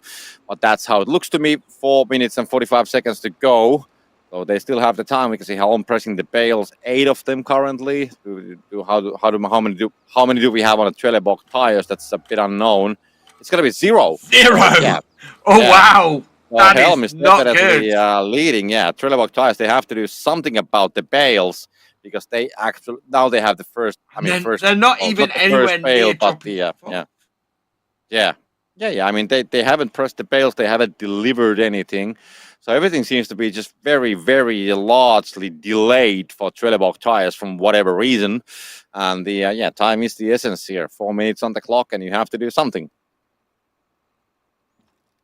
This is rather worrying, actually, for Trellborg at the moment. If they can keep this multiplier, then they will be able to. They might be able to pull this back, but Trellborg actually in a big deficit at the moment on the multiplier, and that's because Helm is has delivered all of their grain. So this is the thing: Trelleborg do seem to be running behind Helm here. They seem to be running much slower. Yeah. Okay, Martin is coming up. And I don't think that you can actually toss those when you have the baler. And of course, you don't have the telehandler either, so it's not going to be that easy. Just saying. So you can't toss it, because every time when you have somebody approaching the belt, exactly like Wooler is doing here. And let's see if there's going to be a toss. And it's going to be, yeah, there's going to be a toss. I don't know how many of the belts went in. I think there's 185. So I think that something else actually happened there, because he's going to know. Actually, I think he tossed everything, all of them in. And it's going to be collected. Oh, no, we got bales either side. I think only one went in. Something went wrong. But they still have a decent amount of points. So Wooler's going to go for it. And the multiple is going to be 1.9. So, yeah, we have the final delivery. So Trellborg is actually claiming the multiplier. And also Trellborg is doing some scoring as we speak. 1.9, 233. Oh. And that's going to be a bit of a mistake for Wooler. So 3 bales are waiting to be collected, waiting to be put on the second floor at the same time. Because Trellborg also hide and bringing more bales around the barn area. Gotta be waiting for that bridge to come down, and good timing for that. Doesn't have any issues getting stuck by it or anything like that, as we have seen. I mean, we know that the bridges, they have some issues here in Farming Simulator, but I think it was also in the US, we saw a problem with the bridge and the boat as well. Was it on Massachusetts or something like that? So that's a different kind of a story. So he decided to go under. But that didn't work out either. So, yeah, didn't have the safer route there either. Helm bringing in more bales now, trying to extend this lead. But Trelleborg are here with bales of their own. These are going to be worth 42 points. Second lot takes that up to 84 points. That will be enough to put them in the lead if Helm do not deliver any more right now. And second batch going in, and there we go. Trelleborg go into the lead as Helm try and place more bales on that. And again, Wooler is struggling with that telehandler. Yeah, let's see. Yeah, Trellborg tires actually have taken the lead meanwhile, so it was looking very good for Helm for a time being. But now Trellborg has been catching up. Helm is still leading with the bales. We have 40 seconds to go. And Wooler, it's going to drop down exactly as Alex said. So Wooler has his hand. I mean, this is like a 5 bales right there on the lower floor, so they need to do something, and now they will start shoving them in. We can see Wooler coming up. He will find the time to get that on the second floor still. We can see Martin. He wants to put that on the belt as well. It's going to be getting awfully close. It's going to be 400 points for Helm. It's going to be 370 points for Trellborg tires. 15 seconds to go. Loiko will take that telehandler. He wants to go for the toss. It might be all about the toss. They are gathering. We can see a swarm of tractors there. Helm is going to be getting one more in, and we can see the toss is coming from Loiko. He's gonna miss it badly, and it's gonna be Helm in the end. They will claim the series, and they will move forward on the upper bracket, and it's gonna be time for the Trellborg tires to accept the harsh reality, and they will drop down all the way to the gates of Manala on the lower bracket. Wow, look at that. And that was won by Helm in the last 30 seconds. The number of bales they got on that belt in the last 30 seconds was incredible. And we've seen Helm do that time and again. Just suddenly have these flurry of bales and just like machines get them on that belt. Absolutely incredible. Fantastic win from Helm, really well deserved and really hard fought for. Trelleborg, I have to say, are playing amazingly well as well. They were looking to win that until about the last 20 seconds. Yeah, true. And then it just all went wrong for them. Yeah, very, very well played. I mean, both teams played really well. So Trellborg played it well, Helm played it well. And but in the end, Helm, they showed who's the boss. The old god. They are still here, making sure that these ladies are smiling.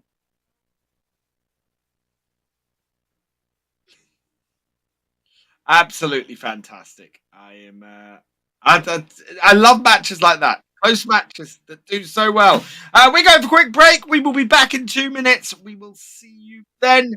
Don't go anywhere.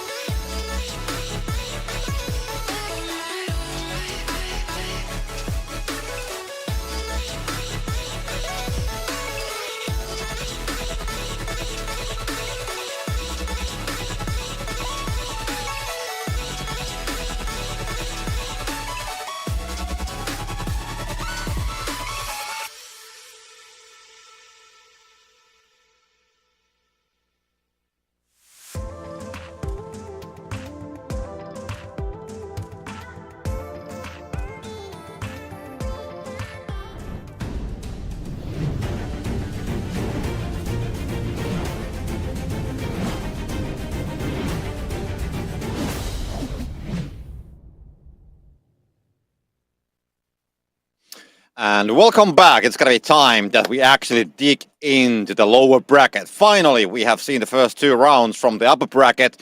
We know the teams who are going to be playing on the semi-final. So the first semi-final of the upper bracket will be Vultra versus Lindner, and the second one will be New Holland versus Helm.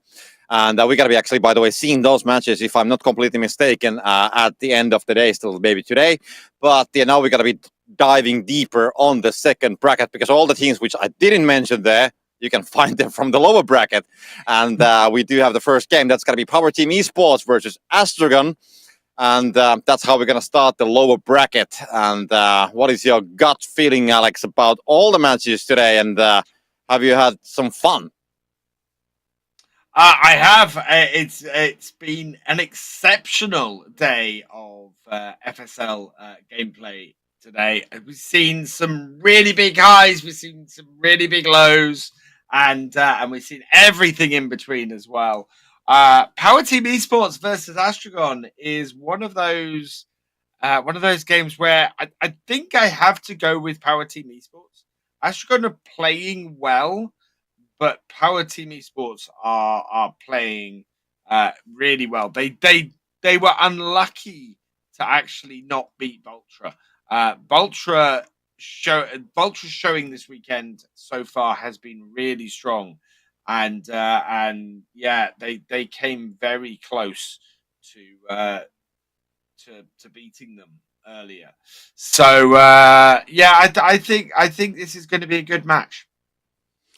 Yeah, it should be definitely. I mean, we saw Astron playing on the second game. Power Team Esports. I mean, Power Team Esports, they lost to Vultra, and Astron, they lost to Farming Friends. So this will be interesting. And this is the first round of the lower bracket. In the lower bracket today, I think we have 3 matches in total because My Insanity will get automatically passage from the next game because we don't have an even number of teams. So we still have Trellborg Tires versus the winner of this game coming up, and then we have Justa versus My Insanity. I think those are the matches which we will see on the lower bracket, and then we should be seeing the semi-finals of the upper brackets of Vultra versus Lindner and New Holland versus Helm. And I think that's, if I'm not completely mistaken, probably the matches that we're going to show today. So I'm just working out how many matches we've seen at the moment. And yeah, I am not sure. Yeah, I think we might be seeing those upper ones as well. So yeah, it's it's trying to work out exactly what we're going to see is interesting. But what we're going to see right now is Power Team Esports versus Astron. So we are going to crack into the lower bracket here. Of course, the loser of this is not is out. Is out of this weekend. So we've got the John Deere banned first by Power Team Esports. That is followed by the New Holland telehandler by Astron. So I think we're going to see a telehandler-less game here. Yep, the Manitou is gone as well. And then finally, we have a big tractor or we got the Case Magnum going. In fact, yes. So this is very much in line with what we see or what we saw from these teams earlier today. Be Cool, the Class Lexian, and the Massey Ferguson Baylor is the choice of both teams at the team pick phase, or the captain pick phase, and then our player pick phase. What vehicles are players going to pick? John Deere, 6M, and Runner for both Baumatsi and El Pepito. Calmaris and Velo 52. We've got the Axion Terra Track for Calmaris with no player perk, and the Fent 724 Vario with Archimedes plus for Velo, and the Fent 942 along with a perk again we haven't seen played very much. 6 cents. Allows the player 20 seconds before a normal drop to show the location on the map. So they will have the ability to see ahead. And of course, Major Melon choosing Head Start. Both of them with that larger Fent tractor. And we've got a run out here from Baumatsi heading straight for the John Deere Combine. Obelisk is going to beat Major Melon to the New Holland Baylor, though. And from a harvester point of view, it looks like the Fent Ideal is the harvester that El Pepito has picked up for Power Team Esports. And yeah, Major Melon getting stuck on that Baylor there when he was unable to claim it. So he's heading up the top for the Coon Baylor.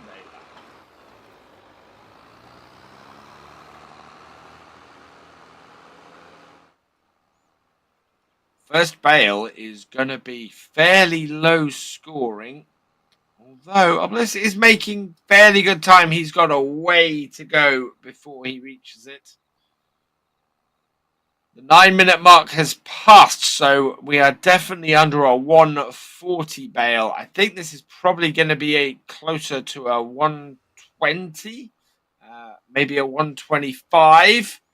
As Obelisk comes in to do that bale, he's going to flick it. It's in for a 124.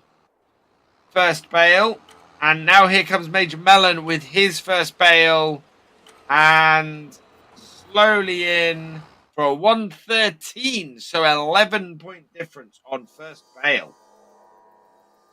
Herbicide and silos closed are the first two. And don't think either of those are enough of an advantage for either team to grab them.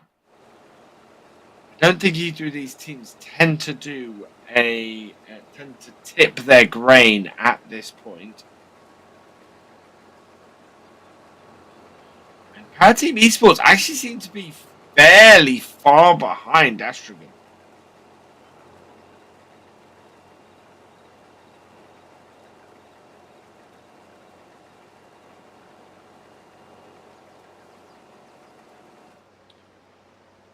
Big Hall is out for Astron, and Obelisk is using the Overloader. I had thought both teams here had chosen the same team perk, but apparently not.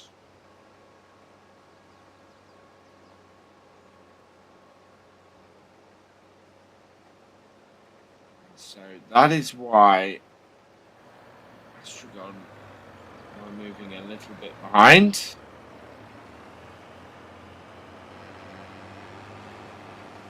And it looks like, yeah, I think the John Deere Combine was full at that point, so it was easier to keep moving and unload. They can unload faster when the Combine is moving.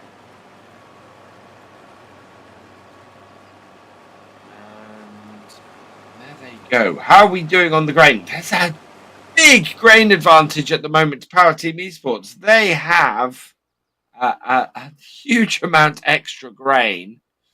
And they went for bottlenecks, so that is the difference.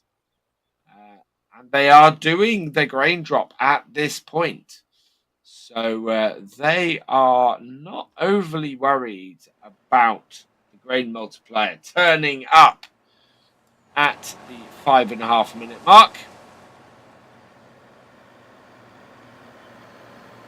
That truck is not full.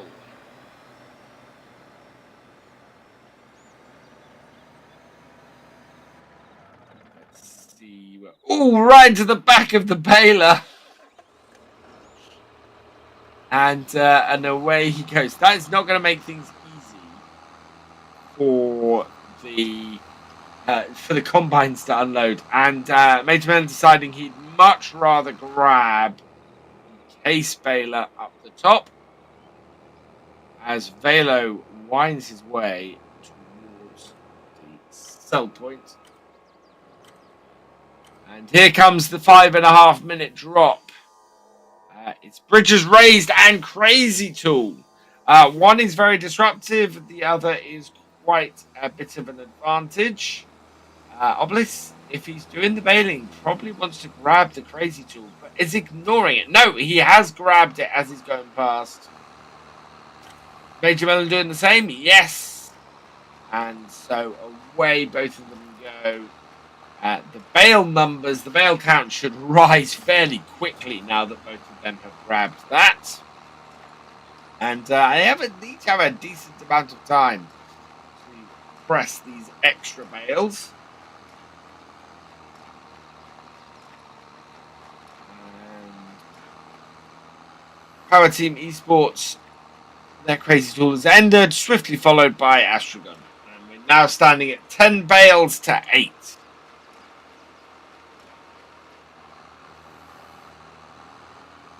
Okay. So let's see. Oh, a small, well, not that big of an issue for El Papito, but just showing off the skills, what he can actually do with the tractor and what he cannot do with the tractor. But yeah, Astron having a problematic situation. Of course, Power Team Esports having the 3.0, and also Astron's belt, well, was stopped as they will start now unloading that huge amount of grain, which they have been holding. Not on their pockets, but somewhere over there. And at the same time, we can see Power Team Esports also utilizing the rest amount of grain. And we still haven't seen the last of the grain game, definitely, as Astron still have about 36,000 on their storage until they will unload it on the silo. So we'll see where this is going to take us. It's going to take pretty close to 2.0. That's what I'm expecting, to be honest. But let's see how far that's going to take them. Actually, it's going to go way off. It's going to go straight above 2.2, 2.3, 2.2. Yeah, that's where it's going to take us. So Astron will take the lead with a multiplier. Of course, the gap is only 11 points, as we can see. And yeah, we can see that the the big haul with the Calamaras is definitely in a hurry here. Meanwhile, it's going to be getting to the other utilities as now the grain game is completed and they can just leave this somewhere. Lord Baylor going to be spawning as a super drop, and we can see Major Melon coming for it. Yeah, 2 bales scored. Still leaving Astron trailing at the moment, 196 to 157. But they do have bales what's going coming on there? in. Oh, as Major Melon clips aside. I really would like to know, like, what kind of wood material they are using here. I mean, you crash it with a tractor that's going to be waiting. Well, I mean, do you have the weights of the tractor on your sheet, Alex, as well? How much that's going to weigh? It's going to be how many thousand of kilos? And then, yeah, I'm just like a piece of wood, but I'm gonna just hold it easily. Steel reinforced wood. Yeah, it could be, or maybe a concrete. Steel, concrete, wood, whatever. Okay, that's gonna go in way too far away. Anyways, we can see that some of the bales have been scored meanwhile as well. About 200 points for both of the teams. The Power Team Esports slightly. I mean, they have a huge amount of bales. They have 17 bales. That's a lot of bales, to be honest, for Power Team Esports. And the Astron is having like a 6 bales less. So in a way, if you can actually realize all those points, if they actually gets delivered, then of course Power Team Esports will be very strong.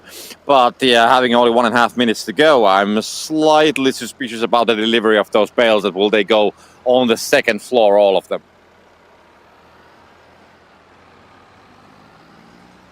Bliss is now lining up to get his bales on that.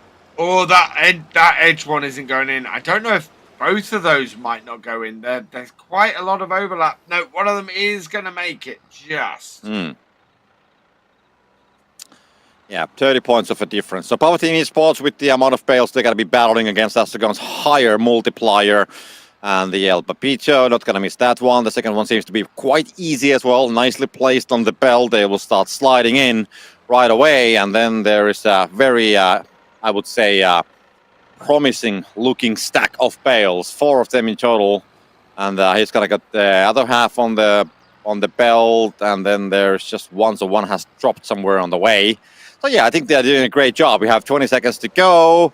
So Power Team Esports has been able to deliver more bales on the last seconds of the game, as we have 15 on remaining. Going to be time to make the decisions where you're going to put. Oh, El Papito! What's going to happen with those bales? He's going to save it! He's going to get them in! Yeah, he's going to come for it, and they will claim it. I mean, just a couple of seconds to go, but what a move from El Papito!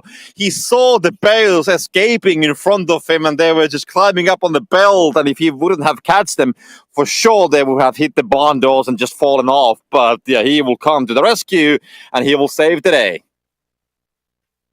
Absolutely fantastic play there from Power Team Esports. They came back. They were able to just press an incredible number of bales. And those bales in the last minute won them the match by about 80 points, I think. Maybe 70, 80 points, which is amazing. Yeah, somehow the whole situation turned completely upside down, because, I mean, just 1.5 minutes before, I think they was a pretty even, maybe even a slight lead for Astron. They had a better multiplier, but during the final minute, the work which Power Team Esports did, they were just delivering the bales constantly. And yeah, that's the hard work which pays off here.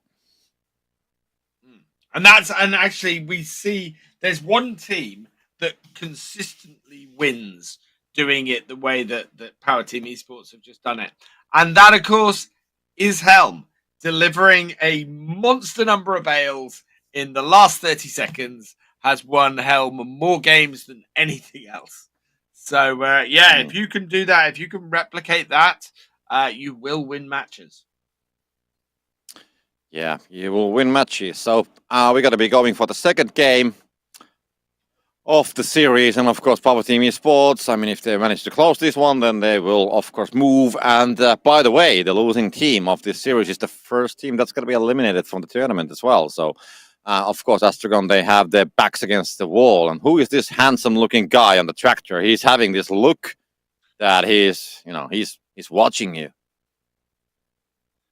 That is an impressive piece of kit he's standing on. That massive Fent katana is huge piece of kit. I'm wondering all these new tractors that do they have like a Android Auto or Apple CarPlay or something like that already? Do they have these like huge tablets inside of it? I mean, I wouldn't be surprised. I think they have their own bespoke system, don't they? So what do you mean, like an Android tractor? Not Android Auto, but Android tractor. Yeah. Apple Tractor Play. I don't know. My car is nearly 20 years old, so it definitely doesn't have any of that. Okay. So, but you can get those like as a third-party attachments, if I'm not completely mistaken. I did have a look on those some time ago, that you can actually fit on the 1-DIN and 2-DIN installation brackets. You can put the Apple CarPlay as well, for example. But that's a completely different topic. Once again, we do have the bans coming from the telehandlers, and then the big tractor's got to be banned.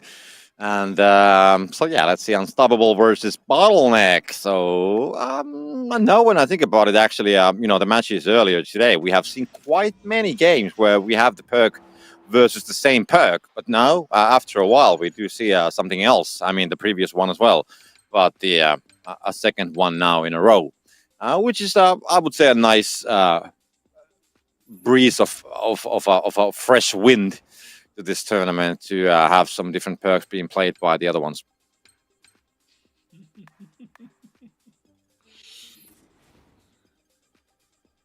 And we're seeing double front loader setups here.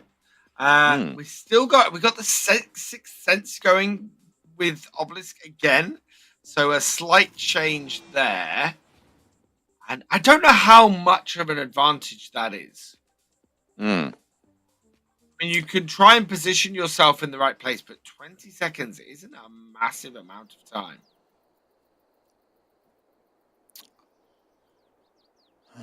Okay, so second game, Astron in the verge of dropping out of the tournament unless they will win this one.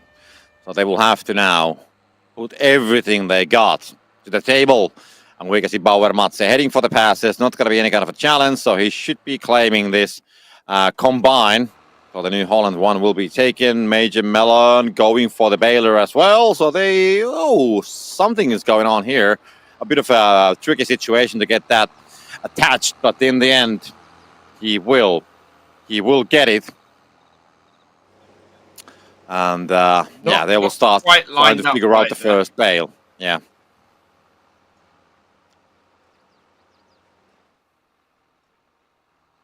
So let's see what kind of a first bail they will pull off. Decent amount of time left for them to actually get it, although Major Melon has quite a distance to go.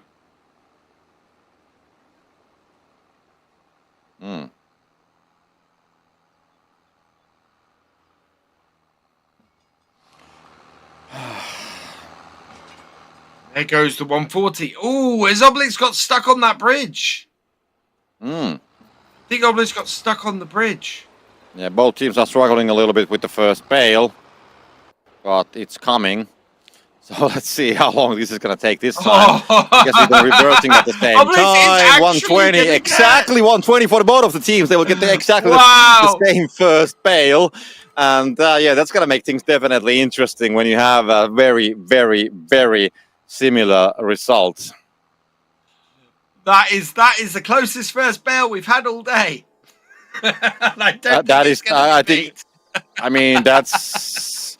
That's definitely a close first bail. And I would say that, I mean, it's very rare that we see exactly the same numbers anyways. Yeah. I think I can count the times with the fingers of one hand that I have seen exactly the same points on the first bale. So that is a very rare incident, I would say.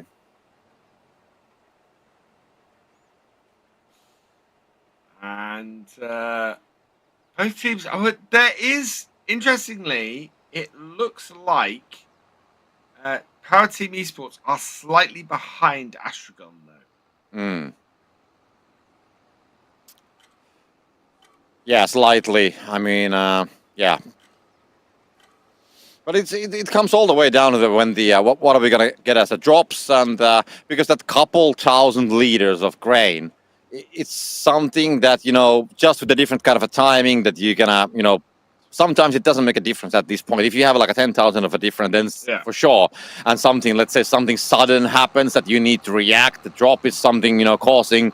But then the couple thousand is not that big of a deal. That is something that I have learned. I mean, of course, in the end, it will mean something. But I mean, in time, it's just you're talking about some seconds in the end, how long it's going to take to collect that the missing amount. So sometimes it's just a very, very small difference there. Anyways, so yeah, we're getting to 6.5 minutes, 1 minute and about 1 minute for the second wave of the drops. With Major Melon will put the trailer in place next to the silo. Doesn't want to start unloading, so no deliveries have been made. Obelix will decide to actually do something else. So Power Team Esports will go for an initial delivery, and that's going to be maybe 2.3. Or they're going to leave it. No, they're going to put more. I mean, we have seen that sometimes the teams that just want to put like a very slight, like a 2.2, 2.3 max. But today we have seen this 2.6, 2.7 deliveries as the first batch as well, which is something, not going to say uncommon, but something we haven't seen in the previous tournaments to happen that much. And as I was saying earlier, I don't understand why teams do it, because put them at disadvantage when it comes to the if the grain multiplier turns up, but it actually doesn't seem to. It doesn't seem to cause them a problem. We saw a team win earlier, just a tractor coming in, ending up getting that going against them, getting that multiplier, and actually ending up with a multiplier higher than their opponents. So it doesn't seem to actually be the disadvantage that it appears to be. Okay, and so speaking of... Yeah, silo closed and grain multiplier at the same time. So that's... that's...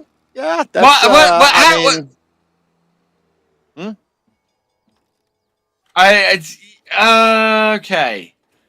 I couldn't figure out why both teams had started delivering grain before they'd got the grain multiplier, and then I realized it's the silo closed. They're not going to go for grain multiplier when they can disrupt their opponents that much. And in actual fact, Power Team Esports really want to be scoring bales at the moment. Yeah, let's see how this plays out. They only have 2, though. Yeah, I mean, I don't know. It's I mean, both teams going for the silo close. It makes sense. Yes, of course, you want to go for it, but then in the end, because both teams will go for it, so it will keep the whole situation as a very, very tight. I mean, because it's the same effect for both of the teams, and then in a way, it gives you more time if you wish to collect some more grain. So those differences, those small differences in grain. So they will kind of like, fade out with this kind of a gameplay. And now I think the biggest threat here is for Astron to understand that do they have enough grain to come back from that 1.6? As Power Team Esports, they have 32,000. And well, let's see when we see how much Astron actually has. It 44,000. So I'm not convinced that it's going to be enough, and now we can see the first silo close going to be a wearing out, so the delivery will start for the Power Team Esports, and they will end up somewhere in 2.8 maybe after delivering all the grain, and then it's going to be time for Astron to start delivering 2.9. Actually, it's going to be going way more, and we can see Bauer, Matze, He wants to take the advantage of the... El Papito! You want to do some breakdancing? Okay, let's go, boys. Let's put the some nice music playing on at the same time, but he made a flip. And there's not been much scored by Power Team Esports while they've had the advantage on the multiplayer. Yes, they had a small window where they went up to 3 times, but they should have been scoring bales. I don't think they had a lot of bales. They don't have a lot of bales, in fact, and as a result, that's a big problem for them right now. I think we have a slight problem here currently. I mean, Astron, yes, they can still tie up the multiplier. That's not the thing here. At least almost. They can, 2.0. But I don't know what happened with the setup there. I think they lost a lot of time there. I mean, of course, we had the silo close, but I think there was some time lost. And when you have 2.5 minutes on the clock, I think that the time lost for Astron was maybe a slightly fatal.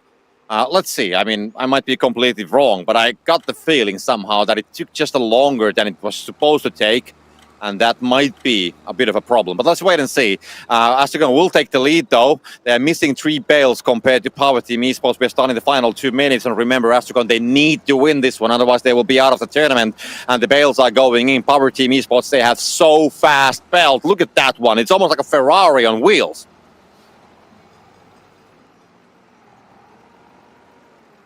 And that's the thing, because they are using Unstoppable, they are able to get bales scored very quickly.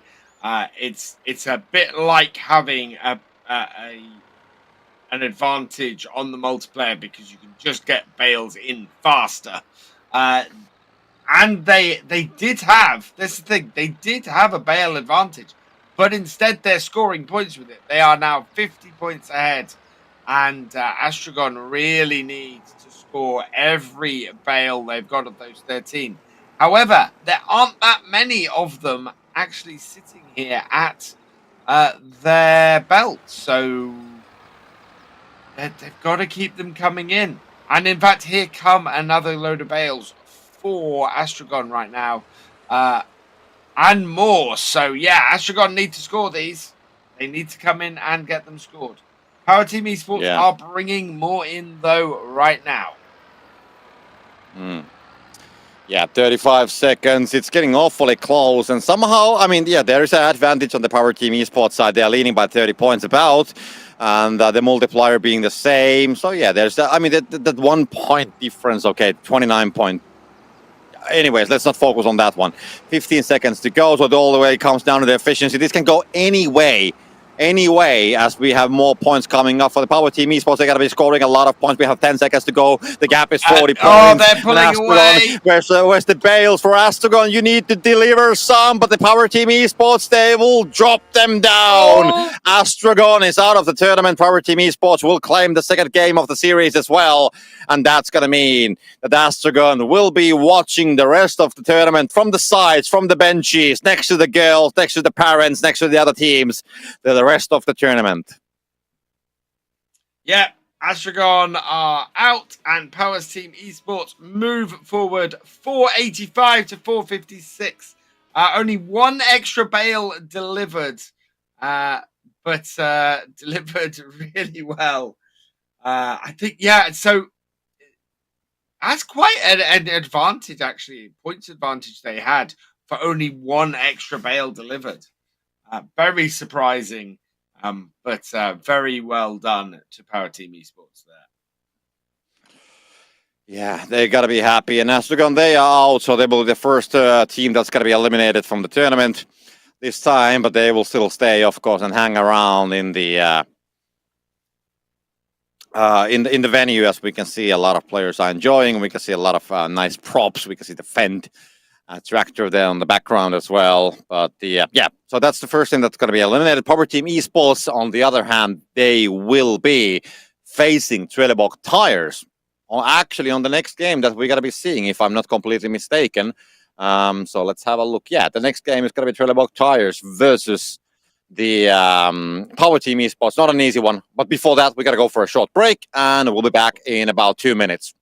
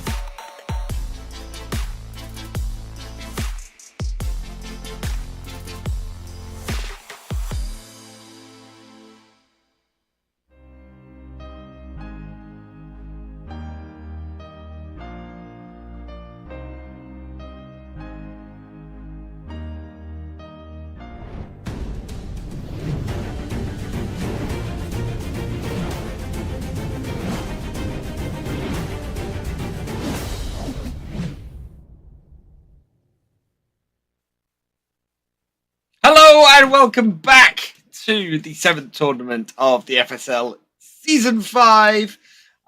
We have had some amazing matches today. Some really close stuff. Some fantastic new tactics. It's been a really a real big eye-opener in places, I think. Yeah, it's been definitely a lovely day so far. And we have our first team that's going to be dropping the tournament. Dropping out of the tournament, which is Astron, but it needs to happen eventually that somebody, not everybody can win. And that's why we're here, competing. And but yeah, Power Team Esports, who won the game and who dropped down Astron, they don't have the easiest task ahead because they're going to be playing versus Trellborg Tires, which we saw having a very, very tight battle with Helm earlier, which means that the Power Team Esports, they will definitely need to put their A game on if they somehow want to stay in the tournament, because also the loser of the next game will be also eliminated from the tournament. So yeah, it could be that the hopes and the wishes of Power Team Esports, they are very shortly lived. Yeah, it is going to be a tough match for Power Team Esports. This going up against a resurgent Trellborg. Trellborg very nearly knocking Helm down into this lower bracket earlier. It is amazing to see Trellborg coming back as strongly as they are. So yeah, I think Power Team Esports are going to have a big uphill battle for this one. Yeah, I mean, definitely it's going to be a very, very tight game. So let's see how this will play out, but let's hope that the Power Team Esports, they will find some means. But yeah, we know that Trellborg, I mean, as said, the winner of the last tournament, they're not the easiest opponent here around, and the series versus Helm, the multiple-time champion of the Farming Simulator League, I mean, they just barely beat them. So yeah, this will be a tough cookie for Power Team Esports, or should I say, tough pancake? Nicely folded with some meat inside. Anyway, we have secrets of Helm. What is that? That's Vultra FSL. That's the Vultra FSL Instagram page, I think. Either that or TikTok. I'm not sure which. Yeah. Anyways, and there we can have it. Oh yeah, here we go. Okay. Oh yeah, here we are. Here is the grand plan for Helm. Yeah, there is just that's quite. Yeah, there's just a couple things that I which is mixing my head. So he's having a Mac, and then he has a Google Sheets. So that there is just something that is fighting very badly against my brain. And these guys are in the picture as well. They're definitely having their fun time. Oh, let's take a picture of the screen while I'm on it. And let's smile a little bit. Yay! I'm now looking at the, yay! I'm gonna work that out. Yeah. Are they planned all the way to the final? Yeah. Okay. So Trellborg Tires versus Power Team Esports, and I think I need to promise to behave better. My humor has been today a little bit in the gray area, I would say. But it is what it is. Yeah, okay, John Deere, we're gonna start with that one. Let's see what's gonna happen with the telehandlers, because Trellborg has been banning them from time to time, but I don't know if they want to do that now, and they don't want to do it. So yeah, let's go. Are Trellborg going to ban the Combine? No, they're not. They're going to ban the Stackers. So I was wondering if Trellborg were adopting some of the just tractor tactics we'd seen earlier, and whether we'd see a banned Harvester at this point. But no, we got a very standard game here. Yeah, it looks pretty default.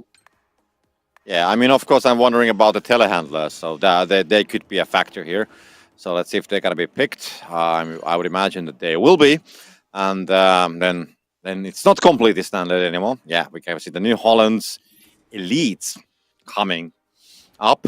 And from the perk side, by the way, Big Hole versus the Unstoppable. That's the case. So we continue with the same efforts of playing different perk versus the other one. So yeah, let's see interesting, I would say. But yeah, the power team esports, they need to come up with something different. We are seeing the telehandlers used a lot this weekend. We had them banned so much through most of this season. They just suddenly seems to be a case of the teams wanting to use them and allowing other teams to use them, which is very interesting. Mm. It's very abnormal for teams really to give this kind of opening. Mm. Okay, there we go. Let's see. We do have the ideal. That's going to be taken by Al Papito. So that is something that has been claimed. We can see a bit of a challenge, actually. That's going to be won by Power Team Esports. They're going to deny that. Bailey from Trellborg, which is the closest one. And this is actually a very good start for the Power Team Esports when you look at the location where they're going to be making the first bail. So they will be very close to the barn.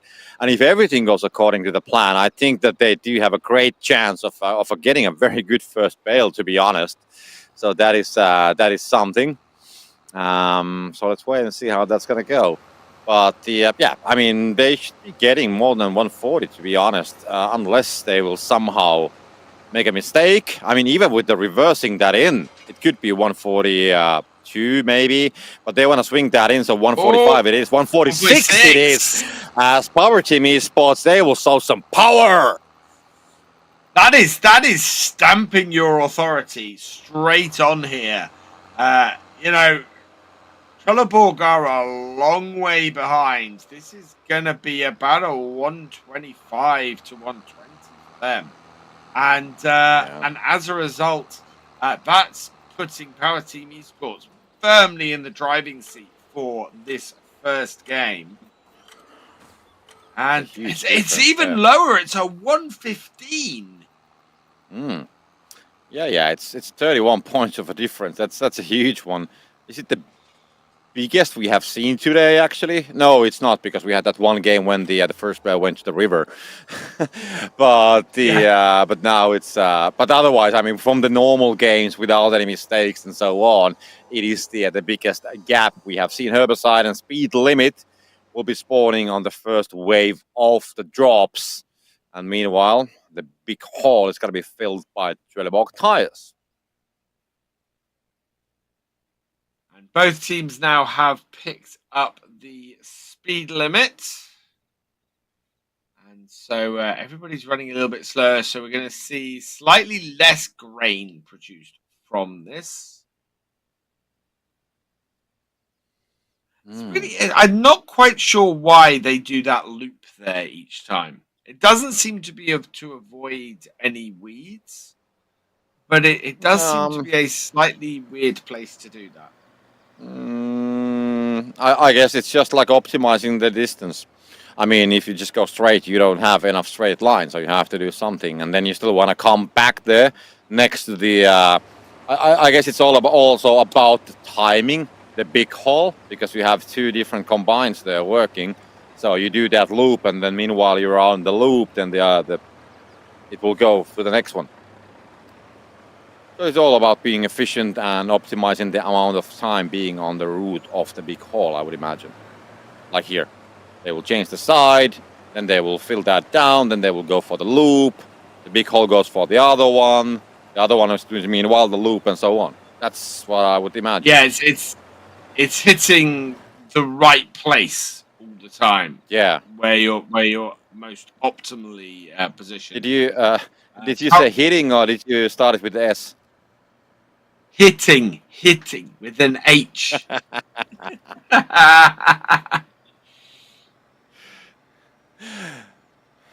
Okay. Yeah. So hitting the right place with the big hole. Yeah. And and now the big hole's gonna be hitting the silo, and it's got about 35 seconds. Then we'll see what will be coming soon on the drops. But yeah, let's see if they want to do the delivery. Yes, they do. So let's pull that down.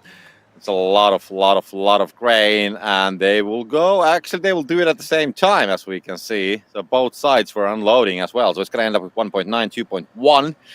Not that big of a difference there. when it comes down to the multiplier at this point of time. And when you look at the grain counts, we have a couple thousand liters of difference there. But then it also pretty much matches the multiplier difference as well. So nothing to be concerned of. Bridges lowers and bridges raised. Ooh, two that conflict with each other. But it's quite a way out. I have just had a thought of something that is possible in the FSL. Yeah, you could ban all but 2 combines. And which is, well, I wonder what would happen because you have to have 4 combines on the podium. And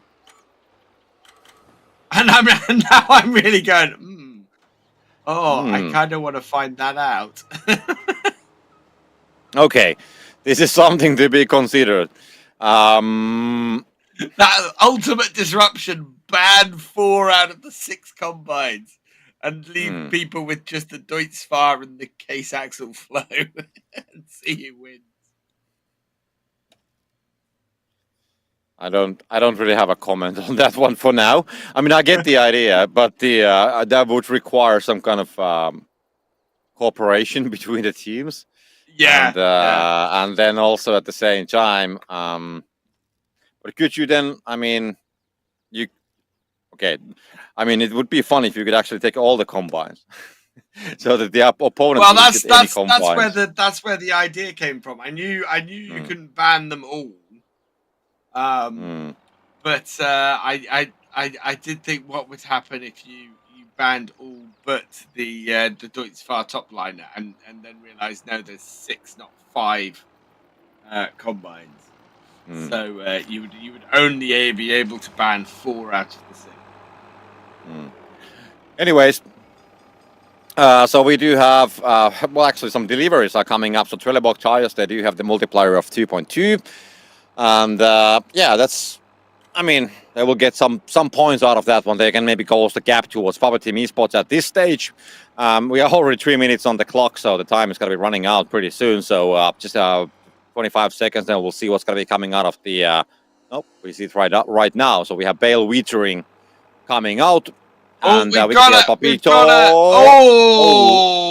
It didn't work out as intended, I would imagine. So pretty much. And we had Bale Withering happen at the same time. That's like a stomp in front of the belt. One went in actually from the belt, and then we'll see. But this is a large number of points coming in right now for Trellborg. Yeah. Look at the speed of that belt. Yeah, but the scoreline is pretty much tied for the time being, as we can see. So 180, 182. And I mean, we haven't seen much happening here, to be honest. They have been pressing the bales. Yeah, we have, the multiplier game, of course, came for Trellborg tires for now.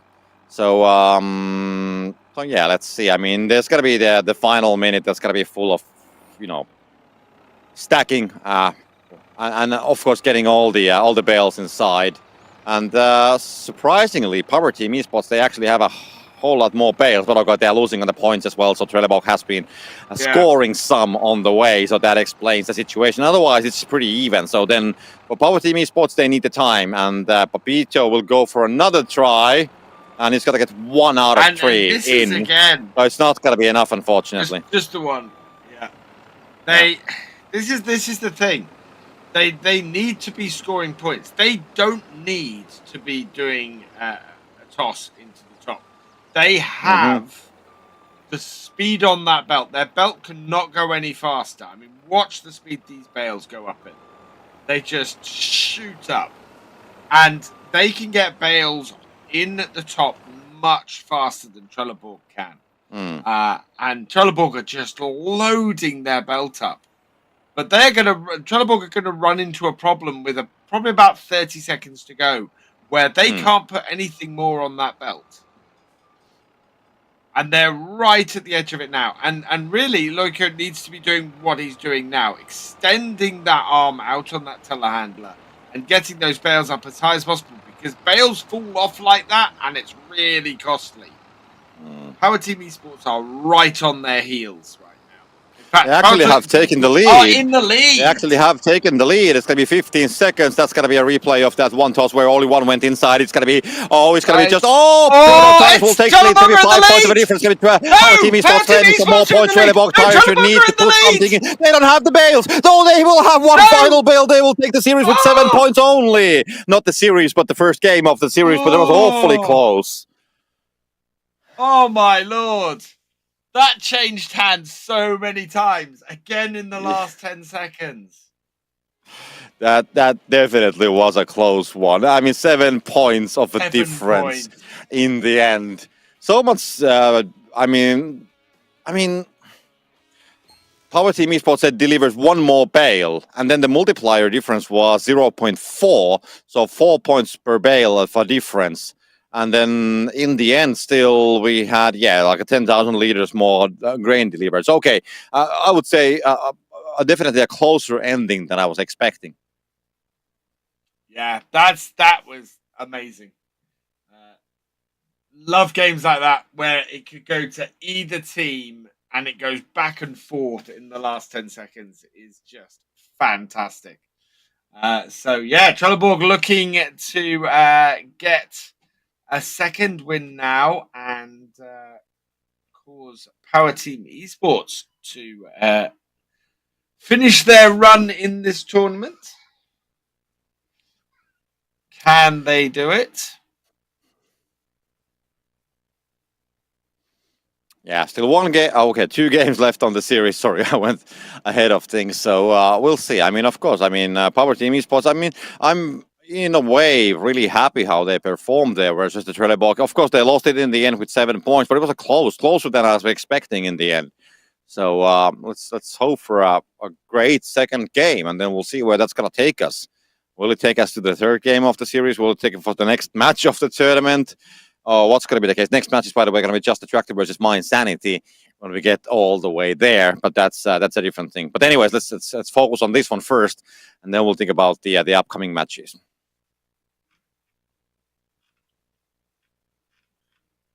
But yeah, we are waiting for the second game to start. Yeah, Power Team Esports need to come back fighting here. They are in a position where they're 1 game down, and losing 1 more will send them out.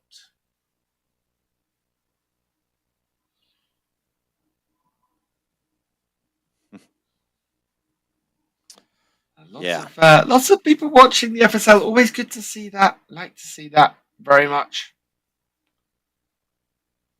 Yeah, and people driving the FSL, as we can see on the tablets as well. So there's a lot of FSL, our farming simulator activities happening. So if you happen to be near Leipzig, the event is running tomorrow as well. Make sure to go. Cactus.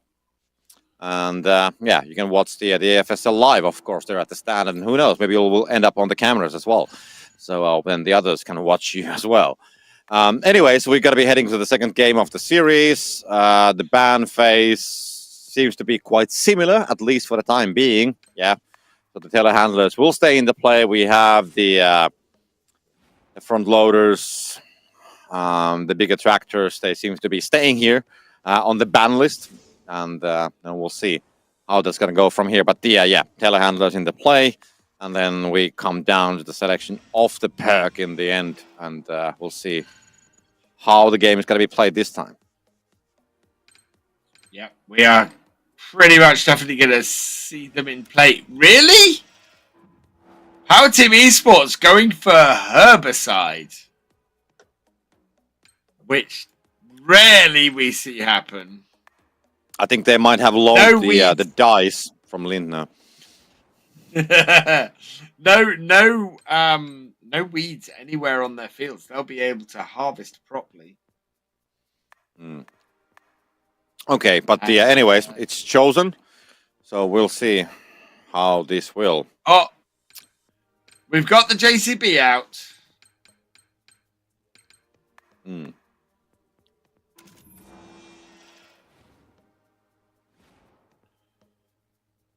So there we go. Into the match. And we'll see where everything's positioned. We are looking for the second class combine. It's right up the top there on the top right. The John Deere is over on the right as well. I think we're going to see both teams fight over that New Holland. And Obelisk is heading out that way. So is El Pepito. And they got to go for the different ones. He's going for that New Holland. Oh, Obelisk has lost the Baylor, though. Yeah, Hayden's going to take that down. Taken the Baylor. And in fact, Trellborg also take the New Holland Harvester, too. Okay, we can see Obelisk going for the Baylor here. So yeah, definitely a slow start for Power Team Esports. Trellborg Tires, they will win a couple of the challenges, meaning that they will have a better position for the first bale. And that's going to mean that the Power Team Esports, they will have to start building the bale from pretty far away. We don't see the X-ray on this one, but I'm imagining that Trellborg Tires should be already pretty close. And there it is. It's going to be, oh my God, it's going to be 150 almost, but no, it's not going to be. It's going to miss that down. Oh. It was so close. It could have been even 151, but they will just have to settle down with about 138 maybe. Let's see how that's going to go. Still a decent one, 137, but yeah, it could have been something very magical. They still have a massive lead over Power Team Esports, though. Obelisk coming in, getting first bale at a 124. So a good 13 points, and that bridge is going up. Is he going to be off it in time? Yes, he is. Okay, bale drop and the bridge is lowered. Will be on the first wave of the drops, pretty far away as well. So maybe bridge is lowered if they will decide to come here. But as we can see, other players are quite far away. So we'll see if there's going to be anything picked in the end, unless they do have some kind of an idea what they want to do with those perks. Meanwhile, they will start collecting the grain. So no big holes in the play as we saw the perks. We had herbicide, if you remember, on the side of the Power Team Esports, and as you can see from the picture, you don't see anything extra on the field. So the herbicide has been doing its job, and now it's all about just executing the strategy. When we do have the chance, we're going to have a look on the grain situation, and then we can start do the lovely speculating always, as we like to do. So let's follow that up. Hayden, Loiko, moving here. And the grain situation, so it's pretty even as we can see right now. So about 2,000 liters of a difference. Power Team Esports slightly behind, but not that much to be honest. So it should be completely fine. And we can see Hayden starting to move. It's going to be starting to move towards the silo. And yeah, let's see. But yeah, about 7 minutes still remaining on the clock, so we're gonna be asked about what is like 1.5 minutes till the second batch of drops. We can see the initial delivery from Trellborg Tires, and they're gonna take the multiplier all the way till 2 point something. But we can see Power Team Esports at the same time also starting to deliver some grain, so this will be ending up somewhere. I don't know where it's gonna end up, to be honest. It's gonna be a quite long initial delivery, to be honest. Yeah, they seem to be evening things up. Yeah, in fact, they have evened things up. So Power Team Esports not letting that multiplier get too far out of their control. And both teams actually going with a very similar tactic here of emptying out the overloader and then I think taking it back so that they can keep these combines out there running just for that little bit longer. And as we can see, more grain going to be collected by Trellborg still, and of course the same applies for the Power Team Esports as well. But now as the multiplier is 2.0, and when you look at the grain counts, it seems that there's a slight advantage on the Trellborg side. So now we can actually call that as an advantage. Couple seconds, we'll see the next drops coming in, and what do we have here? What do we actually have available? That's the question. And I can see something. I can see them, but I can't see the text on them. So we're gonna figure that out in a matter of seconds. And yeah, bridge is raised and direct delivery. So nothing disruptive when it comes down to the grain game. Silo is not going to be closed. There's no grain multiplier, so they can just start pouring it, hopefully on the trailer or the silo, but not between the tractor or the trailer and the silo. That's not how you should do it. Bridges raised, picked by Power Team Esports, just to give that little bit of disruption to Trellborg. Trellborg seem a little bit unfazed by it, and in fact have picked up the Bridges raised themselves. Looks like Power Team Esports, though, have dropped a little bit of grain on the ground outside the silo here. That could be an important pile. We've seen we've seen 500 liters cost a team the multiplier before, so they really want to be avoiding doing that. As Loiko is coming out and is beginning to pick up bales, ready to get them scored as soon as their multiplier gets back under control. 4 minutes. The unloading is happening for both of the teams at the same time. And I think Power Team Esports, they started that a little bit earlier. So now we'll see how much Trellborg can actually catch up. But yeah, they should have the means to take it on the above 2.0. That's what I'm expecting, that they should have a slight advantage, 2.1 maybe in the end. They still have 18,000 to deliver and nothing for Power Team Esports. So for sure, as soon as they have delivered the rest of the grain, they should have a slightly upper hand when it comes down to the multiplier. Also, when it comes down to the bale count, so Power Team Esports, they have been busy. They have been pressing them, same as Trellborg, of course. And the gap is 2 bales. And the Power Team Esports actually having more of them. Papito dropping one of them. And the second one as well, but he will nicely regroup them and get them on the other side of the safer route. And now we can see the final multipliers. 2.2 for Trellborg tires. Loiko will do the toss, going to be collecting 66 points with a one single try. Trellborg toss is happening. El Papito at the same time missing his toss. Maybe he got like one inside. I'm not completely sure how many he actually had on the fork. But at least one fell down, and the multiplier switch is going to be picked up Power Team Esports, as that was the super drop. So they've got that for a good 10 seconds. In fact, I have a feeling that might have been picked up by Trellborg, because that's a really short switch. And in fact, it's going to switch back before either of those bales are scored. So yeah, that definitely looks like that was grabbed by Trellborg to deny it to Power Team Esports. Loiku coming in here with another toss, and all 3 bales in, taking them back into the lead. Really great work from him. Yeah, I mean, Loiko has been, he hasn't missed a single toss, if I'm not completely mistaken.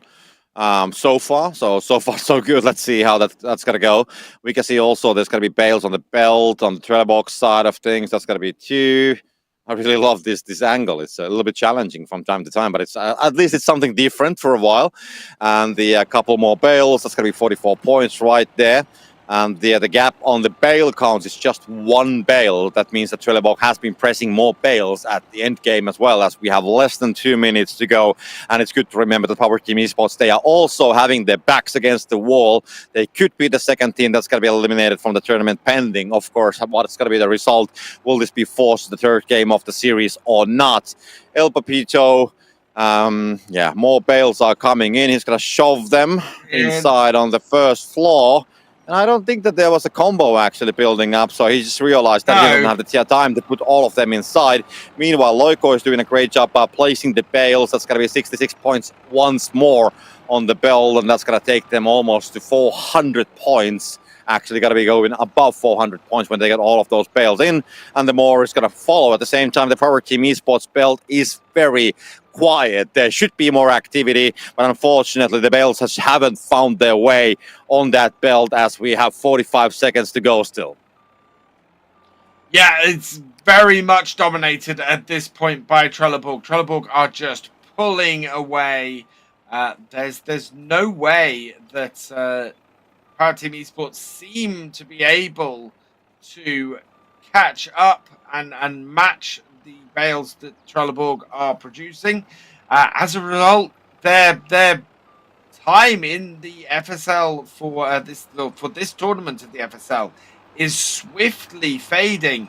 Over 100 points now difference between the two as we enter the last 10 seconds. There's no way that Power Team Esports can come back on this, and so Trelleborg take the match 2-0.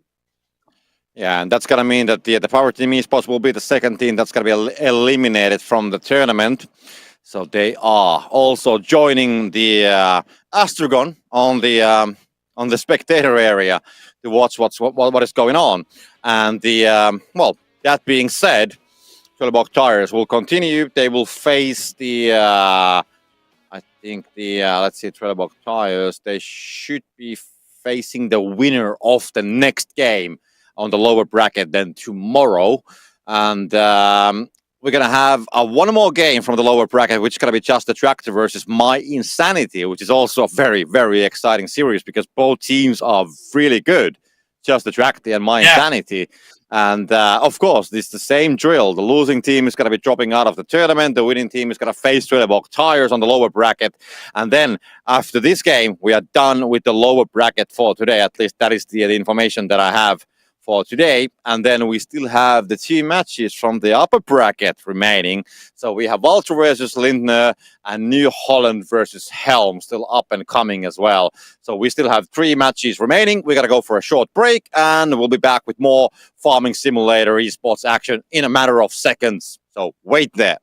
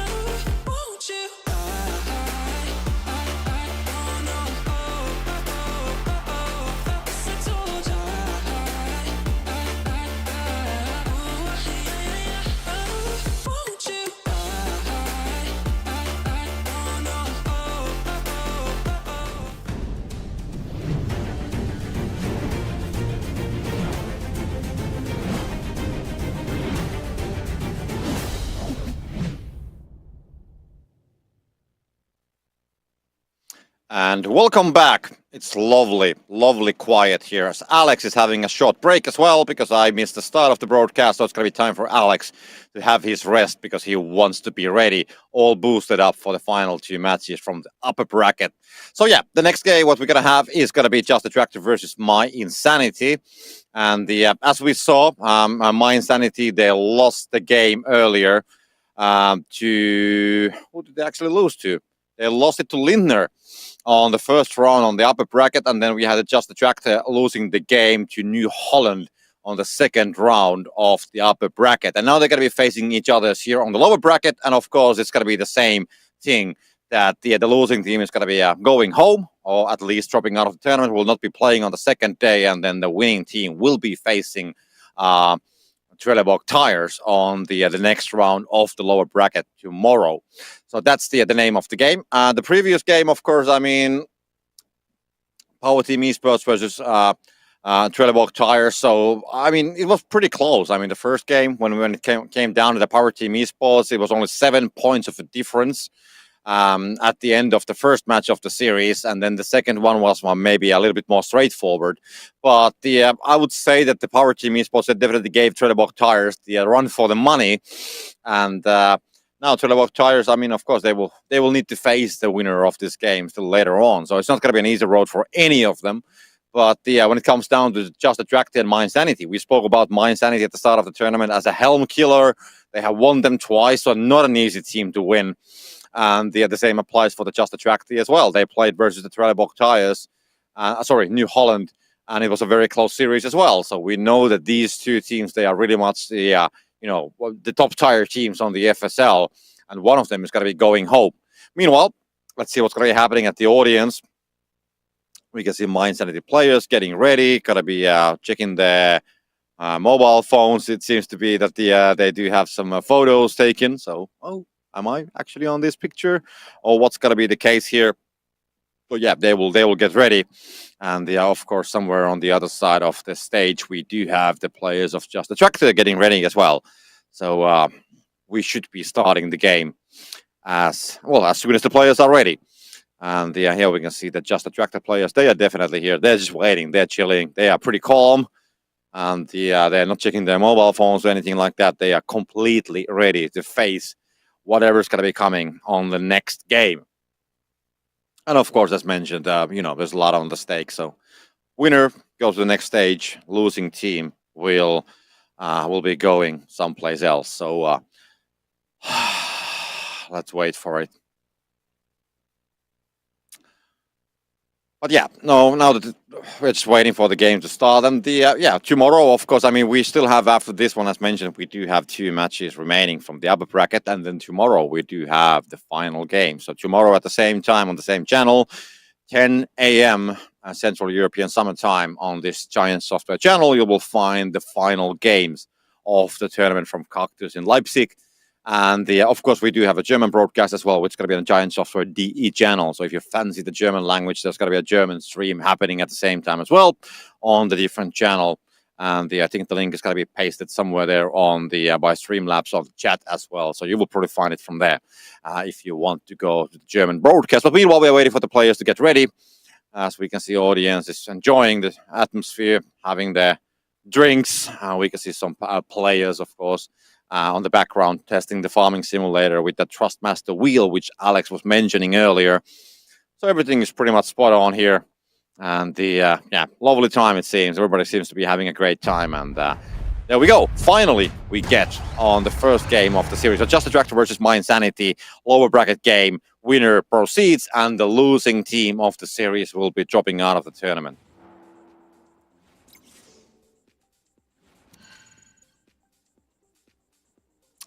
So let's see what do we have on the ban phase.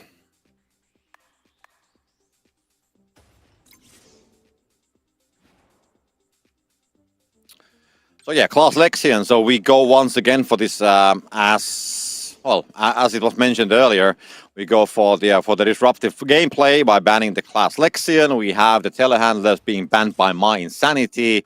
Let's see what's going to be the second ban of the Just Attracted something.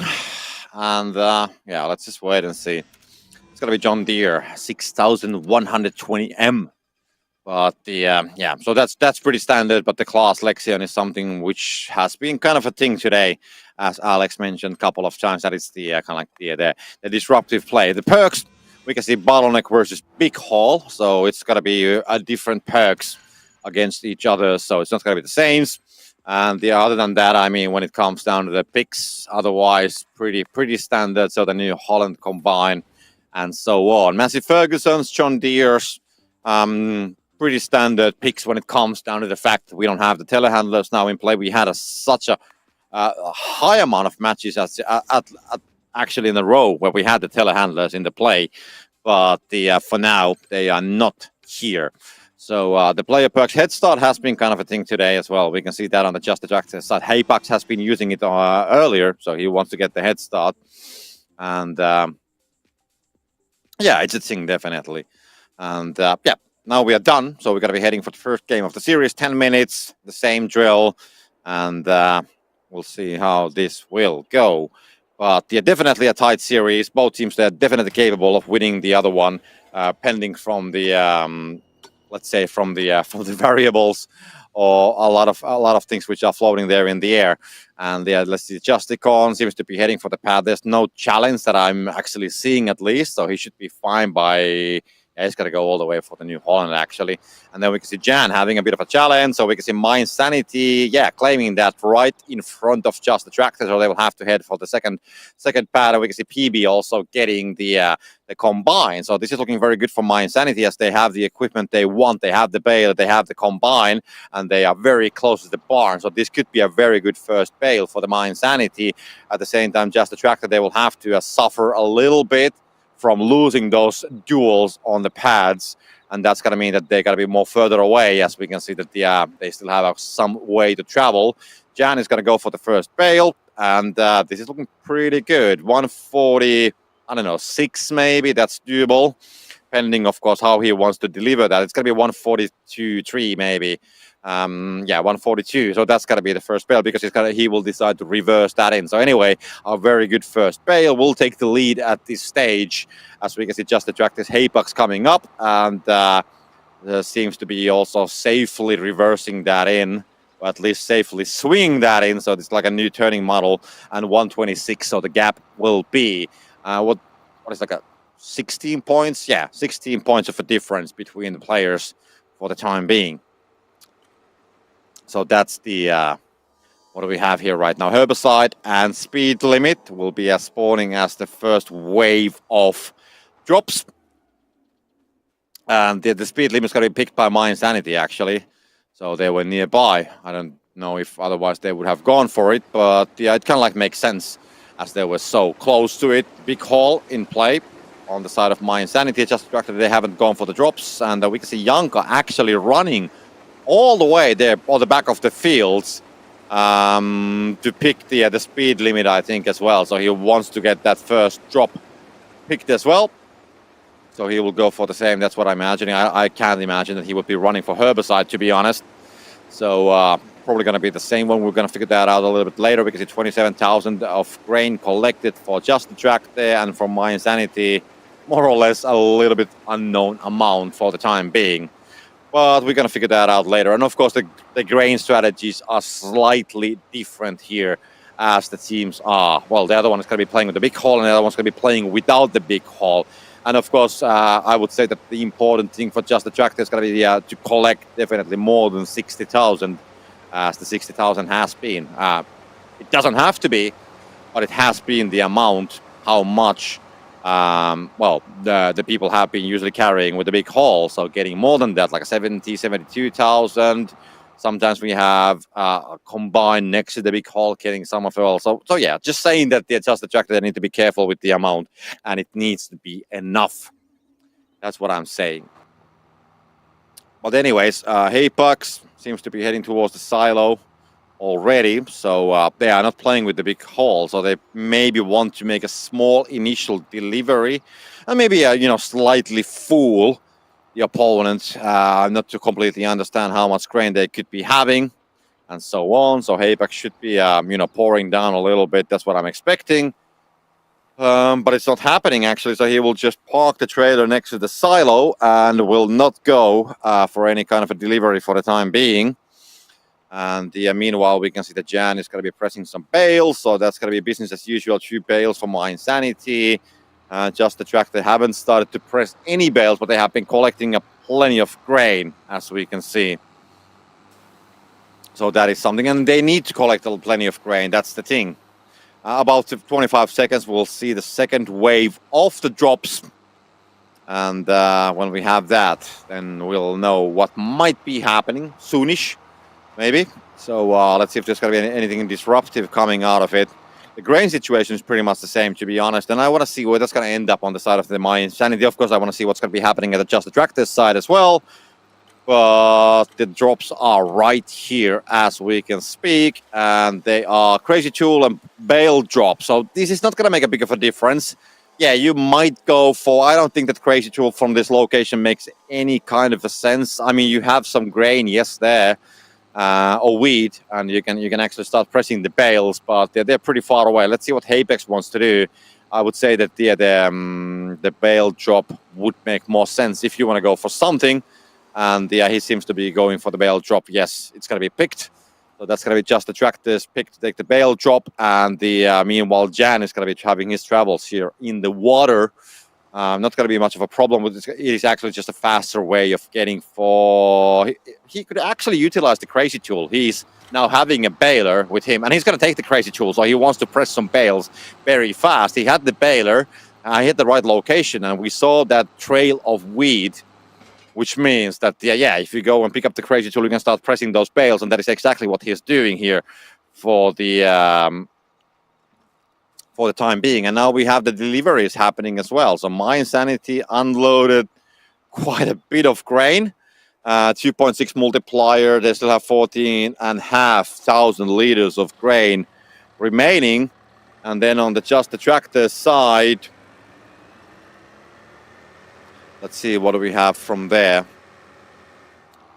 Yeah, unloading happens there as well. It's not so fast as, well, they don't have the big haul.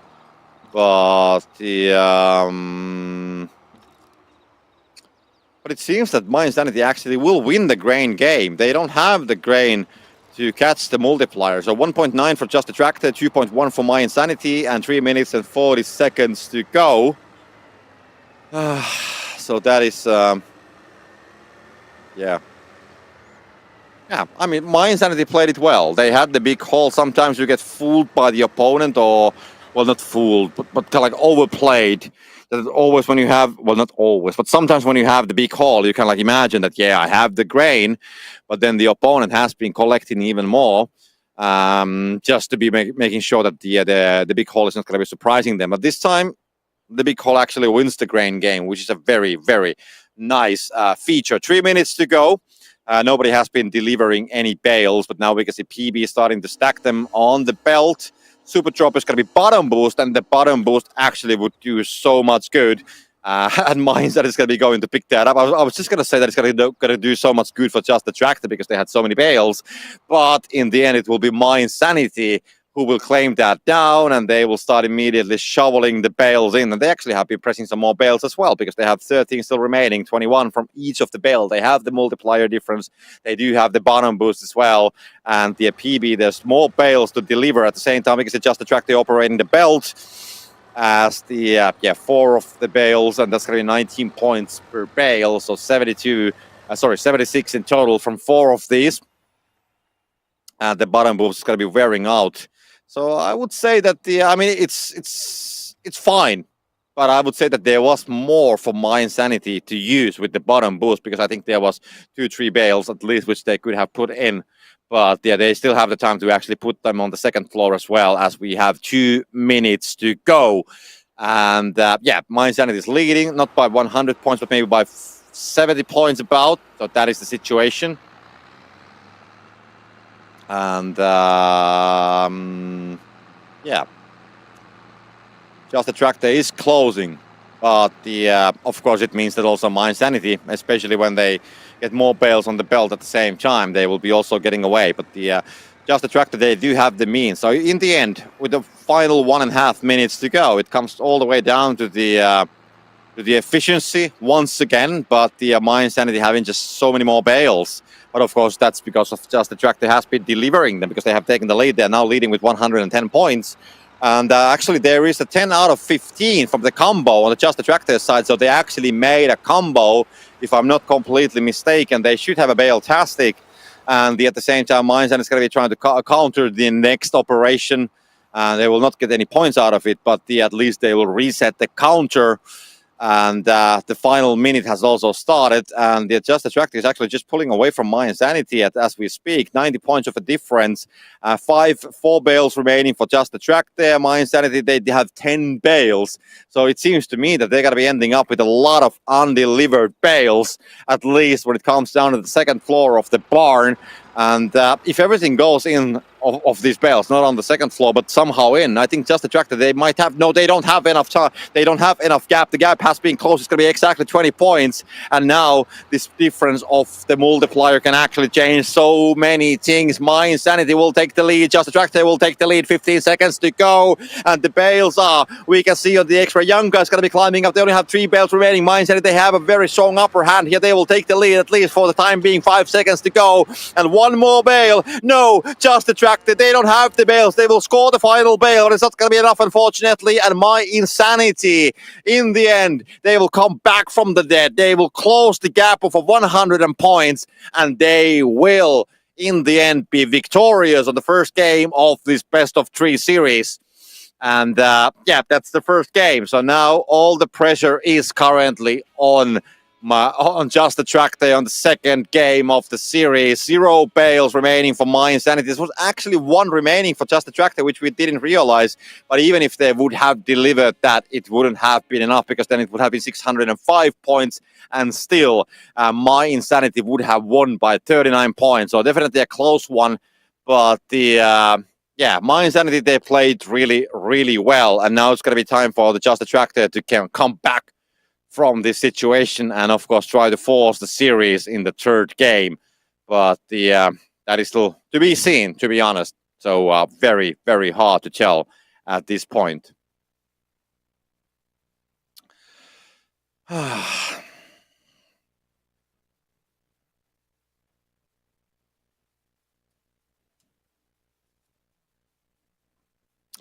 Okay, so let's see. Justa Tractor.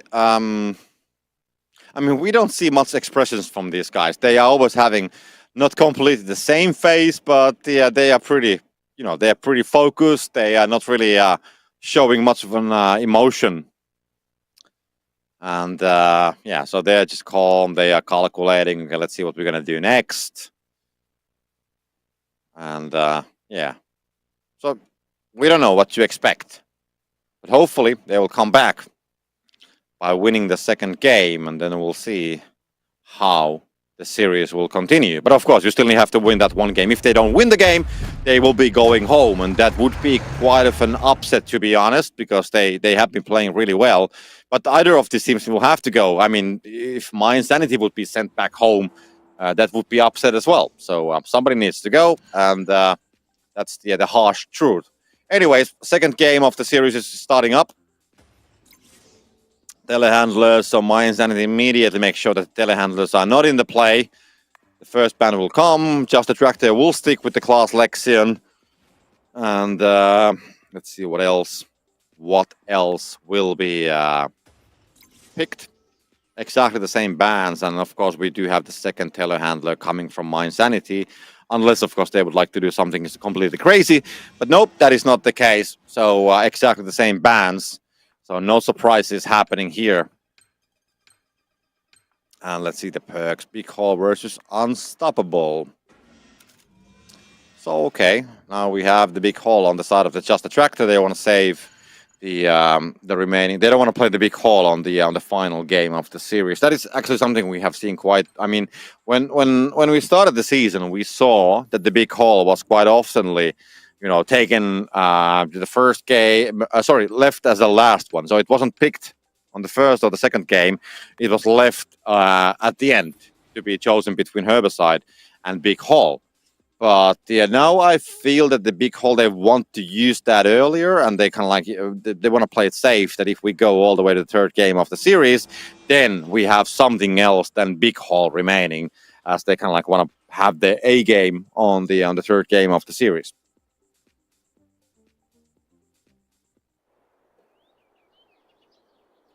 So let's wait and see.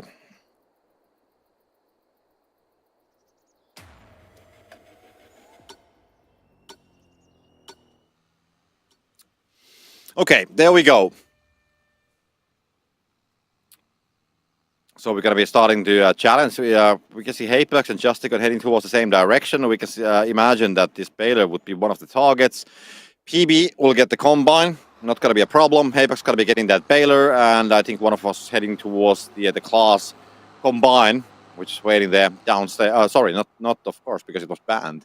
But anyways, heading down there, and the but yeah. So let's see the first bale. We had a bit of a better stock for the Mind Sanity when it came down to the first bale on the previous game, and this actually seems to be the case on the second match as well. So it's not going to be that good first bale as what they had on the first game, but it's still going to be a decent one. So let's wait and see. Ideal, and Apex will have the bale, so he's going to be going from that bridge.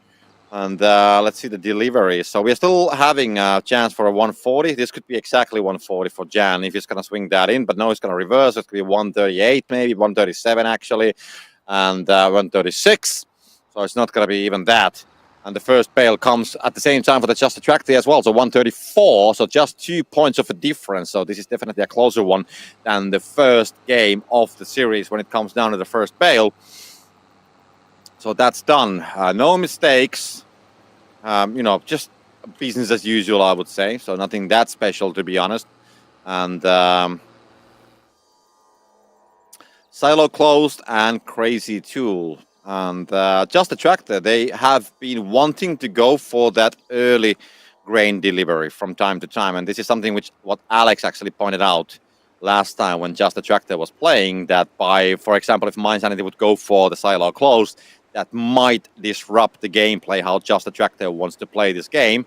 And especially when they have the big haul, I don't know if that actually makes a difference. So let's wait and see. I'm not going to call anything, but in the history, having the silo closed at this point versus Just Attractor has been a disruptive gameplay strategy. Okay, so then it comes down to the business as usual, grinding on the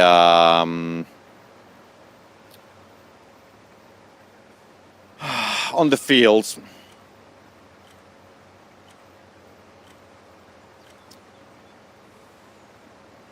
On the grain. Yeah, it's being collected, so let's see how this can evolve.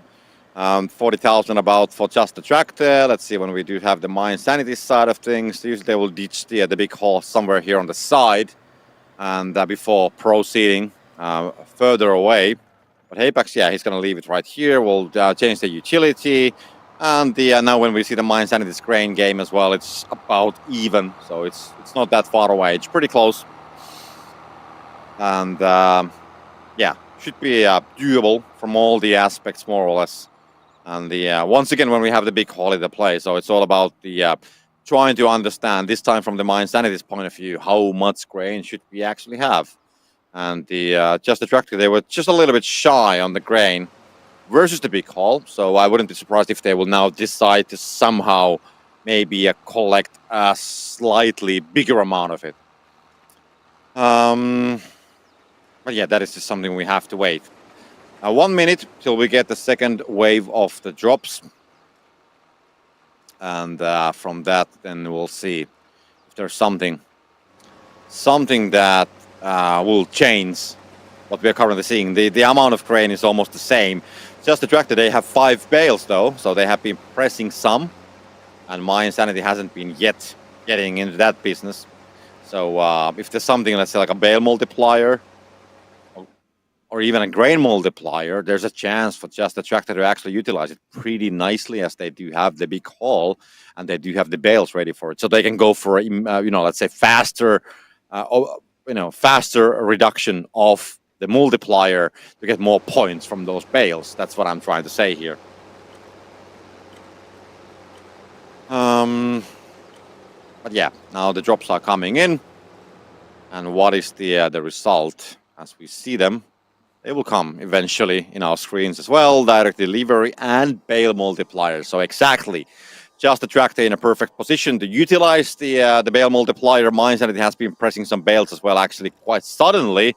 And now they will start unloading at the same time. So Mind Sanity will go for the unloading operation. Probably want to go for the bale multiplier. And if you play this completely right, I mean, if the stars and the planets align in that sky perfectly for you, just for you, then you could actually get a huge amount of points. When you get the actual normal multiplier high and then you get the bale multiplier high, you can score like a 40-something points per bale if you play it right. But of course, opponent like Just Attractor is not going to make it that easy. So it might not be a thing how it will go. Anyways, so yeah, we are here. We can see Jan, both of them will pick up the bale multiplier now because they Just Attractor going for the unloading. So this is one of those crucial moments. Both teams have the bale multiplier about the same time. So about 80 seconds from here. Just Attractor 1.5, mine's only 1.6.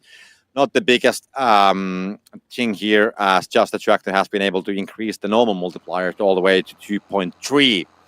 And that combined with the bale multiplier could do some serious points, but you have to score them first and actually get them on the belt. And the 12,000 liters of grain still remaining for Just Attractor and My Insanity. I would imagine that they still have some grain somewhere, as we will see that a little bit later. And yeah, they do have about 15,000, but it's not going to be enough to actually put the multipliers even. So I do have a feeling that, well, let's see, it's close. But I think that Just Attractor might... No, I think it's going to go back to 2.0, to be honest. So it's going to be even. So now is the time. Now is the hammer time. And PB, for sure, yeah, they will put them in. They will start unloading at the same time. They will increase the multiplier, yes, 2.0. And they will not get 2.1. Or will they? They will, just barely. So they will actually turn the multiplier as their advantage. And with 2.1 with the bale multiplier as well, they are getting a good amount of points. Good chunk of 34 points per bale. And Just Attractor, they are kind of late. They are not getting that many points with the multiplier. They got some, but as we can see, My Insanity suddenly, they went all the way to 320 points actually right now. So Just Attractor, they kind of like missed the opportunity. They will take the multipliers, which for a while, so they can try to do something with it. But it's not going to be that big of a deal, to be honest, getting just 2 points more per bale. But kind of like what happened with the bale multiplier, Just Attractor, they kind of like missed the opportunity to utilize it. 2.5 minutes to go. Super drop has spawned. And now the question is how many bales they still have on the My Insanity side. 8. So they're completely tied with the bales, and the difference in the points is 50. So it will be very hard for Just Attractor to actually come back from this, as they don't have the multiplier advantage. They don't have more bales. And so it's going to be getting close. So this might actually require some kind of a mistake from My Insanity's side for Just Attractor to come back on this play. So that would mean that the My Insanity is looking very, very strong here for the time being. And there's a very close to of being a combo, but PB is going to be denying that. Yes, he's going to deny the combo. He's going to counter it, and he's going to claim those extra points, if I'm not completely mistaken. So at least he will deny the combo, and they're pretty much even with the points. 1 minute and 40 seconds to go, and Just Attractor is still in the lead, but the bale counts on the My Insanity side, and the multiplier is hinting us that they do have a better hand on this tournament. Janka taking those 2 bales. My Insanity now back on the lead with about 25 points actually. Janka will just slowly but steadily put those bales on the belt, and they're going to be pressing some more. So there's going to be 1 more or 2 more batches of delivery of the bales coming on the Just Attractor side of things, that they can still try to put them on the belt. But of course, My Insanity at the same time is doing the same job. They are leading by 90 points. So they are doing everything in their power to make sure that Just Attractor is not going to be catching them up. Janka, there's a nice line of bales actually in front of him. So let's wait and see what he can actually do with them. But now the lead is more than 100 points, and the 7 bales. So yeah, I mean, if My Insanity manages to score 2 more bales, then I would say that they are out of reach for Just Attractor. And on the X-ray, we can see that there's 1 already, 2 on the belt. So yeah, I think it's a done deal. As these bales will go in, they will go more than 600 points after the bales have been entered to the barn. And then I don't think that Just Attractor, they have the bales anymore to catch that lead at all. So I think that My Insanity will take the series 2-0. It's going to be 10 seconds to go. A lot of, Bales are still on the move. My Insanity is loading even more. And the gap is going to be 150 points, 170 points. Actually, only 2 more Bales remaining for Just the Track. And My Insanity will claim the victory on the second game of the series as well. And they will drop down Just the Track. They're packing home out of the tournament. And My Insanity will be facing Trellborg Tires tomorrow on the next stage of the lower bracket. So that is what is actually happening here. And but well fought. Just the Track that they just didn't find, unfortunately, the guns, how to come back from that situation. It's a pretty harsh result, 170 points on behalf of My Insanity. That's the gap. So My Insanity must be happy, but I can see also Just the Track the players being happy as well. And at the same time, we can see that the other players are getting ready. So we have Vultra versus Lindner coming up as the next game. So we're going to be returning back on the upper bracket. And it's good to remember that whatever happens on the following 2 matches, the loser team is going to be dropping on the lower bracket. So nobody will be eliminated. We had our 3 eliminations for today. And now we'll have 2 matches, the final 2 matches from the upper bracket, which are the semi-finals, which will decide who will play on the final of the actual upper bracket final. But yeah, so we have lost Astron, we have lost Power Team Esports, and now we have also lost Just the Track there. So those are the 3 teams we have eliminated today, and we're going to be heading for a short break. Hopefully we'll get Alex to join us as well, because he has been having his, well, not a breakfast, but definitely something to eat. So wait there, and we'll be right back.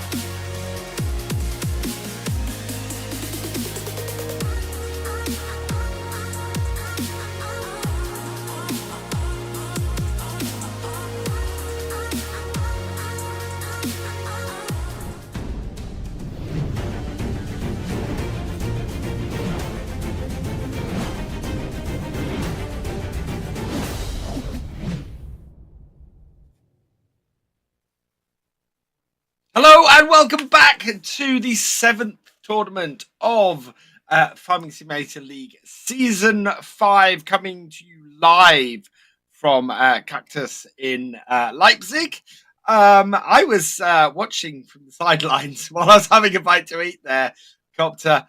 Those were 2 really exciting games.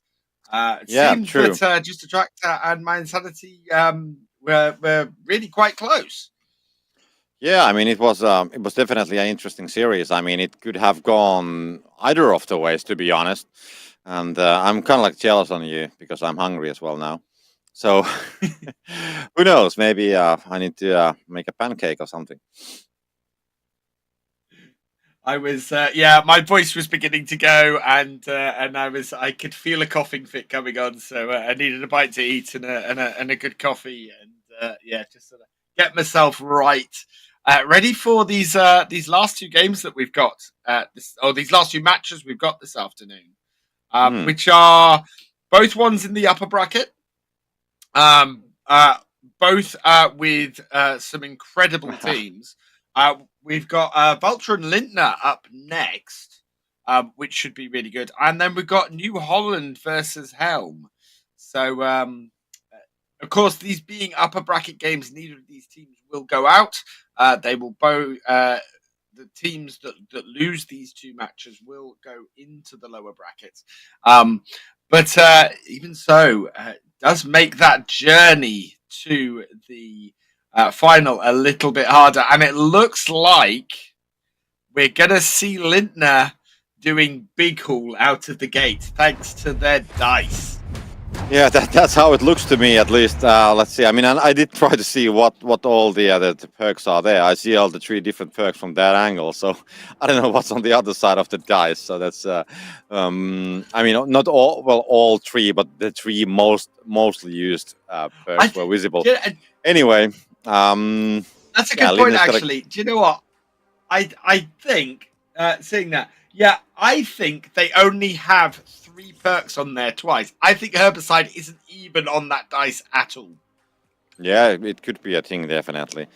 And that's what I was suspecting myself as well. But maybe we'll figure that out. Let's see if we get some more close-up photos of the dice, and then we can try to make some kind of a 3D model out of it and try to imagine like what's going to be on what face of the dice.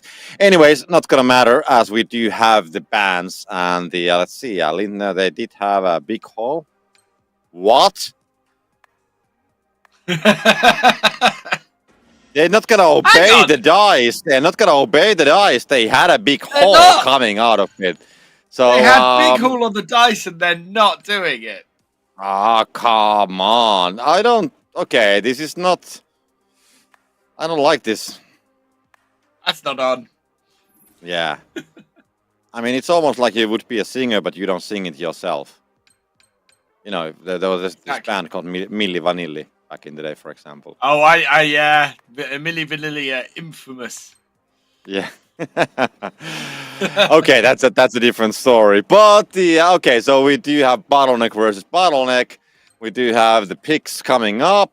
Nothing that special. No heads up this time. It seems to be a thing for some of the players, but not for any of the players from this team. Oh, well, let's see. But anyway, so we're going to be loading to the game. And Vultra versus Lindner. The winning team is going to claim their spot on the final of the upper bracket. And the losing team will be dropping on the lower bracket. And that is the name of the game. Hilariously, one of the teams banned the Zetor Crystal in that. I didn't even realize the Zetor Crystal was a tractor in the FSL. That's how often it has, or that's how rarely it's come up in this, which is just amazing. Okay, so let's see, what do we have? We can see that Lindner, they do have a 1 player that is like very close. Yeah, there we can see that this is the place where the first baler is going to be starting to build up. Apollo still needs the baler, but he's going to get that on the way from the pad because that is still free. And he will claim the Fent baler will be going there to press the first bale in the backside of Zerserus, which is not that far away from the barn. But I think that Vultra, they do have a higher... a better hand on this battle, as we can see that they are already going to the bridges. And let's see how they will... this should be something like I don't know, is he going to swing that in? No.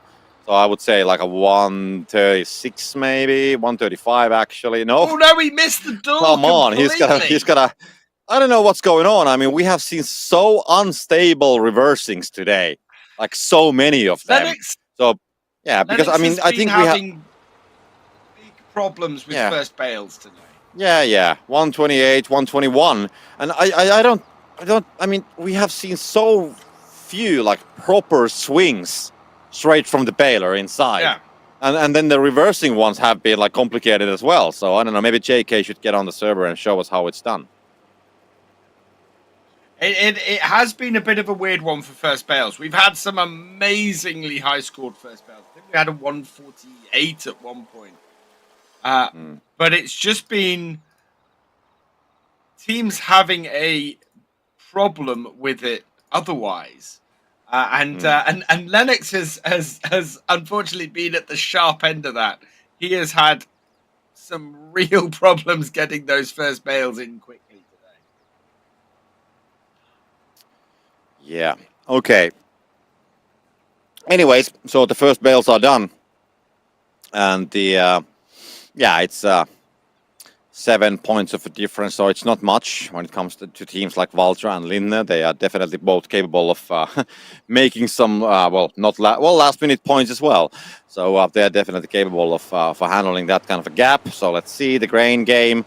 Vultra 43,000, about like 4,500 of a difference. So it's not that big of a deal for the time being. And the let's see what else we do have here coming up. But yeah, that is that class combine coming into play again. Yeah, now when we don't have just a track there, so they are not banning it all the time, and Helm is not playing either, so we'll see. But it was banned as you saw in the previous series of matches as well. And slowly but steadily we are starting to get our gathering. A bit of a problem for Sinfrey, gonna be getting stuck on that roof from the nose of it. But he's gonna be easily getting away. So no harm is done. Nothing is broken. I guess in real life you would broke the nose and then you couldn't pour the grain away at all. Probably, I would imagine that is the case. But even a slight dent in that auger, and it ain't turning, and you're not emptying that grain out of it. Yeah. So I mean, but it's nice that they have made them here from titanium or something like that. So it's not really taking much of a dent at all. But who knows? I mean, yeah. Anyway, Fielded, yes, the Zetor does seem to have replaced the Fiat, and I don't know why I didn't notice that.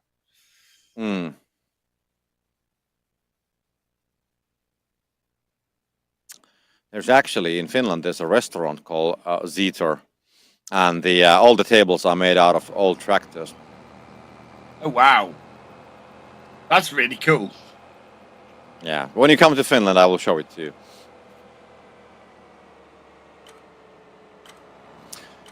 Um, 72,000. So both teams are collecting huge amounts of grain. 68,000, 72,000, direct delivery, speed limit. No grain multiplier. Every time, okay, not every time, but let's say that sometimes when the teams have really been investing on the grain, and then we have the grain multiplier coming up, and but this time it's not going to be the case. The direct delivery and speed limits, or speed limit is maybe something that teams might be consider going for, but they are pretty far away. Once again, the drops. So let's see if they actually decide to go for them or not. And that's a different story. Meanwhile, they will start the unloading process. As we can see already, the multipliers are shifting. So we have Vultra unloading quite a big chunks of it. Lindner still having, and remember, Lindner did collect more grain than Vultra. So they do have a bit of a surprise element still up on their sleeves as they are unloading it. At the same time, Vultra wants to unload as well. They want to be getting rid of the whole process. And Lindner will just keep on pouring it down as long as they can. 4.5 minutes on the clock. 6 bales for Lindner, by the way. And on the Vultra side, I would imagine that some of the bales have been pressed, at least, 9. So they have more bales. So both teams, they are not yet done with the grain delivery. And this is going to be pretty time consuming, to be honest. Yeah, it's really taking a while for them to get this emptied. I think this is why some teams, you see them empty some of their grain earlier on, so that when they come to this stage, they're not sitting there mucking around with 2 combines and trying to get all of that. So it's very much trying to save time later on. Mantra 36. Why can't they stay in one place when they're unloading? Because actually, they unload faster if they're moving. So there is method to the madness there. Teams move around while they're emptying so that they can so that they can empty their equipment faster and get back onto the field faster. It is actually a function of the game. Does that work in the real life as well? Is it so? I would imagine that the kind of like the movement has some kind of an effect on how well the grain moves. I don't know. Super drop is Lord Baylor for 3 bales. This is on Lindner's side. And yep, Simpri is going to score 3 bales immediately into the top. 50 bales for Vultra, by the way. So they have been pressing a huge amounts of bales. And as we can see, they do have a nice setup here. They do have these ready-made stacks to just take them and put them on the belt. And the multiplier game, by the way, 2.2 for Vultra. And was it actually Vultra who then had more grain? Because otherwise, this doesn't make sense because we didn't have a grain multiplier. Otherwise, Lindner would have been emptying everything. So maybe I remember that wrong. Yeah, both teams are at 0. No, so it must have been Vultra who actually had a better multiplier. Or is Yeah. it the multiplier change? They had the class combine, which we've seen time and again today. Just creates more, just allows you to get more grain. And yeah, that wasn't on straight enough. So unfortunately, that bale has fallen. But nobody is there at the moment for Lindner. In fact, Sinfree is coming in, but does not have a front loader. If you are interested in playing this version of Farm Sim, playing the FSL tournament map, it is built into Farming Simulator now. You can go and play it on console or on PC, and it is available to set up servers on as well. So you can set up a dedicated server and play the FSL with 5 of your friends if you want. Yeah.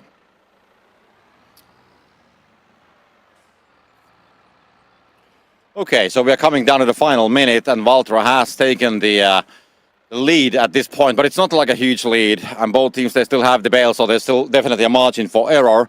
Zerzerus at 1 bale on top. It's probably going to be falling down because it's certain he has these ready-made stacks. So we can see some bales are actually under the belt as well. So something has been going on. They're going to shove them in. With Luka will come with the front weight and just press it inside of the barn from the second floor.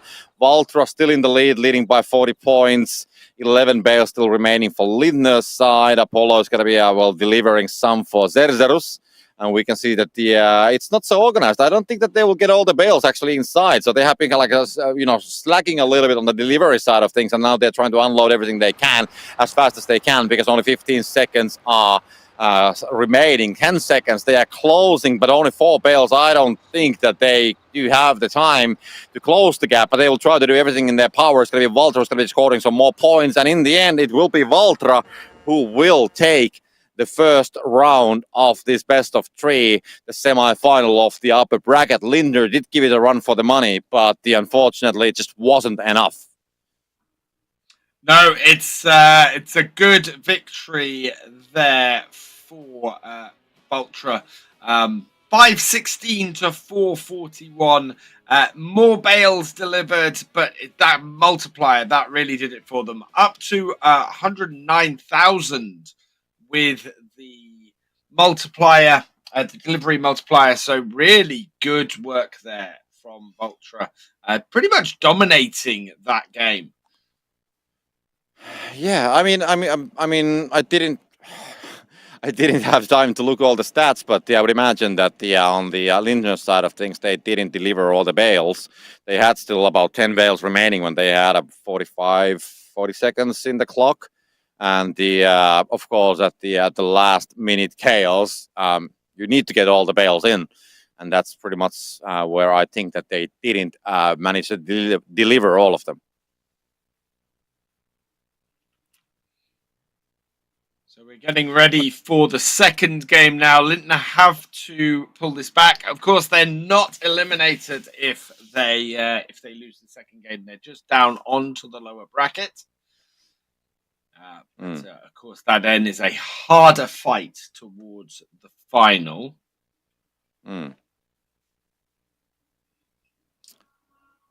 Yeah, let's see. Well, Vultra very much in the driving seat here. Yeah, I mean, they played really well. I mean, if you remember, when they played earlier today, they made a bit of a mistakes.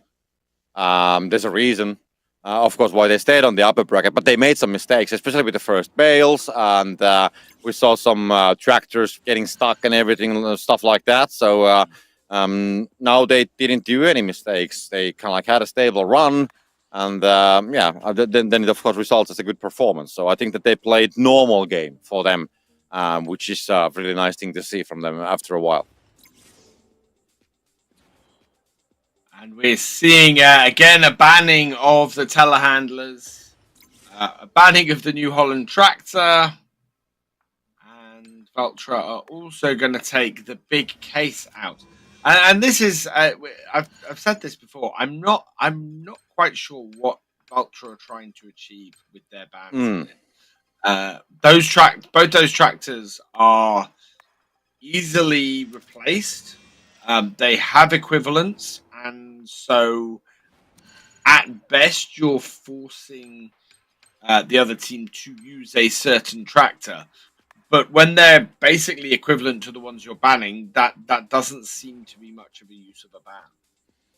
Yeah, but it's a pretty low amount of points that they cost. So it's about saving the points or something else. So we'll see. But you could just ban nothing if that's what you're looking to do. Yeah. I don't know. Let's see. I mean, and they still have like 5 points remaining, so it's not that they're actually running out of points. Anyways, so we do have the Unstoppable versus the Big Haul the other way around. So Walter will be playing the Unstoppable, Lindner will be playing the Big Haul. And the, just 1 point remaining for Vultra. 0 for Lindner. In fact, no, it doesn't cost any points to ban a tractor. Okay, so anyways, so we'll be heading towards the second game of the series, and let's see, the first bale, this is where Vultra has been doing the mistakes in the past. They didn't do it on the previous game, but on the earlier matches, they did kind of like cause some kind of a chaos with exactly with this phase of the game. So let's have a look how this is going to play out in the end. And we do have Sinfrey getting the New Holland baler. Oh, Luca. So we spoke about something about mistakes, and he's going to flip that fast track, actually. And, Terra track, sorry. He's having trouble getting that back on its wheels. Yeah, I don't know. I mean, I guess you can do the usual breakdancing, or do you need some kind of an assistance with it? Søren and Lennox, they got to go for the first bale anyway, so that's going to be covered somehow. But somehow, I mean, Luca, now he's actually, as we can see, he has changed the vehicle, so he will try to probably bounce that somehow the other way around, but he will go bailing, he will go, collecting the grain, meanwhile, on the fields. That's what I'm expecting him to do, and then they will handle the Terra track a little bit later, if they still need it. Lennox coming in for first bale, having a much better run of it this time. Is he going to manage to score fairly high? It's going to be... Oh, no, he's hit the door this time. Lennox is not having the best time of it with that first bale today. 120 points and 118 for Lindner. Yeah, I don't know if they have changed something on the map or what is the case. I mean, these first bales, they have been definitely more complicated than in the past. So we haven't seen this. I mean, I would understand if it's about the swings, that you struggle getting the swings in. But now when the teams are struggling to reverse the bales in, that is something that I have found very strange, to be honest. But it is what it is, so let's not worry about it too much. Both teams grabbing bale drop, which drops a bale right by their hay barn. They were both moving past it, so it made sense. Sinfrey is reversing as he empties that combine. Yeah, why not? Oh my lord! But he did spill a little bit. But yeah, still, I mean, I am impressed by the control that he had reversing that. That was very impressive.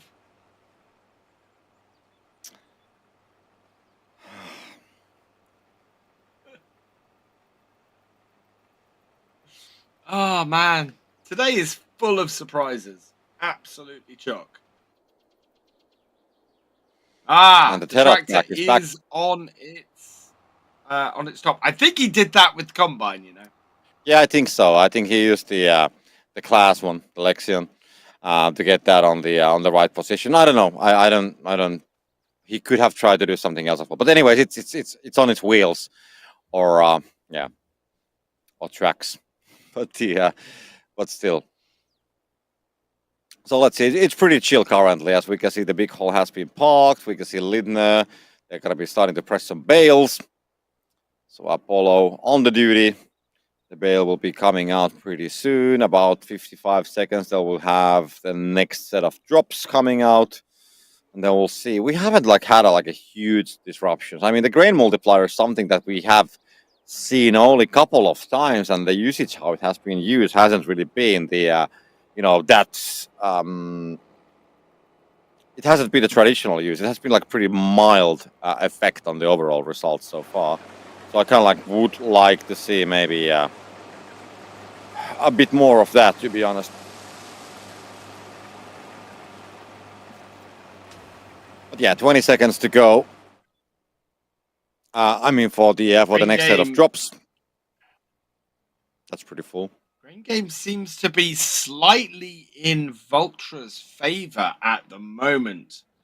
Even with those two class combines, there's only 59,000 liters in the trailer, and we've got the grain multiplier, so that is going to be really useful to Vultra. Vultra have bucked the trend, and they have got an extra 5,000 liters. Xerxes is eyeing stuff up very carefully. Oh no, he's going in for that bale. There's still 34 seconds left there. Is he going to let it run down a bit more before he goes and picks that up? Yeah, I kind of summoned it in. So, I don't know, what did I say about the grain multiplier, but immediately it came. And the, let's see, 1.8 for Vultra. That's actually a pretty huge grain multiplier for them. And then, let's see what it's going to be for Lindner. So, but 1.8 for Vultra. 1.5 only for Lindner. So this is actually pretty huge, because the 64,000 with 1.8 versus 59 with 1.5. That's going to give a huge advantage to Vultra, to be honest. And there we go. Yeah, it is. I mean, it is a huge advantage at this point. Yeah. They are in, and this is the other thing. Vultra are in position. Lindner are not. Yes, Lindner have the big haul, and that will tip all this grain really quickly. But Vultra are ready for it. I'm wondering now if Lindner are going to hold off tipping this until the multiplier runs really low on time, because that would make a lot of sense. They know Vultra's having to mess about unloading stuff, but Vultra can go and score bales at this point. So there's a real game of chicken going on right now. And you can see Lindner are doing exactly that. Yeah, I mean, they know that they have the speed to unload it. So if they wait until the very fast final seconds, then Vultra, they don't have the time to use the multiplier when they're gonna pull that down that grain. And at 1.8 is a huge multiplier for them. So of course, I mean, Lindner, they need to do everything they can, but they're not gonna wait that long enough, to be honest. So I'm a little slightly surprised, but 10 seconds to get 40,000 in. I don't think it's going to be happening for Vultra, but I'm very eager to see where it's going to end up, because Vultra, I think they still might have a slight advantage here, because not even Lindner's going to be able to use the whole multiplier. And 1.7, 18,000 remaining is going to be ending up in about, I would say, a slight advantage to Vultra. That's what I would be expecting, but it's going to be getting awfully close, to be honest. So 2.0 or 2.1, I would imagine that is the case here. Yeah. And they will just stop for this moment. They don't want Lindner to have the speed on the belt or something. I don't know, because these are moving like snails. And now they will start unloading it more. 2.0, and it will go to 2.1 at least. Maybe even no. Yeah, 2.1. And that's, I would say that, yeah, Vultra will win the grain game slightly, but they could have won it even more if Lindner wouldn't have been holding their unloading. That was some fantastic play from Lindner. Lots of other teams or lots of other people would have just gone in there and they would have just unloaded all their grain from the big hall to get that multiplier back as quickly as possible. But no, holding off until the last possible second really made it hard for Vultra to capitalize on it. Absolutely brilliant play there from Lindner. Yeah, let's see. 1 minute and 40 seconds to go. And Vultra, they're leading by 40 points. Now they're leading by 60 points. But Lindner do have more bales. So Cercerus, now it's going to be time for you to actually get those bales of the belt, because he has been struggling a little bit earlier today. And especially in the previous game, he was also dropping a couple of the bales from the belt. So now it's going to be time for him to actually get them all on the belt. But yeah, Vultra is still on the lead. 1 minute and 15 seconds to go. Cercerus very steadily. That is a little bit vague, but it just might go in. We have seen these 90 degrees rotated bales on the belt earlier as well, and usually they go in, but there is a bit of a, let's say, like a random element with them sometimes in the play as well, so they might be dropping down. And the 12 bales for Lindner to insert during the final 50 seconds, I don't think it's going to be happening, to be honest. So they need to put some of the bales on the bottom floor. Vultra, they are of course doing the job at the same time as we speak. They are leading by 60 points, so this is actually looking pretty good for them as we have 35 seconds to go. Sören with the 3 bales on front of that tractor, and they only have 1 bale besides these, so that might be a problem. They are missing the bales, and that could be a huge problem, because he has nothing to actually put on the belt. So there's going to be at least something maybe coming back more. That's going to be 1 more bale, and they need to get all of them in on the second floor, but Lindner's going to be getting so close. They are just only 25 points away, and that bale for sure is going to go in for Vultra. There's going to be still more points by bales. Can they actually get them in? Lindner, they need to get some more bales in. Lindner, they don't get them in. Cercerus doesn't have the bales, and in the end, Vultra, they will. I mean, that is how you optimize the amount of bales which you have in your disposal. You don't have any extra. You just have the ones you need. Fantastic play there from Vultra. 21 bales delivered, all but one of them at the top. Same goes for Lindner, 22 bales with all but 2 in the top. But that multiplier came into play and took it for Vultra. Fantastic play from both teams, actually. Really great to see Lindner holding off on that multiplier. That brought it very close for them, but in the end, Vultra are progressing on the upper bracket, and Lindner are falling down into the lower. Yeah, that's how it goes. And we still have 1 game for today, and that's going to be, of course, a heavily weighted New Holland versus Helm. As we can see that the Helm players are getting ready, changing some comments with the Vultra players. So that is the final game of today, and then the rest of the matches from the lower bracket, and also the final of the upper bracket going to be played tomorrow. And we're going to be starting the broadcast tomorrow at the same time, so 10 o'clock in the morning Central European summertime. But we still have 1 game to go for today, and and that's going to be New Holland versus Helm.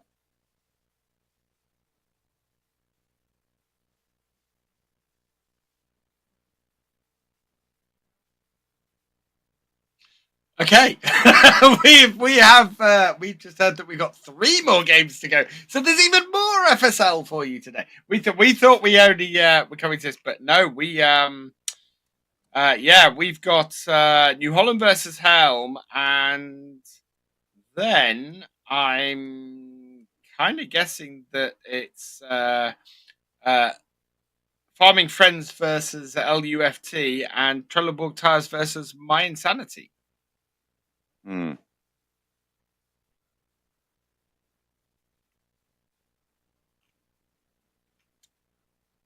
So next up, we're going back into the lower bracket. We got Luft versus Farming Friends up next.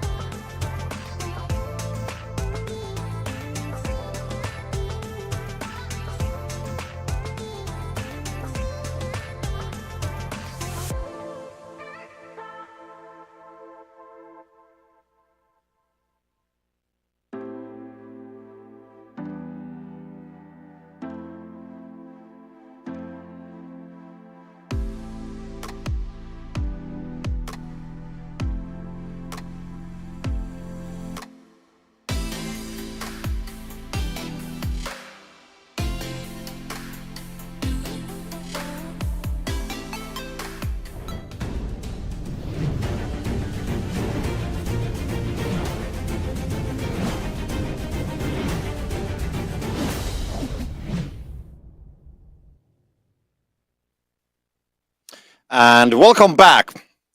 So we do have our next game, and the overlay on the break still said that it's going to be Helm versus the New Holland, but I'm not completely sure. So let's see what teams are going to be stepping up on the stage, and then we know who's going to be playing.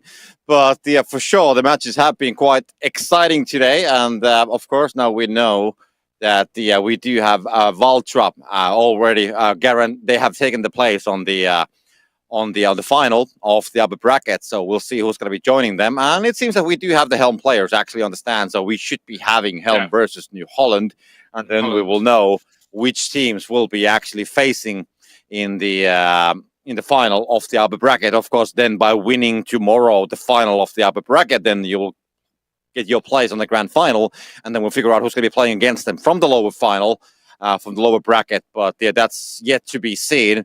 And as mentioned, we might still have a bit of extra matches coming for today, so we'll see how that's going to go. And let's see how that's going to go. But we still have maybe some matches coming from the lower bracket, and then that's going to leave us only with the very final matches of the tournament for tomorrow. Yeah.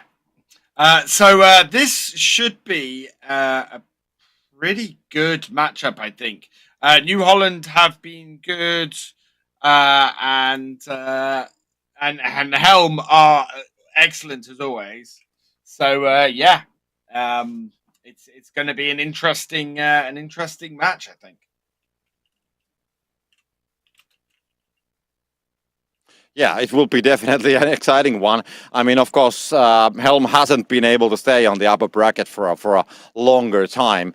And so let's see how this is going to go. But I mean, Helm versus New Holland is actually a game that I don't think that we have seen for a while. I mean, this was kind of like the pair on the last season, always battling Helm versus New Holland. But then I think that they have lately kind of like found a different path. Helm has gone from the lower bracket. New Holland hasn't been really getting on the grand final to face them there. So they have had a different kind of destinies on the tournaments. We've got New Holland banning the telehandler. We've got Helm banning the John Deere. Are Helm going to ban the combine as well? They are. So this is definitely a new tactic we're seeing from Helm. Taking that class Lexian out and evening up the combines. It's an interesting tactic that they're employing. First seen by Justa Tractor. But it seems that Helm are intent on perfecting it. And well, I mean, the telehandlers are of course being banned by New Holland. That's not a surprise because nobody wants to play with the telehandlers versus Helm. That's kind of like the thing. I mean, that's how the Helm hurdle came, known by the wider audience as the Helm. They came with the toss. The different name under that time, but okay, so we'll figure that out. But interesting to see the big hole versus big hole as well being a thing. So we go once again perk versus perk, the same perk this time, and okay, so this will be definitely exciting. And I think we do have we have Wooler Martin and Beatmaster, so it's not, for example, like JK joining the party at all. And this is completely fine. And so the lineups are the same.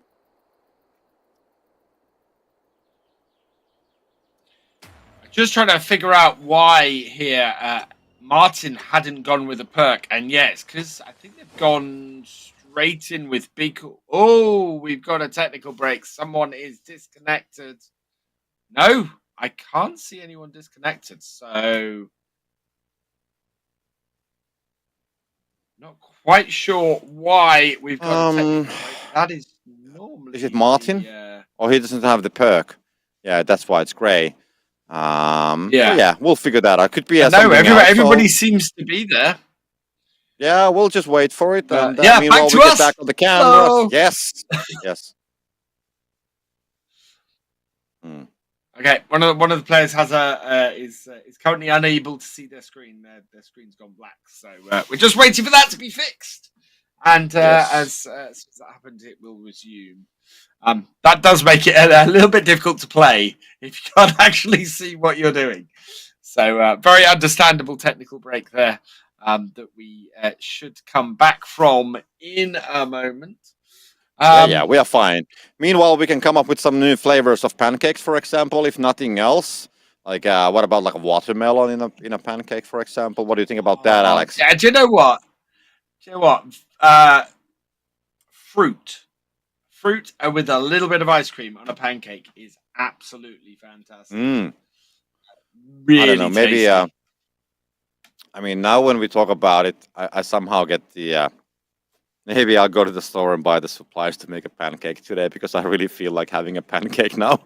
So if there's gonna be some pictures coming up later, Alex. Yeah. We got some rescue chickens. So we now have a massive amount of eggs all the time. And so making pancakes not a problem. Yeah. I mean that kind of like would fix a lot of things. That would be like my late night snack. And then I would have the pancake tomorrow for the broadcast as well. So yeah, it's not that bad of an idea. We have more eggs than we ever know how to eat. It's amazing.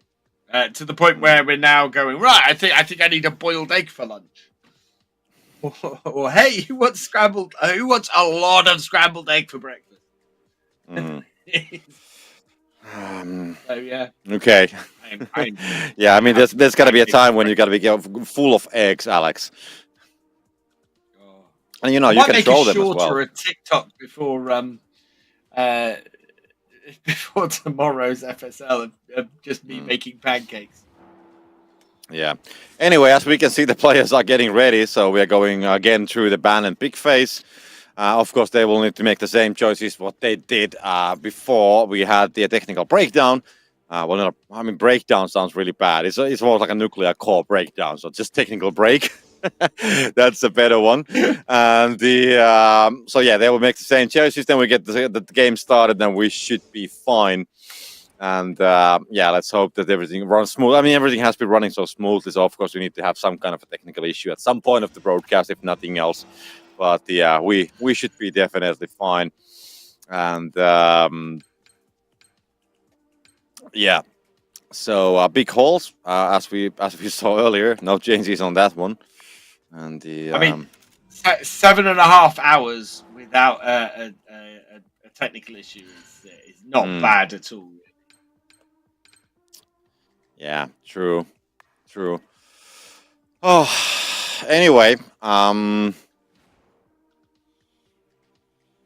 yeah, we should be starting sooner.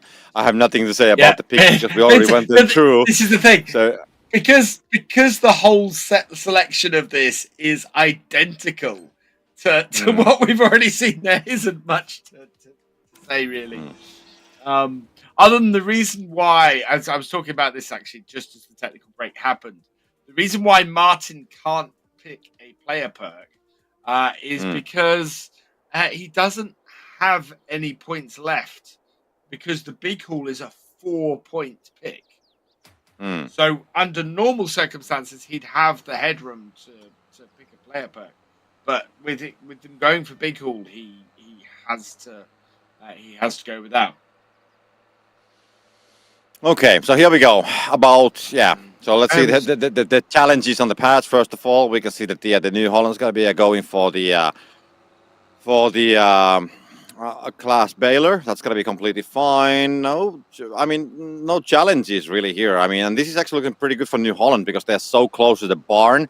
I want to see where Helm is currently. So, Tita, Tattoo, these are the complicated names once again. And Fato, they are once again trying to build that first bale, and they should have plenty of time actually, because it's just a matter of seconds when he's going to be getting away from there, and he's going to be leaving right now. And I mean, there is a chance of a 145-ish, I would say, definitely. Let's see when he gets closer, and if he's going to swing that in, it could be around 145. But it's going to swing the 146. Yeah, 146. Very good one for New Holland. And where's the Helm? We can see Martin. He's still on his way. So he's going to be losing quite a lot of time. Actually, they didn't have the greatest start. They didn't get everything they wanted from the pads. And that's why they're going to be now going definitely slower. This is going to be like a 120. about or something like that, and he's No, gonna miss he's that one as well. missed! So, and did it actually go almost like behind the quarter? Not completely. Oh, you need to be careful with it. Not a great angle to get it from, though. Yeah, Yeah, you need to more on the left, please, and then just make a turn from there. I mean, it's easy to be shouting from you. Now he's doing a great job with it, but no! Oh no! It's going to take so much He might time, have to be come honest. at it from the other side. No. Yeah, this is going to be a long one. 100. Oh man. Yeah, this is going to take a long time, but the yep, he's trying his best definitely, and then we'll see how well it's going to go. But the definitely a complicated situation. In the top, though. Yeah, 100 points, or 46 points of a difference. That's wow. That is so harsh. Yeah, that's pretty harsh, to be honest. But the let's see. I mean, New Holland. I mean, if we go back to the past, when we had all these New Holland versus Helm battles last season, it was usually the Helm who was actually coming on top of it. I don't actually remember the New Holland win them once last season, and I might be wrong. So I thought let's wait and see. New Holland did beat the team that is now Helm once last season. I'm pretty sure. Because New Holland definitely won more than one tournament last season. Did they? Okay, that's let's not go there. We can. Yeah, you can always go and have a look. But all I'm saying is that the what I'm trying to say is that the when New Holland is leading versus Helm, that is not something that we see that often when they have the upper hand. I mean, I guess you can say that from any team versus Helm, but still. Very true. I'm not sure I can look at last season. But yeah, it was.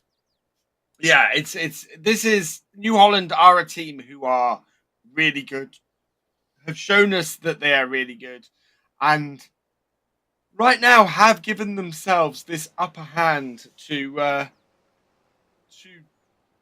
try and take on and defeat Helm.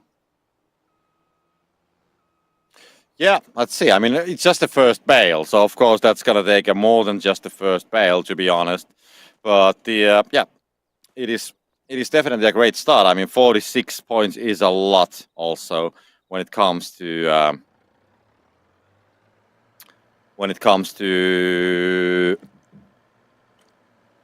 first bail, the gap after the first bail. Coming up to the 5.5 minute drop. Can't quite see what they are in the background. It looks like Tita was looking for that as well. But they have gone over the far side. And it's silo closed is one of them because it has been picked up by Helm, and that has disrupted New Holland. New Holland unable to empty their big hall. And it doesn't look like New Holland have got it, and they need to get that because otherwise there's going to be a big problem for them. Okay, so silo close going to be probably picked by the New Holland as well. They got to wait for the final, the last second when to do that. It's going to be a couple of seconds away, and then we'll see how they will play. So 64,000 of grain, and both teams actually having the big haul. New Holland actually has been pressing some bales as well, which is always nice to see that you have the bales coming up as well. And now we'll just have to wait and see how this will go in the end with all the grain after the silo closed kind of worn out. Of course, it means that the New Holland will get to pour down the grain earlier. Wow, Helm has been collecting more, actually 8,000 more. Yeah, 72,000, so almost 73,000. So that's a quite a bit of the more. I mean, it's like 8,000 more, almost like 8,500 more. And that actually will make a difference. They haven't been lacking on the bales either because they are having about the same amount of bales. So they haven't been doing or collecting the grain at the expense of pressing the bales. I'm actually slightly surprised that Helm didn't drop any grain while their silo was open. That seems a little bit odd to me. Because look at this. Beatmaster is in place for Helm, but Helm still have 30 odd seconds before their stuff is freeing up. New Holland is unlocked, and I'm slightly surprised that New Holland aren't dropping grain while they have this advantage. Now they are. There we go. New Holland now dropping the grain. Yeah. And then the Helm should be doing the same. Yeah, there we go. They're going to unload it at the same time as well. And, I mean, we saw that Helm, they do have more grain. So what is like a 2.1? Maybe this is going to be enough for 2.2 even for Helm. I'm not completely sure, actually. So, I mean, when all the loading has been done, more or less. So it's going to now New Holland's turn. So they will do it like one by one, not at the same time. And the 2.3, but yeah, then Helm will pour the final bits and pieces from the big hall, and then they should have the advantage on the multiplier for sure.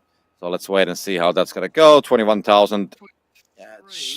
It's very close on 2.2 actually. So let's wait and see. But they will wait for the final moment because they are now enjoying the faster belt. So probably they wanna get some bales on the belt, and now they are doing the unloading. And will it be 2? Yeah, 2.2 exactly. So it's gonna be enough for that. So yeah, it's gonna be enough for that. But so that's gonna be 4 points more per bale. Crucially, New Holland do have a 150-point lead going into this. So now New Holland just need to keep scoring as many bales as they can, and they might have enough gap to survive it. Okay, 1.5 minutes to go, and finally we'll start getting some bale deliveries. New Holland has been delivering some bales, meanwhile, by the way, out of the pictures, as they are already 3,500 points, and Helm is now almost 200 points behind. But yeah, they do have the bales, but is it going to be enough at this point? Because we have 1 minute and 15 seconds to go. We know how efficient Helm is working with the bales on the final minute of the game, pressing them and delivering them. So it might be, of course, be a factor here as well. But New Holland has been very nicely getting a slight lead. They're leading now with 100 points. Helm is going to be catching up with another set of bales. But of course, that's going to leave them with a lower amount on the actual bale counts. Martin actually having a bit of a problem at the bridge. Almost getting stuck there, but he's going to be able to reverse out of the way before the bridge is going to be getting raised. So he will be going back on the safer route, which is a great job. And meanwhile, New Holland has been scoring some bales as well. 40 seconds to go. So this going to cost some time, definitely, for Helm, as the Martin needs to go the other way around because the Beatmaster arriving with 3 bales as well. Wool's going to be ready for it. 30 seconds to go. And I'm not sure if they have enough time to get all those bales on the second floor. I don't think it's going to be happening, definitely. And we can see that the Martin is going to be coming to help as well because he will just leave the baler there. Beatmaster will probably try to do something about it as well. 15 seconds to go. New Holland is leading by 90 points by the moment as Helm is going to be trying to catch up, but they don't have the time. They don't have the time. It's going to be 5 seconds to go. 3, 2, 1. It's going New Holland. It's going to be New Holland will take the baby home on the first game. Great play there from New Holland. Doing some early dominance, getting themselves a nice bit of breathing space before the multiplier went against them. 501 to 446. Do you know what is in there? That first bale difference. Those 46 points for first bale difference absolutely made a massive difference. Yeah, for sure. For New Holland there. So, great play from New Holland, dominating that pretty much from the start, and got themselves in a position where they could weather the storm of that multiplier going against them pretty nicely. Yeah. Okay. So, Yeah, New Holland will take the first game of the series, and it's good to remember that okay, the losing team will drop on the lower bracket. It's not going to be that they will drop from the tournament. So this is not the lower bracket game. This is an upper bracket game, meaning that the winner will take a place on the final of the upper bracket, and then the losing team will drop on the lower bracket. So this is not yet life or death for these teams. They have won all the games so far, and you are kind of like allowed to lose once. So that is still ahead of these teams. I'm just having a look and trying to work something out. No. So just having a look through the previous tournaments this year. Helm has ended up on the lower bracket a fair amount, actually. Yeah, they have been there all the time, more or less. They've been there a lot of the season. So far, it seems to be about an even split. But yeah, they've spent a fair amount of time down there. It seems to have been actually more recently. Helm have been breezing through most of the tournaments this season. Well, we go for the second game, and you know what they say about the fishermen? You have to go fishing in a place where there's a lot of fish. So there's a lot of fish on the lower bracket. So that's where Helm has been catching all the other prizes. It's such a harder route on that lower bracket. It really is. Yeah, you need a good navigator. If you fall into that lower bracket at the beginning of the tournament, you have to play twice as many games as a team who stays in the upper bracket all the way to the final. Yeah. Okay. So there we go. Second game, we can see Bottleneck on the side of New Holland. Bottleneck versus Bottleneck. That's the case. So now they have used the big holes, and now it's going to be time for the Bottlenecks. And if we go for the third game of the series, then it's going to be for sure Unstoppable versus Unstoppable. But now it's not yet the time for that. So otherwise, I mean, yeah, we had the bans coming for the same bans more or less. Okay, Helm did actually ban the class, as you can see. So that is banned. But then otherwise, I mean, the telehandlers are being banned by New Holland, so that's pretty standard. So we'll see how this is going to play out. But the New Holland, they do have a chance of here pulling something out. You can see now that they're using a lower price team perk as well. Martin has under pressure. So they're able to get all of the perks that they want.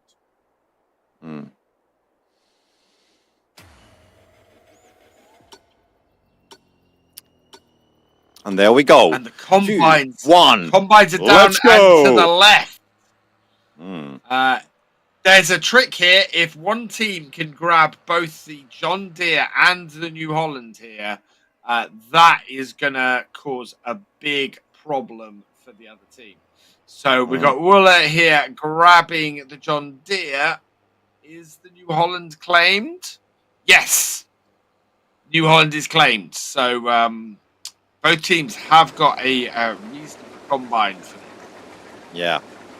Okay, so this is looking good for New Holland. We can see Ta2 Tita not that far away, but it's actually looking even better for Helm as they are very, very close. And Martin is ready to get away behind the combine. So he's going to take the safer route, I would imagine. No, he's going to take the bridge there, and this could be I don't know, 140. If he's going to, he tries 144. Oh, sweet. 145. 145. Okay. Fantastic. So that's a good one. So Helm is going to be getting the first bale finally done, as they should be. Fato very carefully seems to be reversing that in, so doesn't want to take the risk. And let's hope that the reverse is going to work this time. It looks to be, and 130. So it's going to be 15 points of a difference. It's not going to be a huge problem. Definitely a better situation than what Helm had on the previous one with the 46 points of a difference. And now it's going to be all about then, once again, collecting the grain, see what's going to be coming on the first batch of drops, which are coming right now. Bridge is lowered and Crazy Tool. The Crazy Tool is like very hard to use at this point, and the bridge is lowered might do something, but still, you don't do that much of a delivery. It's currently next to the barn. So if they are far away, as we can see that they are, I don't think that they will go for it. Helm using a tactic that I've seen a couple of other teams using this weekend, and that is coming behind the combine and bailing at least one bale. You can see the bale there, and it just gives you that extra little bit of oomph later on, that extra bale that you can score with. Mm.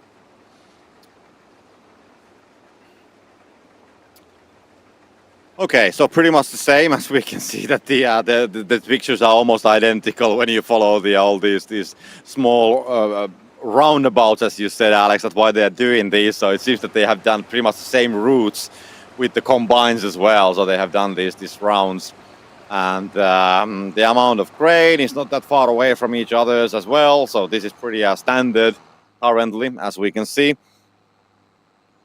And interestingly, Helm are slightly ahead in their grain amount.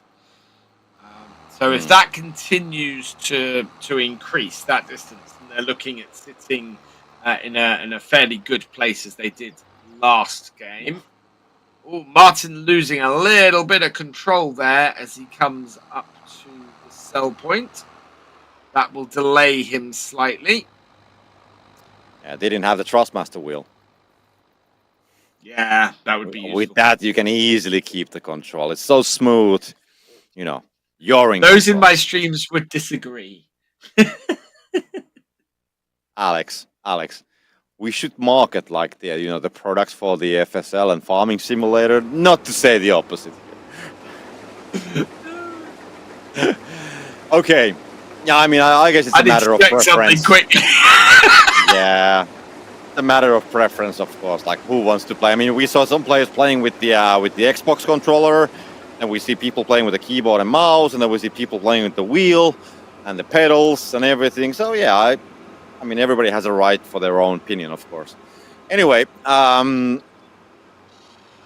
6 minutes to go. Checking the sponsor.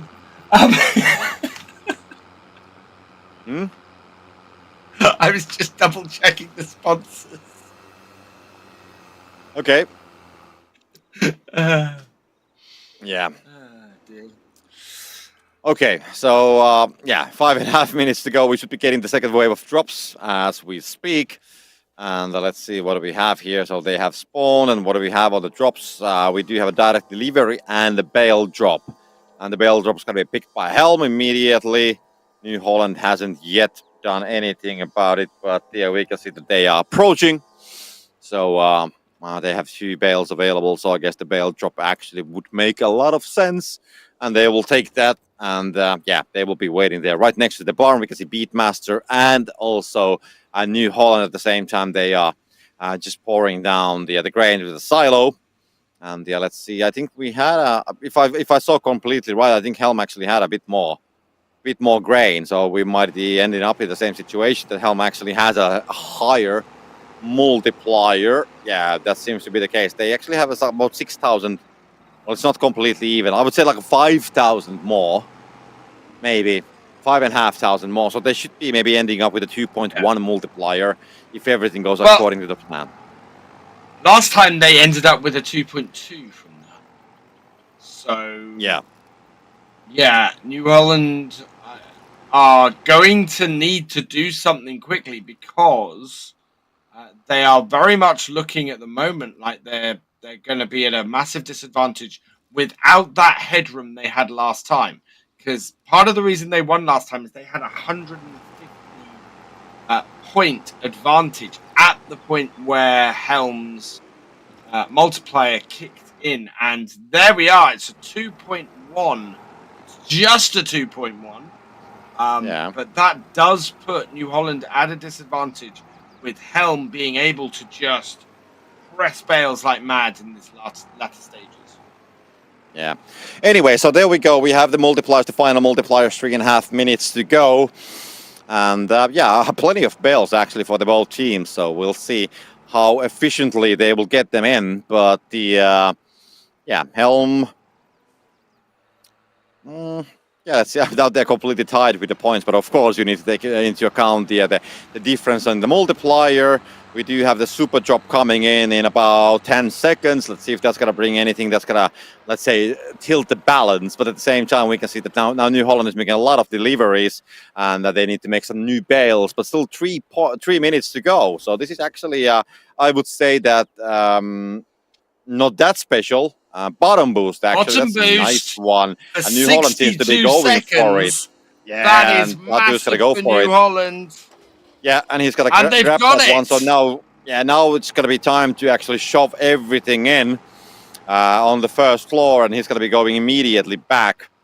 But what I was going to say before the bottom boost was that, I mean, we have seen a lot of games today when the teams have been, during the last couple of minutes, been trying to shove so many bales in.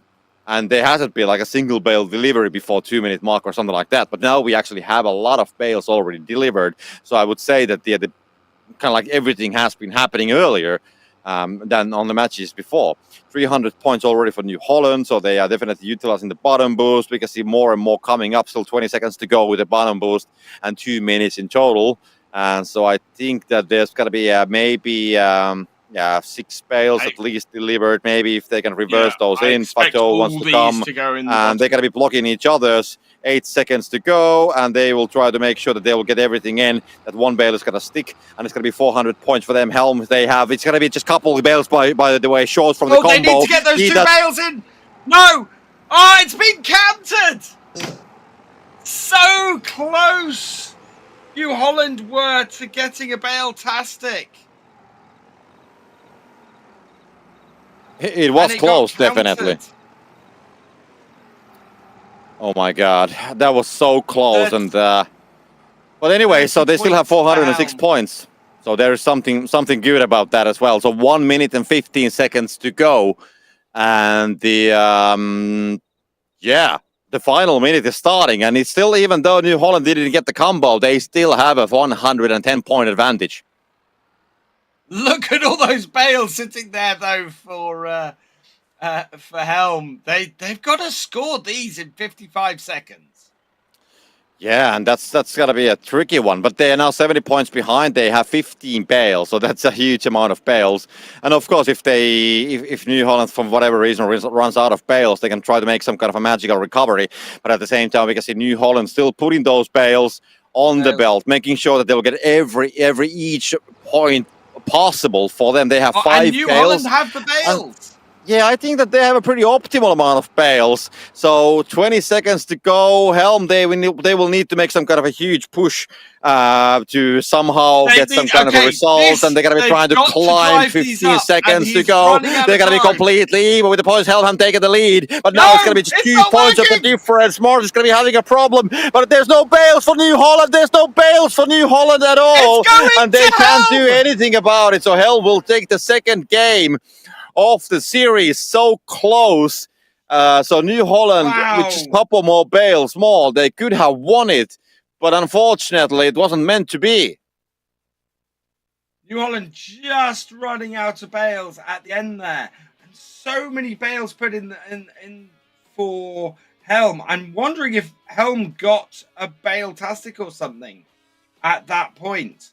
They suddenly jumped, but no, it just seems that they put so many bales in the bottom that it was enough to take the game. Wow. And this is the thing. Helm just have so many bales there at the end of every match. You have to be so far ahead to be able to counter that. Yeah, that was 569 to 601. 26 bales for both teams. Well, that's a tricky one. But now it's done, and we got to go for the third game of the series. And then we'll see who will be claiming the place on the grand final. Well, not the grand final, but the final of the upper bracket, and who will find their spot on the lower bracket later. It's gonna be a good match. Both these teams playing really, really well, really, really strongly.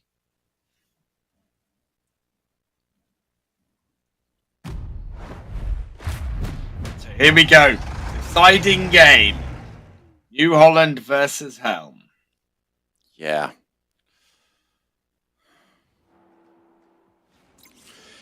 Okay.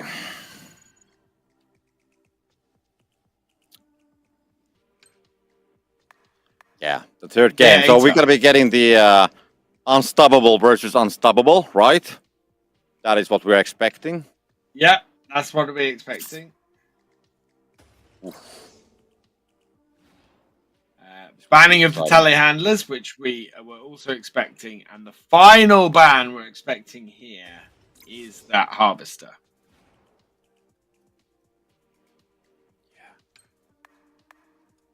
And there it is.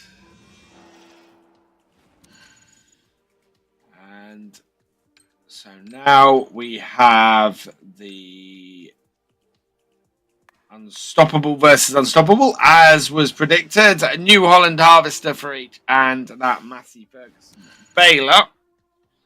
I should say the teams choose that Massey Ferguson Baylor because it can hold 3 bales, and it's able to stack bales when you unload it.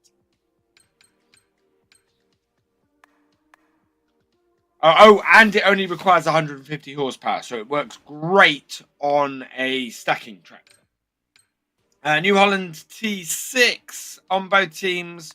We've got the Case Magnum for New Holland.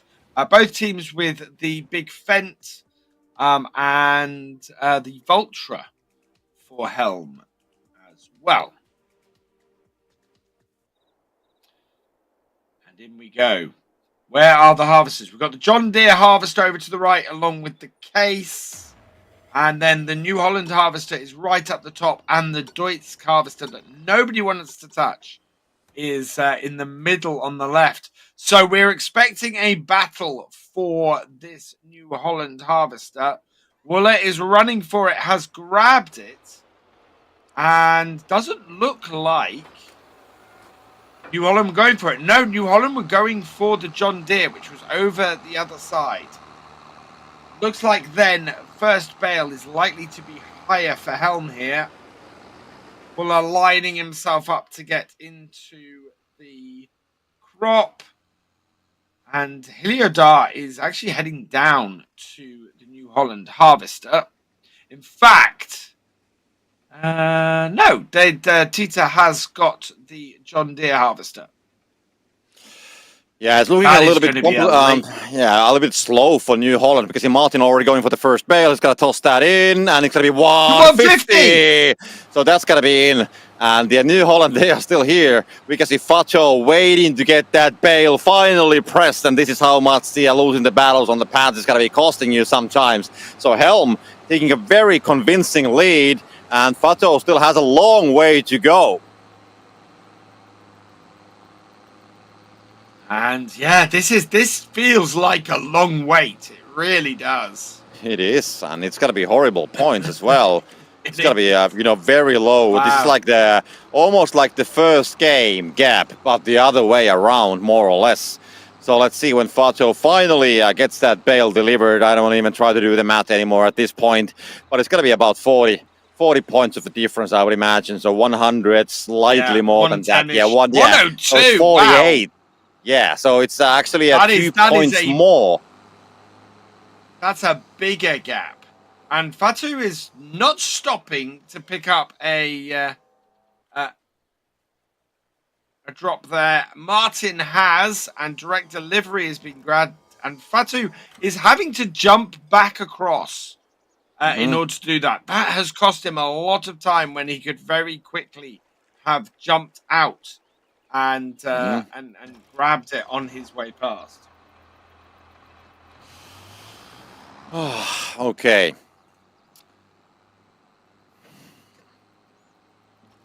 So yeah, okay. So pretty shock start, to be honest, for New Holland. They had a great start for the series. They won the first game. The second game was very close, but now Helm I would say that they have definitely taken the lead on the third game of the series. They are kind of like on the driver's seat currently. And New Holland, they will have to come up with something.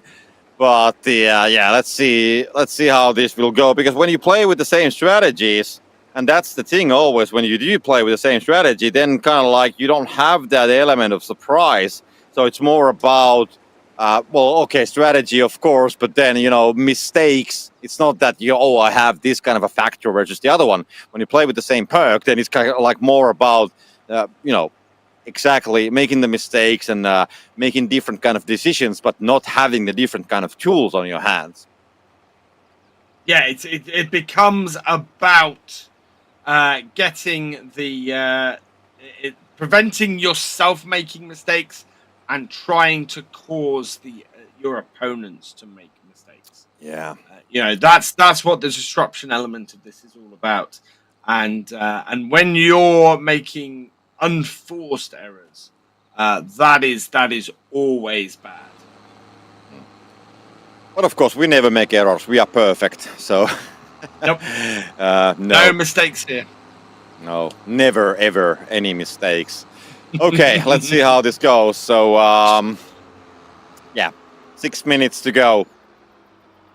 And Fatou will be heading towards the silo. We'll leave the trailer there. So we'll not go. He wants to wait for the second wave of the drops. And I said earlier, I will say it again. So the grain multiplier hasn't been showing that often. But when it does, then, the differences are huge. But I don't think it's going to happen here. But just a couple of seconds till we know if that's going to be a thing or not. And the drops are there. And we do have something. We have a grain multiplier, actually, and a crazy tool. So I probably should not say anything about the grain multiplier. It's going to be 1.7 for New Holland. And for Helm, it's going to be 1.5. So, New Holland having the advantage on the grain multiplier. I mean, they need all the help they can because of the first bale incident. New Holland, though, actually have more grain this time than Helm do, amazingly. So if they grab that grain multiplier, they are actually going to be in a pretty strong position. They cannot miss it. And there's not a huge amount of time left. Only 15 seconds. It's been grabbed by Helm. If New Holland don't grab this in the next 10 seconds, there is going to be a problem. They have grabbed it. New Holland do have it. Yeah. Okay. So that is done, and now we can see the unloading happening at the same time as we speak. So the multipliers has been picked. And if everything goes according to the plan, we'll be seeing not the final multipliers yet, because the New Holland setup is not complete. So they will not put all the grain inside. I don't think that they do have it right on the silo. So let's wait for it. But anyway, so it's looking good for the New Holland when it comes down to the multiplier. But of course, you also need to score the bales. And we can see Helm now heading towards the belt. And we'll start to apply their magic. Yeah. The multiplier is against them, although those last two actually will score at the higher level. So that was a little bit of a loss they took on the first bale to make sure they got the most on the second two. Yeah, I mean, they got like 2.5 or something with the final bale. So it's a decent compromise that you have to make. And now we can see the final multipliers coming up as the final pieces of grain from the New Holland side. No, it's not going to be right there. And they only have 9 seconds to go. Can they actually get all the grain with the multiplier? They don't seem to be able to do so. It's going to be getting very close. So this will end up in a 2.0, I would imagine. Maybe 2.1 for New Holland. But I think it's going to be, it's going to be a 2.0. And they kind of like failed with the usage of the multiplier as a whole. And Helm also have a healthy lead on their points as well. This is now a real uphill struggle for New Holland unless they can get a 2 point. They've got a 2.1 out of it, so they do have that at least going for them. But now they are going to have to take on Helm with amount of bales pressed, and Helm have their secret weapon. They have two loading tractors, and as a result, when that Vultra comes in, it comes in with 6 bales every time, not 3. So, hey, there's nothing really John Deere, New Holland can do to match that. Why did I nearly say that? Yeah, I mean, even though they have a 2.1 multiplier, but you will not close the gap of 100 points with that multiplier. For sure. You're not going to be delivering that many bales. No. The problem also is that we know how well Helm is handling the bales during the final minutes. So even if New Holland would have a slight advantage on the amount of bales, Helm usually has the means to kind of come back from the whole situation. So I'm really worried. I don't really see much of a light for New Holland, sorry to say, even though we still have 1.5 minutes to go. But this is exactly the moment, the time when Helm is usually shining and excelling. And that's very hard to beat by New Holland. But this is what I was talking about. You saw that Vultra come in then. It had 3 bales on the front, 3 bales in the back. That is 6 bales that is bringing in every time. Because New Holland do not have 2 stacker tractors, they are limited to bringing a maximum of 3 bales in each time. This is why Helm always have bales. This is why they have so many bales at the end, because they are literally bringing in half as many bales again. And Heliodart is stuck on the bridge, and that is it. The final nail in the coffin, I would say. Final nail in the coffin. There Properly is nothing stuck they can do with the baler. That is. Yeah, down it the comes, lights on and everything, everything, too and late. Yeah, you don't see that happening. He's going to be getting away, but they're going to be losing a lot of time there. 15 seconds to go. The gap is going to be 125 points, so more than 100. They only have 5 bales.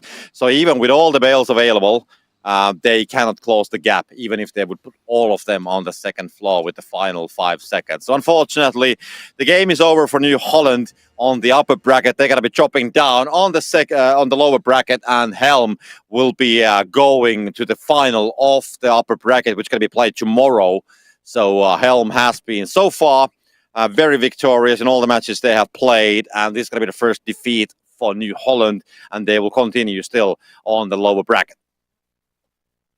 Yeah, so New Holland still in this, but they can't lose another game.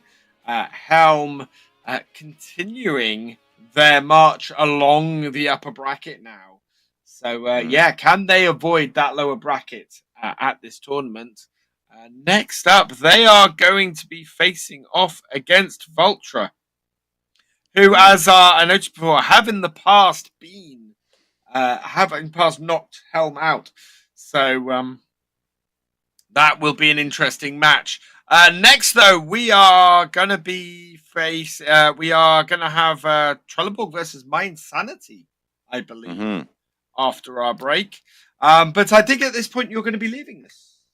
Yeah, I'll be on my way, so you can enjoy the lovely company of Alex for the rest of the 2 matches, because I do have some previously made appointments for today, and as the time is getting pretty late here in Finland, so I need to go. And but Alex will be here with you, and of course I'll be here tomorrow, then the whole day with you guys as well. So have a lovely evening, and thank you, Alex, once again for everything. And best of luck with the upcoming matches, and we'll see who's going to be playing tomorrow on the final matches that we're going to be broadcasting on the same channel at the same time, starting at 10 o'clock in the morning. So anyways, see you guys tomorrow. From my behalf, but Alex is going to do the rest of the games. I will be back.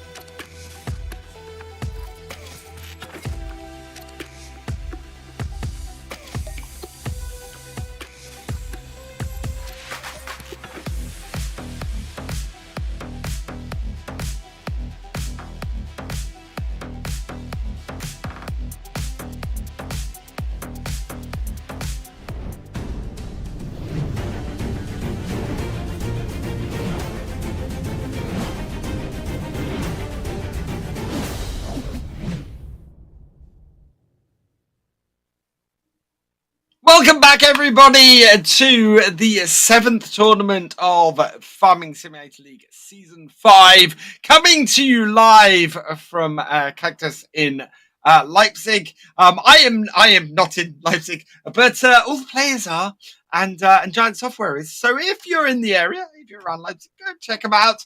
Go say hi. They are there. Rest of today and all of tomorrow, as well as we continue this FSL tournament. We still have 2 matches to go today. We got Trellborg Tires versus My Insanity up first, followed by Looking for a Team versus Farming Friends. So should be 2 great games. Trellborg have been resurgent, as have My Insanity, actually, in the last few weeks. Or last few tournaments. So it's going to be an interesting one, this. Both these teams are really good. It will be sad to lose both these teams at this point in the tournament. But they are both in the lower bracket, and one of them is about to go out. So as we get into the match, let's see what the banning phase is going to bring. My Insanity banning first, and they are going to ban the telehandler, the Manitou. So I think we're going to see the telehandlers out of this. The Vultra is being banned as well, followed by the New Holland. So yeah, 2 stacking tractors going there, and then the other telehandler being banned by My Insanity. Be Cool and the Class Lexion and the Massey Ferguson picked by both teams. So yeah, these tend to be the items picked by teams if none of them are banned. And then finally on the player picks, we've got the Case Magnum and the Fent 942 with Under Pressure and Runner. We then have the Case with Head Start and the John Deere with Runner. And finally, we have... taking their time a bit here. Both with Archimedes++, but the John Deere 6M and the Fent 942 as the final picks. So now we're going to head on in, and the thing to watch out for is the all-important position of those combines. Where is the class? The Ideal and the John Deere are up on the right. And there is in prime position the Class. So I think we're going to see a battle for that tractor. Loiku is heading straight for it. Is he going to be able to get? He's very far off to the right of it, but he's in there and he has grabbed it. So did My Insanity not go for that combine? Jan has got Case Baler, My Insanity, and there's the John Deere Harvester. So I think that they went for the John Deere Harvester rather than the Class, which is going to put them at a disadvantage straight off the start here. Hayden coming in for a really fast first bale, actually. If he flicks this in, this could be quite a high score. Maybe a 145 and a 144. Fantastic first bale there for Trellborg Tires from Hayden. And Jan is coming in now for My Insanity. It's going to take it more carefully to make sure it doesn't miss. And a 126. So, 22-point difference for the first bale. More than a single bale in the top, making it a little bit harder to make up that points difference. The drop has spawned, and we have Crazy Tool and Direct Delivery. Would probably expect the teams to maybe grab Direct Delivery if they're in the area. And in fact, Jan is doing exactly that. 30 seconds at a 1.5 times multiplier. Meanwhile, Hayden is coming back and is going to jump out there and grab it. There's still 30 odd seconds on it, so that's good. And that's a 1.5 for 30 seconds as well. So that should be fairly even as long as both combines are continually going for those 30 seconds. They don't really want to be stopping at any point. And the beauty of that is, of course, those combines aren't going to fill up while that's running. Into the back of the big hall, and away he goes. And Hayden, of course, has the head start. So he, as soon as he jumps into any vehicle, it immediately starts.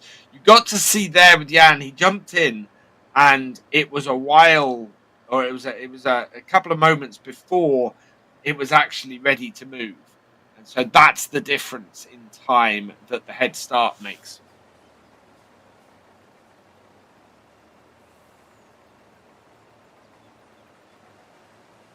So very much in the grinding stage at the moment. We've got both teams filling that big haul trailer up, trying to get as much grain as they can, win the grain game and get that all-important multiplier. It's amazing how much difference even a 2.1 to 1.9 multiplier can make.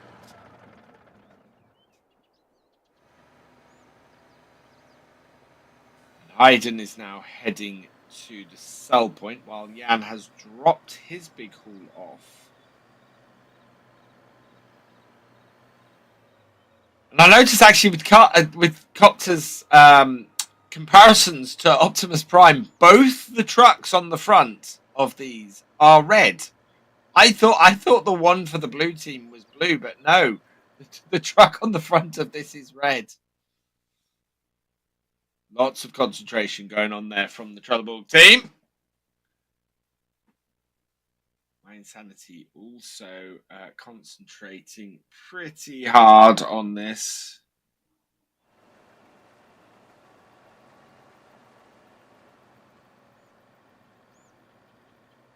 And Hayden is now heading with some extra grain to the sell point. 52,000 litres. And we've got bale drop and speed up as our two drops at the 5.5 minute mark. I would guess speed up is probably the better choice there. The players can see it in the distance, so they will know what those are and whether it's worth going and picking them up. And it looks like Jan might be doing a drop-off of bales here and then picking those up on the way back. If there is enough time, as PB brings in some more grain for My Insanity. And there we go. Speed up grabbed by Jan. In fact, Hayden has also grabbed speed up and is away again. Welcome, Raiders. Thank you, Mr. Ting, for bringing your community in here. I hope everybody is doing well, and I hope you had a good stream.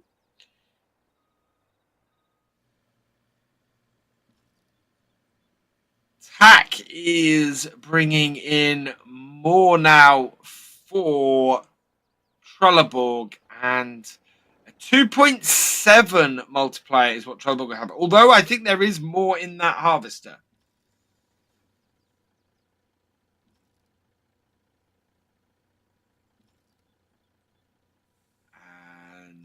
That's a 2.6. Unless there's a whole load of grain. There's not a massive amount of grain. Wow, that is a huge multiplier for Trellborg. 2.3 to 1.7 is where that's settled.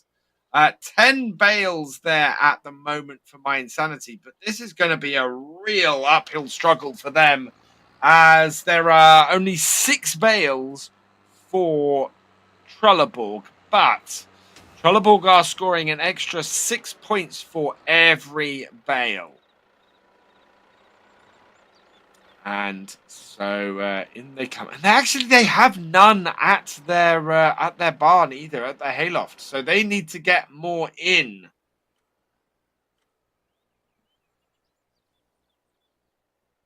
And the super drop has spawned. Can't see what it is at the moment. Yep, bottom boost picked up by Mind Sanity. So that's really good for them. They'll be able to score in the bottom with their multiplier. And I think that PB is trying to sort of line himself up for that. They've only got 30 seconds for it, though. They've got no balers coming in. And PB's not putting those bales in the bottom. They're running a bottom boost at the moment. They can score points in the bottom. And he's not putting the 2 bales that are sitting there in there and taking advantage of it.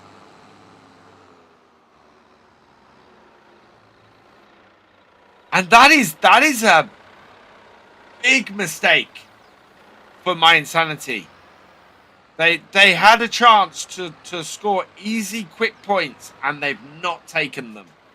And now we're seeing Trellborg come in, and we should see this 23 point per bale start to bite as PB is trying to get more bales in, and Trellborg have gone into the lead. PB is heading in with 3 bales. There are quite a few bales there for My Insanity, but they really could have done with scoring those bales in the bottom while they had the chance. Because now he's got to spend time getting them stacked on the belt here. And the thing that Trellborg actually have to watch out for now is with the number of bales there are for My Insanity getting close to a combo. They have had a bale just fall off there, though. And up it goes. Hayden now delivering 3 more bales for Trellborg. And Trellborg's lead pulling out. They now have a 44 point lead. Make that a 67 point lead. And there are 10 bales there, but that's only 3 more than Trellborg have. That is not enough to close this gap. And PB is just loading them on as quickly as possible. 30 seconds left on the clock. 4 bales waiting here to be loaded onto the conveyor. Trellborg doing the same, loading bales on. It's 466 to 408. 462 to 476. These points are very, very close. Trellborg hoping to get more in the top. 4 seconds left. Are those last 2 bales going to score? Yes! And it goes to Trellborg. One of those 2 bales went in on the conveyor and won them the game. So close. Absolutely so close. We've had so many games like this today, and I love it. I love that it's just every team fighting for their place in the dying seconds. And it literally was 486 to 492 right up until the last second where 1 more bale went in on the top and it went to 509. Absolutely incredible. So great play there from both teams. And we're going to go to a second game. My Insanity now fighting to stay in this tournament with Trellborg having the upper hand. They just need to keep control of this Trellborg and do the same thing again. I mean, they had such a big advantage on the multiplier there. I'm surprised it was that close. But that shows that My Insanity did have a large number of extra bales. They really did. And were able to do that. We can see the guys from Lindner there on top of the Fent Katana waving to the crowd. as we head into the second game between Trellborg and My Insanity in this lower bracket. Ban phase. And Trellborg to go first this time. Real Lambo mods, you are watching the FSL, probably the best esport in the world. Manitou has been banned by My Insanity. And the new Holland telehandler has as well. And the new Holland tractor has also been banned. So no difference in the bans chosen this time. We now have the captain's picks. Bottleneck, the Class Lexian, and the Massey Ferguson Baylor is the choice of both teams.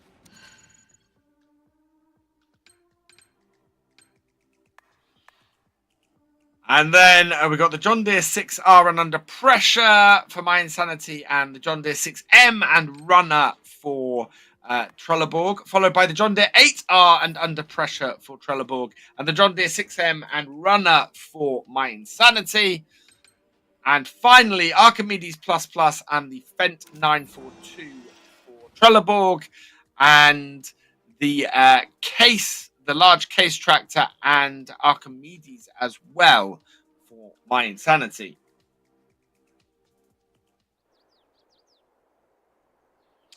So where are our harvests? We've got the New Holland and the case on the right. And we have the Ideal and the Class on the left. So are we going to have a battle for the Class? It is in a prime position. Teams will want that. We're following Jan first, who's going to go and grab that Massey Ferguson Baylor. If they can get two of those Baylors, that Massey Ferguson is actually really powerful. The Class Combine, that has gone to Trellborg again, though. So that gives Trellborg an advantage grain-wise going into this. And it looks like My Insanity have gone for the Ideal, which was also in a good position for first bale. So I'm expecting a high score first bale from both here. In fact, you can see from the ghost mode here, My Insanity are only just behind Trellborg. If Trellborg miss the flick or decide to do a longer one, then it could go, oh no, it's been missed! Trellborg have missed the flick, and they've not scored the first bale with it, and it looks like Hayden is going to have to push it in. It's stuck against the door. Can he get it in before My Insanity does? My Insanity get 130 with the first bale, and so does Trellborg. We are neck and neck for first bale. There is nothing in it.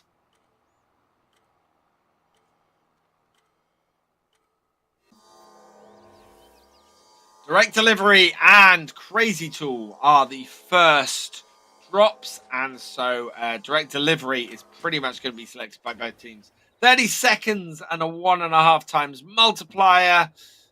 So both want their combines to just keep going. And in fact, those were pretty much selected at exactly the same time as well. So there is nothing between these teams at the moment. They are running identically through here. I'm kind of wondering if the combine drivers have a different plan for their routes if they are doing direct delivery like that. Do they go a different way?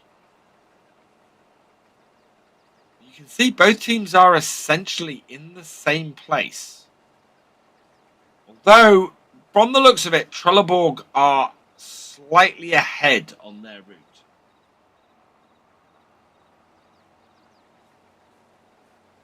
And the other thing I've noticed today a lot as well is that some teams drive through the crop like that and keep unloading the combine, and other teams go round the little triangle at the end and avoid the crop in that corner. from the looks of it, I can't see any difference between doing the two. You get slowed down so much by the crop that it takes you just as long to go through the crop and keep emptying the combine as it does to go round the crop and to not actually emptying it as you go round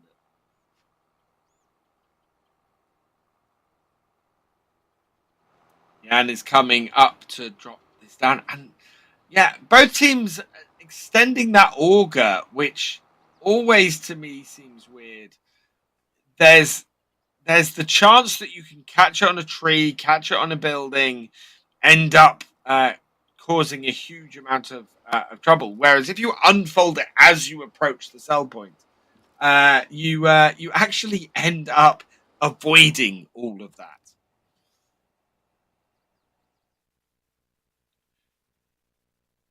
And look at concentration on the My Insanity team as they work their way around the course.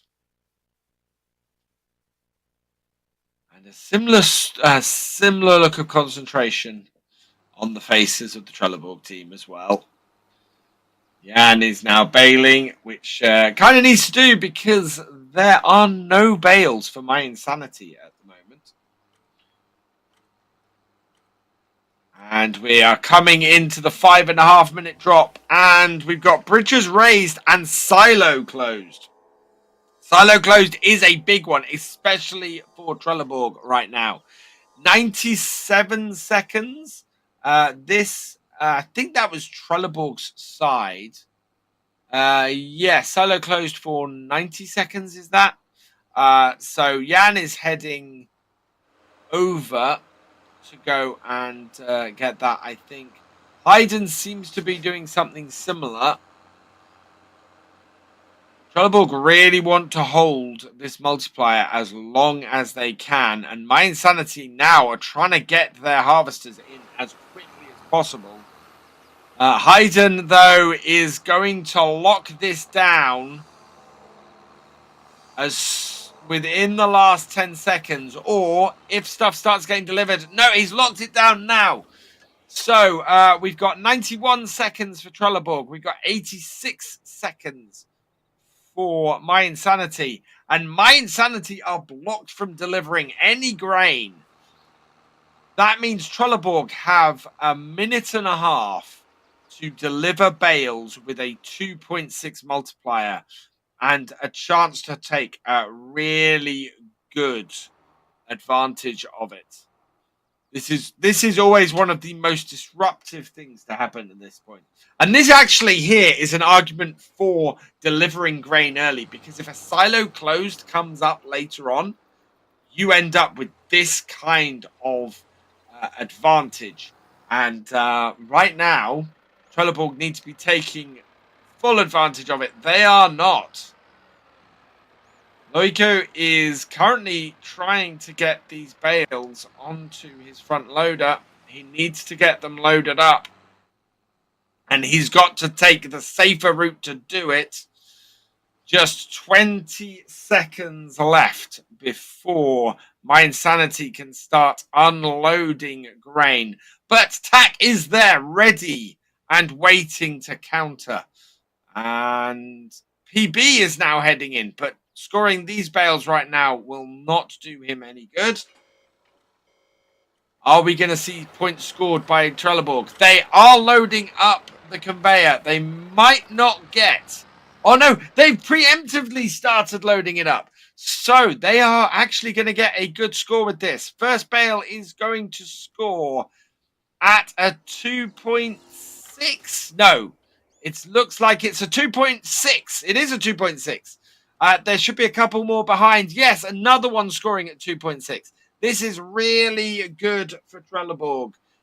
They have scored 2 bales with that advantage. And actually, that's where everything's sitting at the moment. There's still 29,000 litres, though, for My Insanity. 19,000 litres for Trellborg. But Trellborg do not have any bales ready to deliver.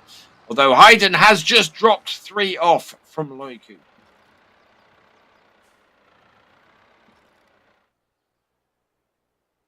And they've got it up to a 2.9 multiplier now, Trellborg. My Insanity need to start delivering some grain to even things up before more points get scored by Trellborg, and they are now doing that. We've got bales coming in. We've got grain coming in.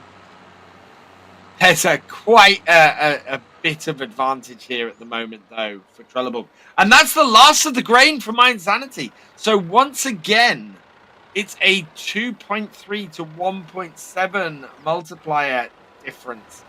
And Trellborg have fewer bales, but they also have far more points. This is going to be a real uphill struggle now for My Insanity. Trellborg now just piling the bales they have got onto the belt, hoping to keep My Insanity at bay. And of course, last time, My Insanity did catch up. They almost won it in the dying moments. So Trellborg do need to get these bales in, because My Insanity absolutely will try and catch up. And look at this, Trellborg waiting for bales. This is a situation you don't really want to be in. You want the bales here ready so you can keep loading them up. There is 100 points now between these two teams. 20 seconds to go, and he's gonna go in the bottom with those bales. In fact, they don't need to do anything other than put them in the bottom. There is not enough time for anything to go on the belt.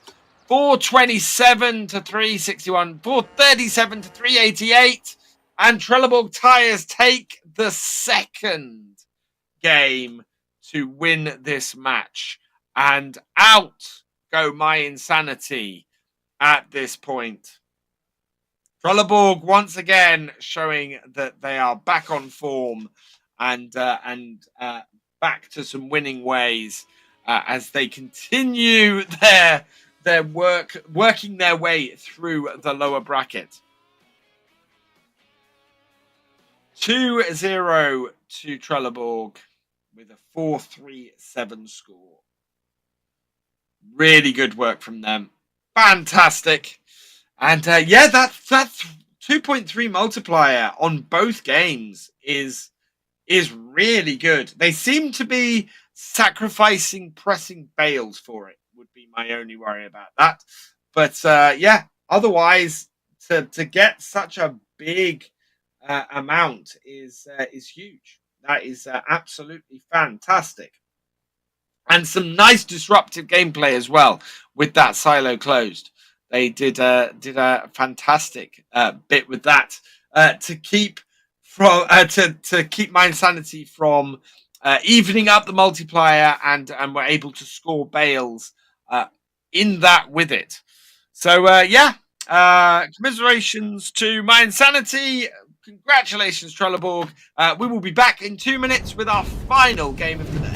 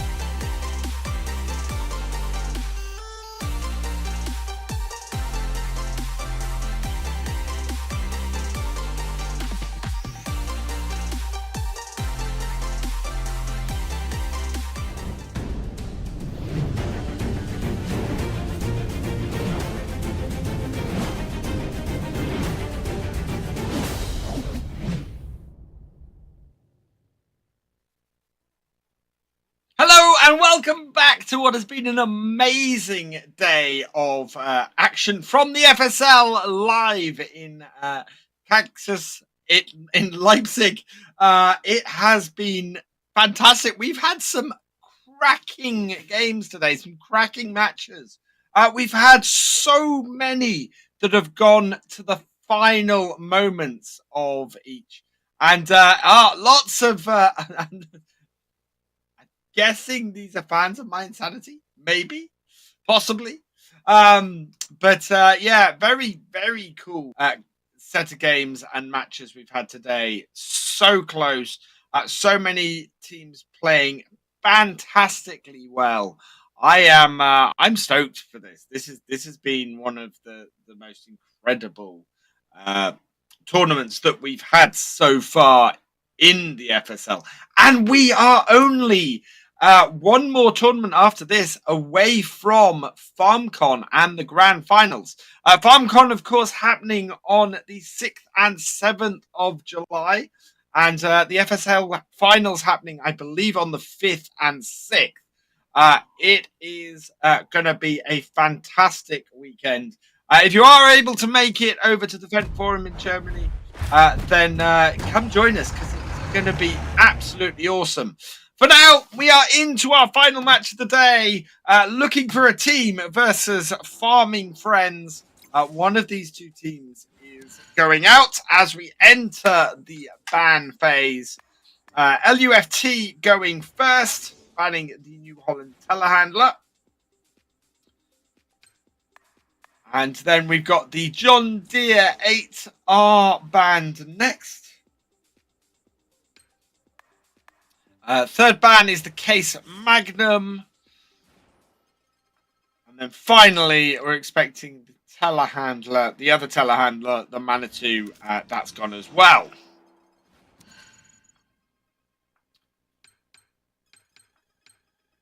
So we have Big Hall versus Bottleneck with the Class Lexian and Massey Ferguson for both teams. So we do see, we have seen different stuff going, or different team perks going against each other. Runner and the 6M for both teams as their first player pick. Second player pick is the Class Arian. We've not seen that with the with Archimedes ++ and the Fent 942 Vario with Under Pressure for Farming Friends, and then the Fent 942 with Under Pressure for LUFT, and the Deutz Far with Archimedes for Farming Friends. So some slightly different tractor picks than we've seen from the rest of today.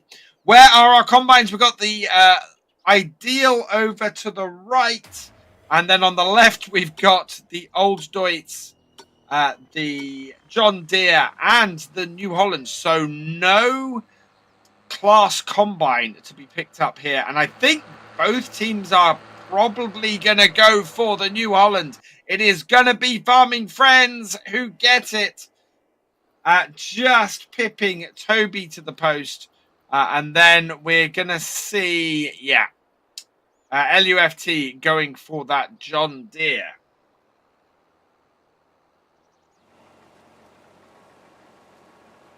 First bale is... actually, there's still quite a bit of time to get a high first bale. And Farming Friends are in an excellent position to do it. And in fact, LUFT are not far behind.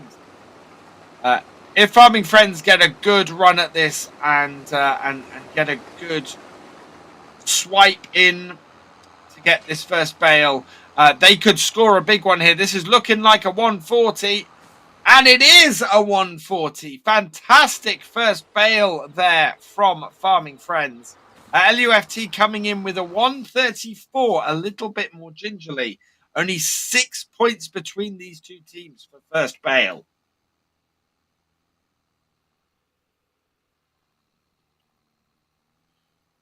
And now we're going to see... I think Perinator does something a little bit different here. We don't often see teams do this, start bailing at that point. We got direct delivery and herbicide. In fact, If I was Pyrinator, yeah, I would be running across that field, grabbing the direct delivery, and then continuing with that bailing up that side.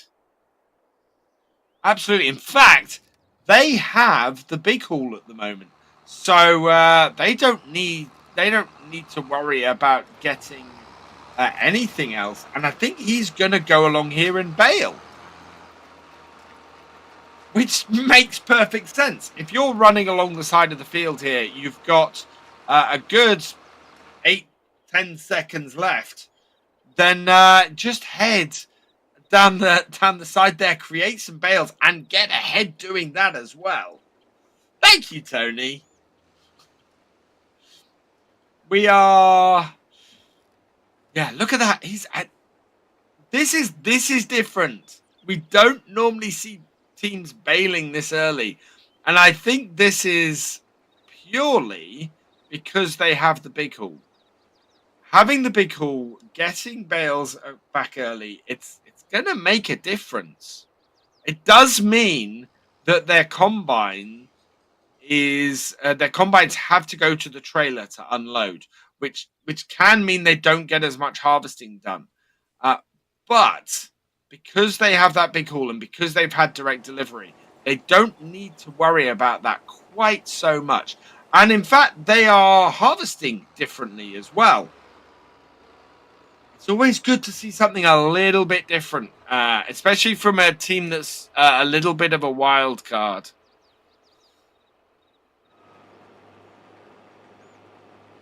And Toby has emptied his combine, so this is the problem I was talking about. They end up wasting some time because they have to go out there with the harvester, empty into the trailer, and do it that way. However, because they're creating bales early on, they have extra time anyway. I'm really intrigued to see how well a team doing it this way does it. They also don't seem to be avoiding the weeds so much as other teams do. Pyrinator coming in, delivering some more bales. They've got 8 bales so far. They are about 10,000 litres behind on the grain, though. So it's going to be really important for them to have at least one harvester out there harvesting for longer to make up for this. We've got silo closed and bridges raised. And in fact, that plays right into LUFT's hands. If they can close the silo for a minute and a half, they are going to be able to harvest longer. So yeah, this is absolutely right up their street. This is what they need in order to fully take advantage of all this. And they have closed the silo. It is gone against them, but they do have the chance now to do a little bit extra harvesting and boost that. In fact, yeah, you can see where everything would end up right now. 50,000 even would mean that they would be at a 2.3 disadvantage if they just delivered this. They do need to harvest more in order to sort this. Lucky Lucky getting the stacking tractor. Mtron coming in for farming friends.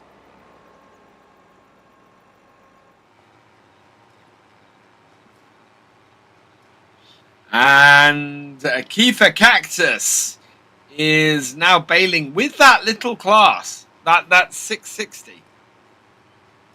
Which first time we've seen that tractor come out today. In fact, we don't really see anybody using the care wheeled tractors anymore. It seems to either be the big tractors or the front loader tractors. Rarely do we see a care wheel tractor come out and get used.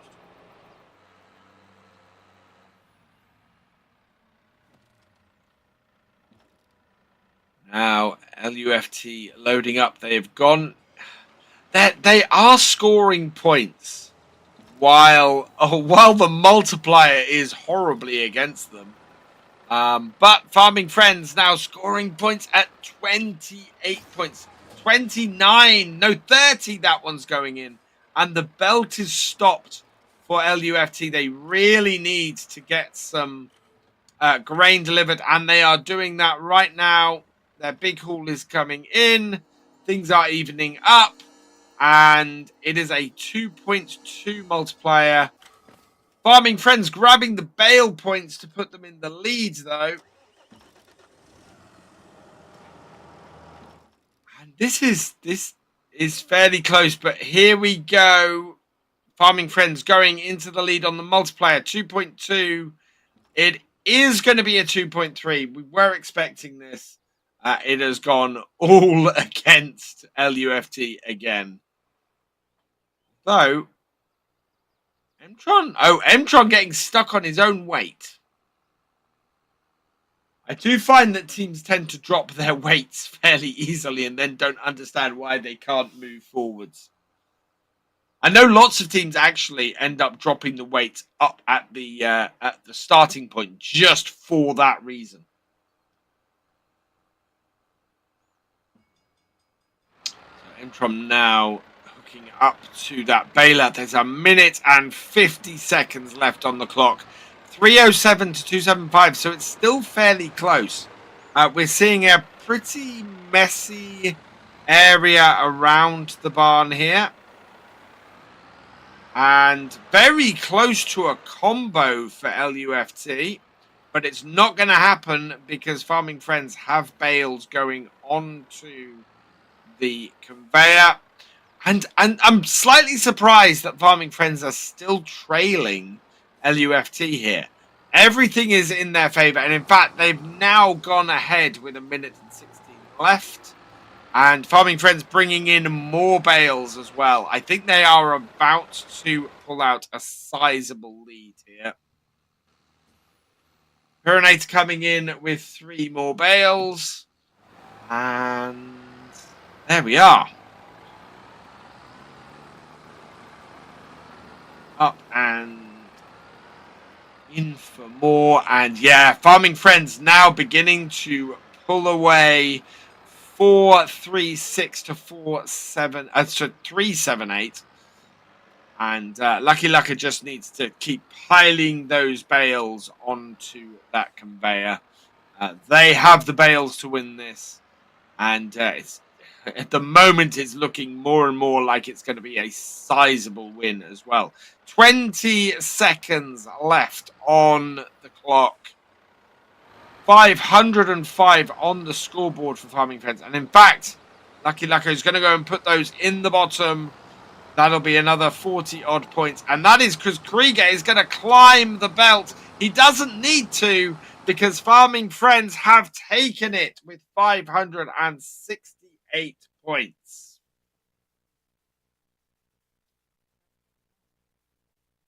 Very good showing from Farming Friends there. Very strong control of that game.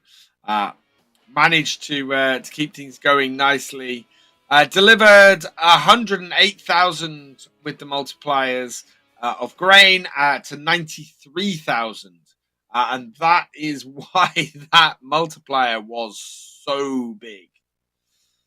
We'll just have to see now. Can they keep up this pressure for a second game? Or is LUFT going to be let back into this? They are going to have a little bit of an uphill battle, especially playing the way they were. It's interesting. We can definitely see that they have a different style and a different way of doing it.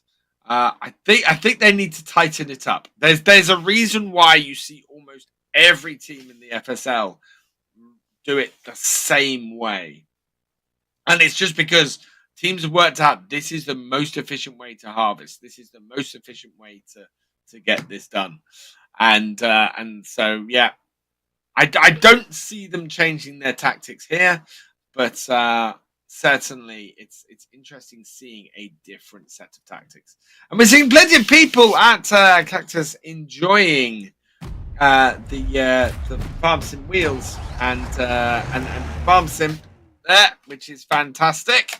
As we go into the second game,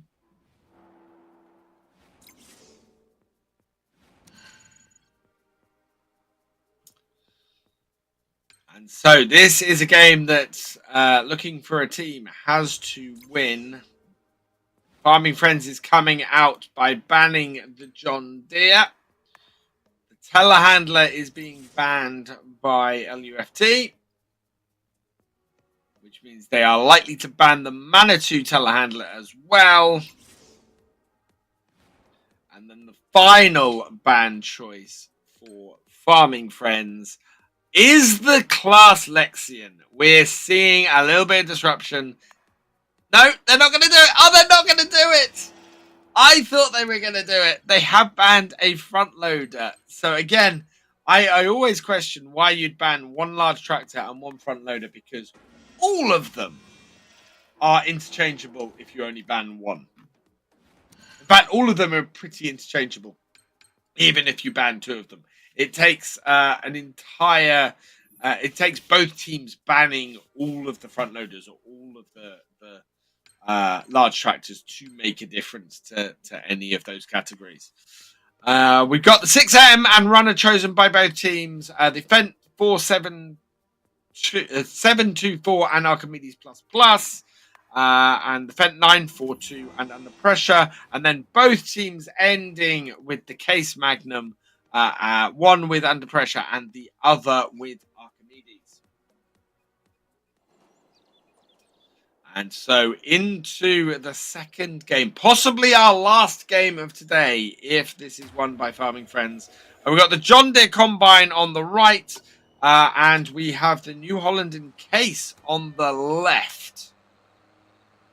I think the Ideal might have been out there, but either way, we don't seem to have a second class Combine. Oh, this is going to be close, but Krieger is going to get the baler. And so Lucky Lucka is out there straight away with a good setup. We've got the John Deere Combine over here, but Pyrinator is going for the New Holland baler.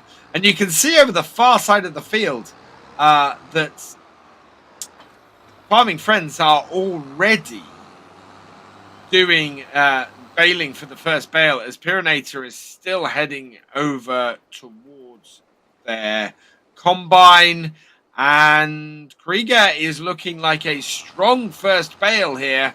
He's gonna try and slide it in. He's missed. He caught the edge of the conveyor and it just sent him flying enough for it to miss. He's gonna have to push it in from the side now. It's not gonna be quite as good as it was. In fact, he's missed the barn door as well and has got to go round the other side. This is giving LUFT a perfect opportunity to get back into this. First bale of 120 for Farming Friends. LUFT have missed as well and are going to have to come back and push it in. And a 108, so 12 points difference on first bale.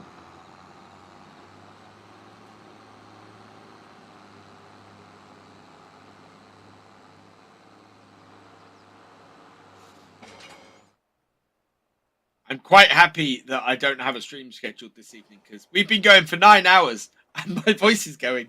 Oh, we got bale drop. No, we've got herbicide selected for LUFT, and we've got a bale drop for Farming Friends. So Farming Friends have got an extra bale. LUFT have got rid of the weeds for the next 40 seconds and can now do exactly what they were doing before and get the and just combine as they like.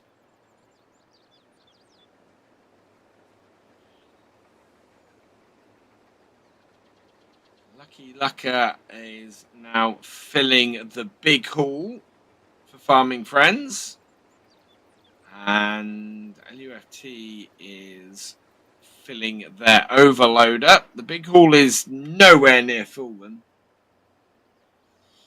And we are coming up to a very important point because this is I think going to be the 5.5 minute mark in a moment. In fact, yeah, we are currently just under 7 minutes as Krieger starts to do the bailing for Farming Friends. Farming Friends have one bale. LUFT have no bale. So there's definite change in how LUFT are doing it this time. And yeah, out comes the auger.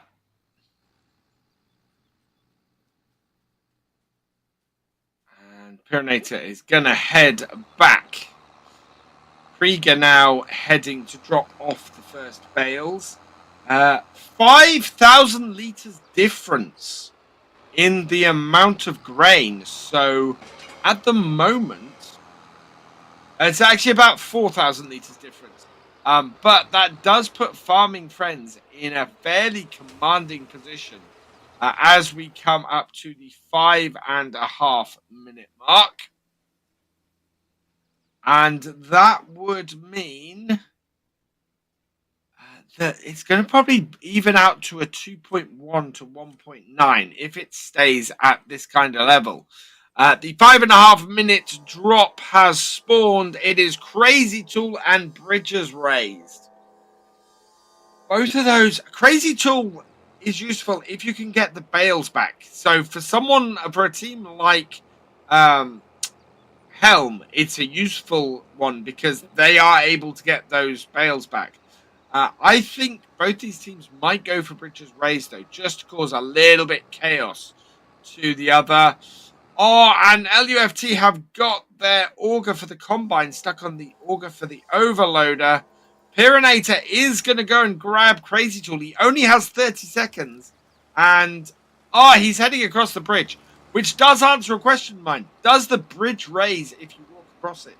And it doesn't seem like it does.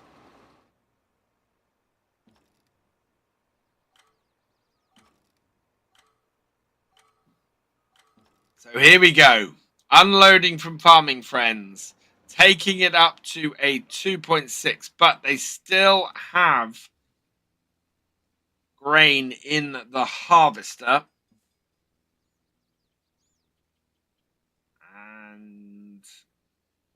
That needs delivering, but so does LUFTs. They've got 32,000 and there's 13,000. Here we go. So all the grain has been delivered for Farming Friends.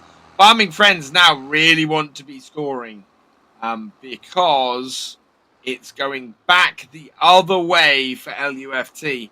I don't think there are any bales being loaded for Farming Friends. I think Farming Friends are going to end up with a bit of an advantage. In fact, they've still got some left. Hey, Reaver! Yes, I am on my own at the moment. Copter has had to leave before the end of the last two games, the last two matches. So, yeah, I am finishing off today on my own and enjoying myself immensely right now. Hope you're doing well. Toby is coming in with 2 more bales. We're beginning to see some bales scored. And, yeah, the as I thought, the multiplier has kind of worked out well in Farming Friends' favour. So, LUFT going to get the bale points? Farming Friends, there's a race for it. Mtron got out early and got it. Putting Farming Friends in a commanding lead at this point. What exactly is the FSL? The FSL is a Vivek Spicy. The FSL is the Farming Simulator League. It is the esports side of Farming Simulator. It is utterly fantastic. I have been doing this since 2018. And it is awesome. I'm not. Oh, thank you, Filden. Where we go? So 2 minutes left on the clock. 3:16 for Farming Friends. 3:38 for Farming Friends, and 2:52 for LUFT. It looks like Farming Friends have this pretty much sewn up. They have a commanding lead with the multiplier. They have a decent number of bales. They've still got 9 bales and more coming in. I don't know how many. Oh, yeah, and there's the same number of bales for LUFT. So if both teams delivered all their remaining bales at the moment, this is a 130-point lead. No, it's more than a 130-point lead for Farming Friends, which is incredible. That is, a fantastic command of this game. And you can see it here, 404 points to 270 with just over a minute left on the clock. Pyrinator bringing in another set of bales for LUFT, but I honestly don't see how they can pull this back at the moment. And they are one game down already. So this is LUFT going out if things remain as they stand, and there's not much of an idea of how it can change. And Farming Friends now with 30 seconds on the clock. Mtrom is going to put those in the bottom. That blocks a Bale-tastic or a combo, and 20 seconds. Look at this. Farming Friends know they've won this. They don't need to put the bales in at the top. They're just scoring points down the bottom. They're going to take it with nearly 600 points. 596. They're not even trying to deliver any more bales. It's 596 to 483. In fact, I don't think even that. No, 384, I think it was. This is my dyslexia kicking in. But Farming Friends are through and LUFT are out, which is the important part of this. There it was 438 to 596. There we go. And Farming Friends are through and LUFT are out of the tournament. Farming Friends will be facing Lindner tomorrow in the lower bracket. That has been a fantastic 9 hours of FSL today. 14 games. It's absolutely brilliant. I don't think we've ever had an FSL tournament has been this amazing. I've enjoyed this immensely today. We will be back tomorrow, and I'll be joined by Cast by Copter. I'm going to give my voice a rest this evening because wow, that has been so much fun and so many close games and so much fantastic FSL action. It's going to be awesome. And we got more tomorrow. We got the finals tomorrow. So I hope you guys will join me from 9 a.m. UK time, 10 a.m. Central European time. I will see you then. Goodbye for now. Have a great evening. See you then.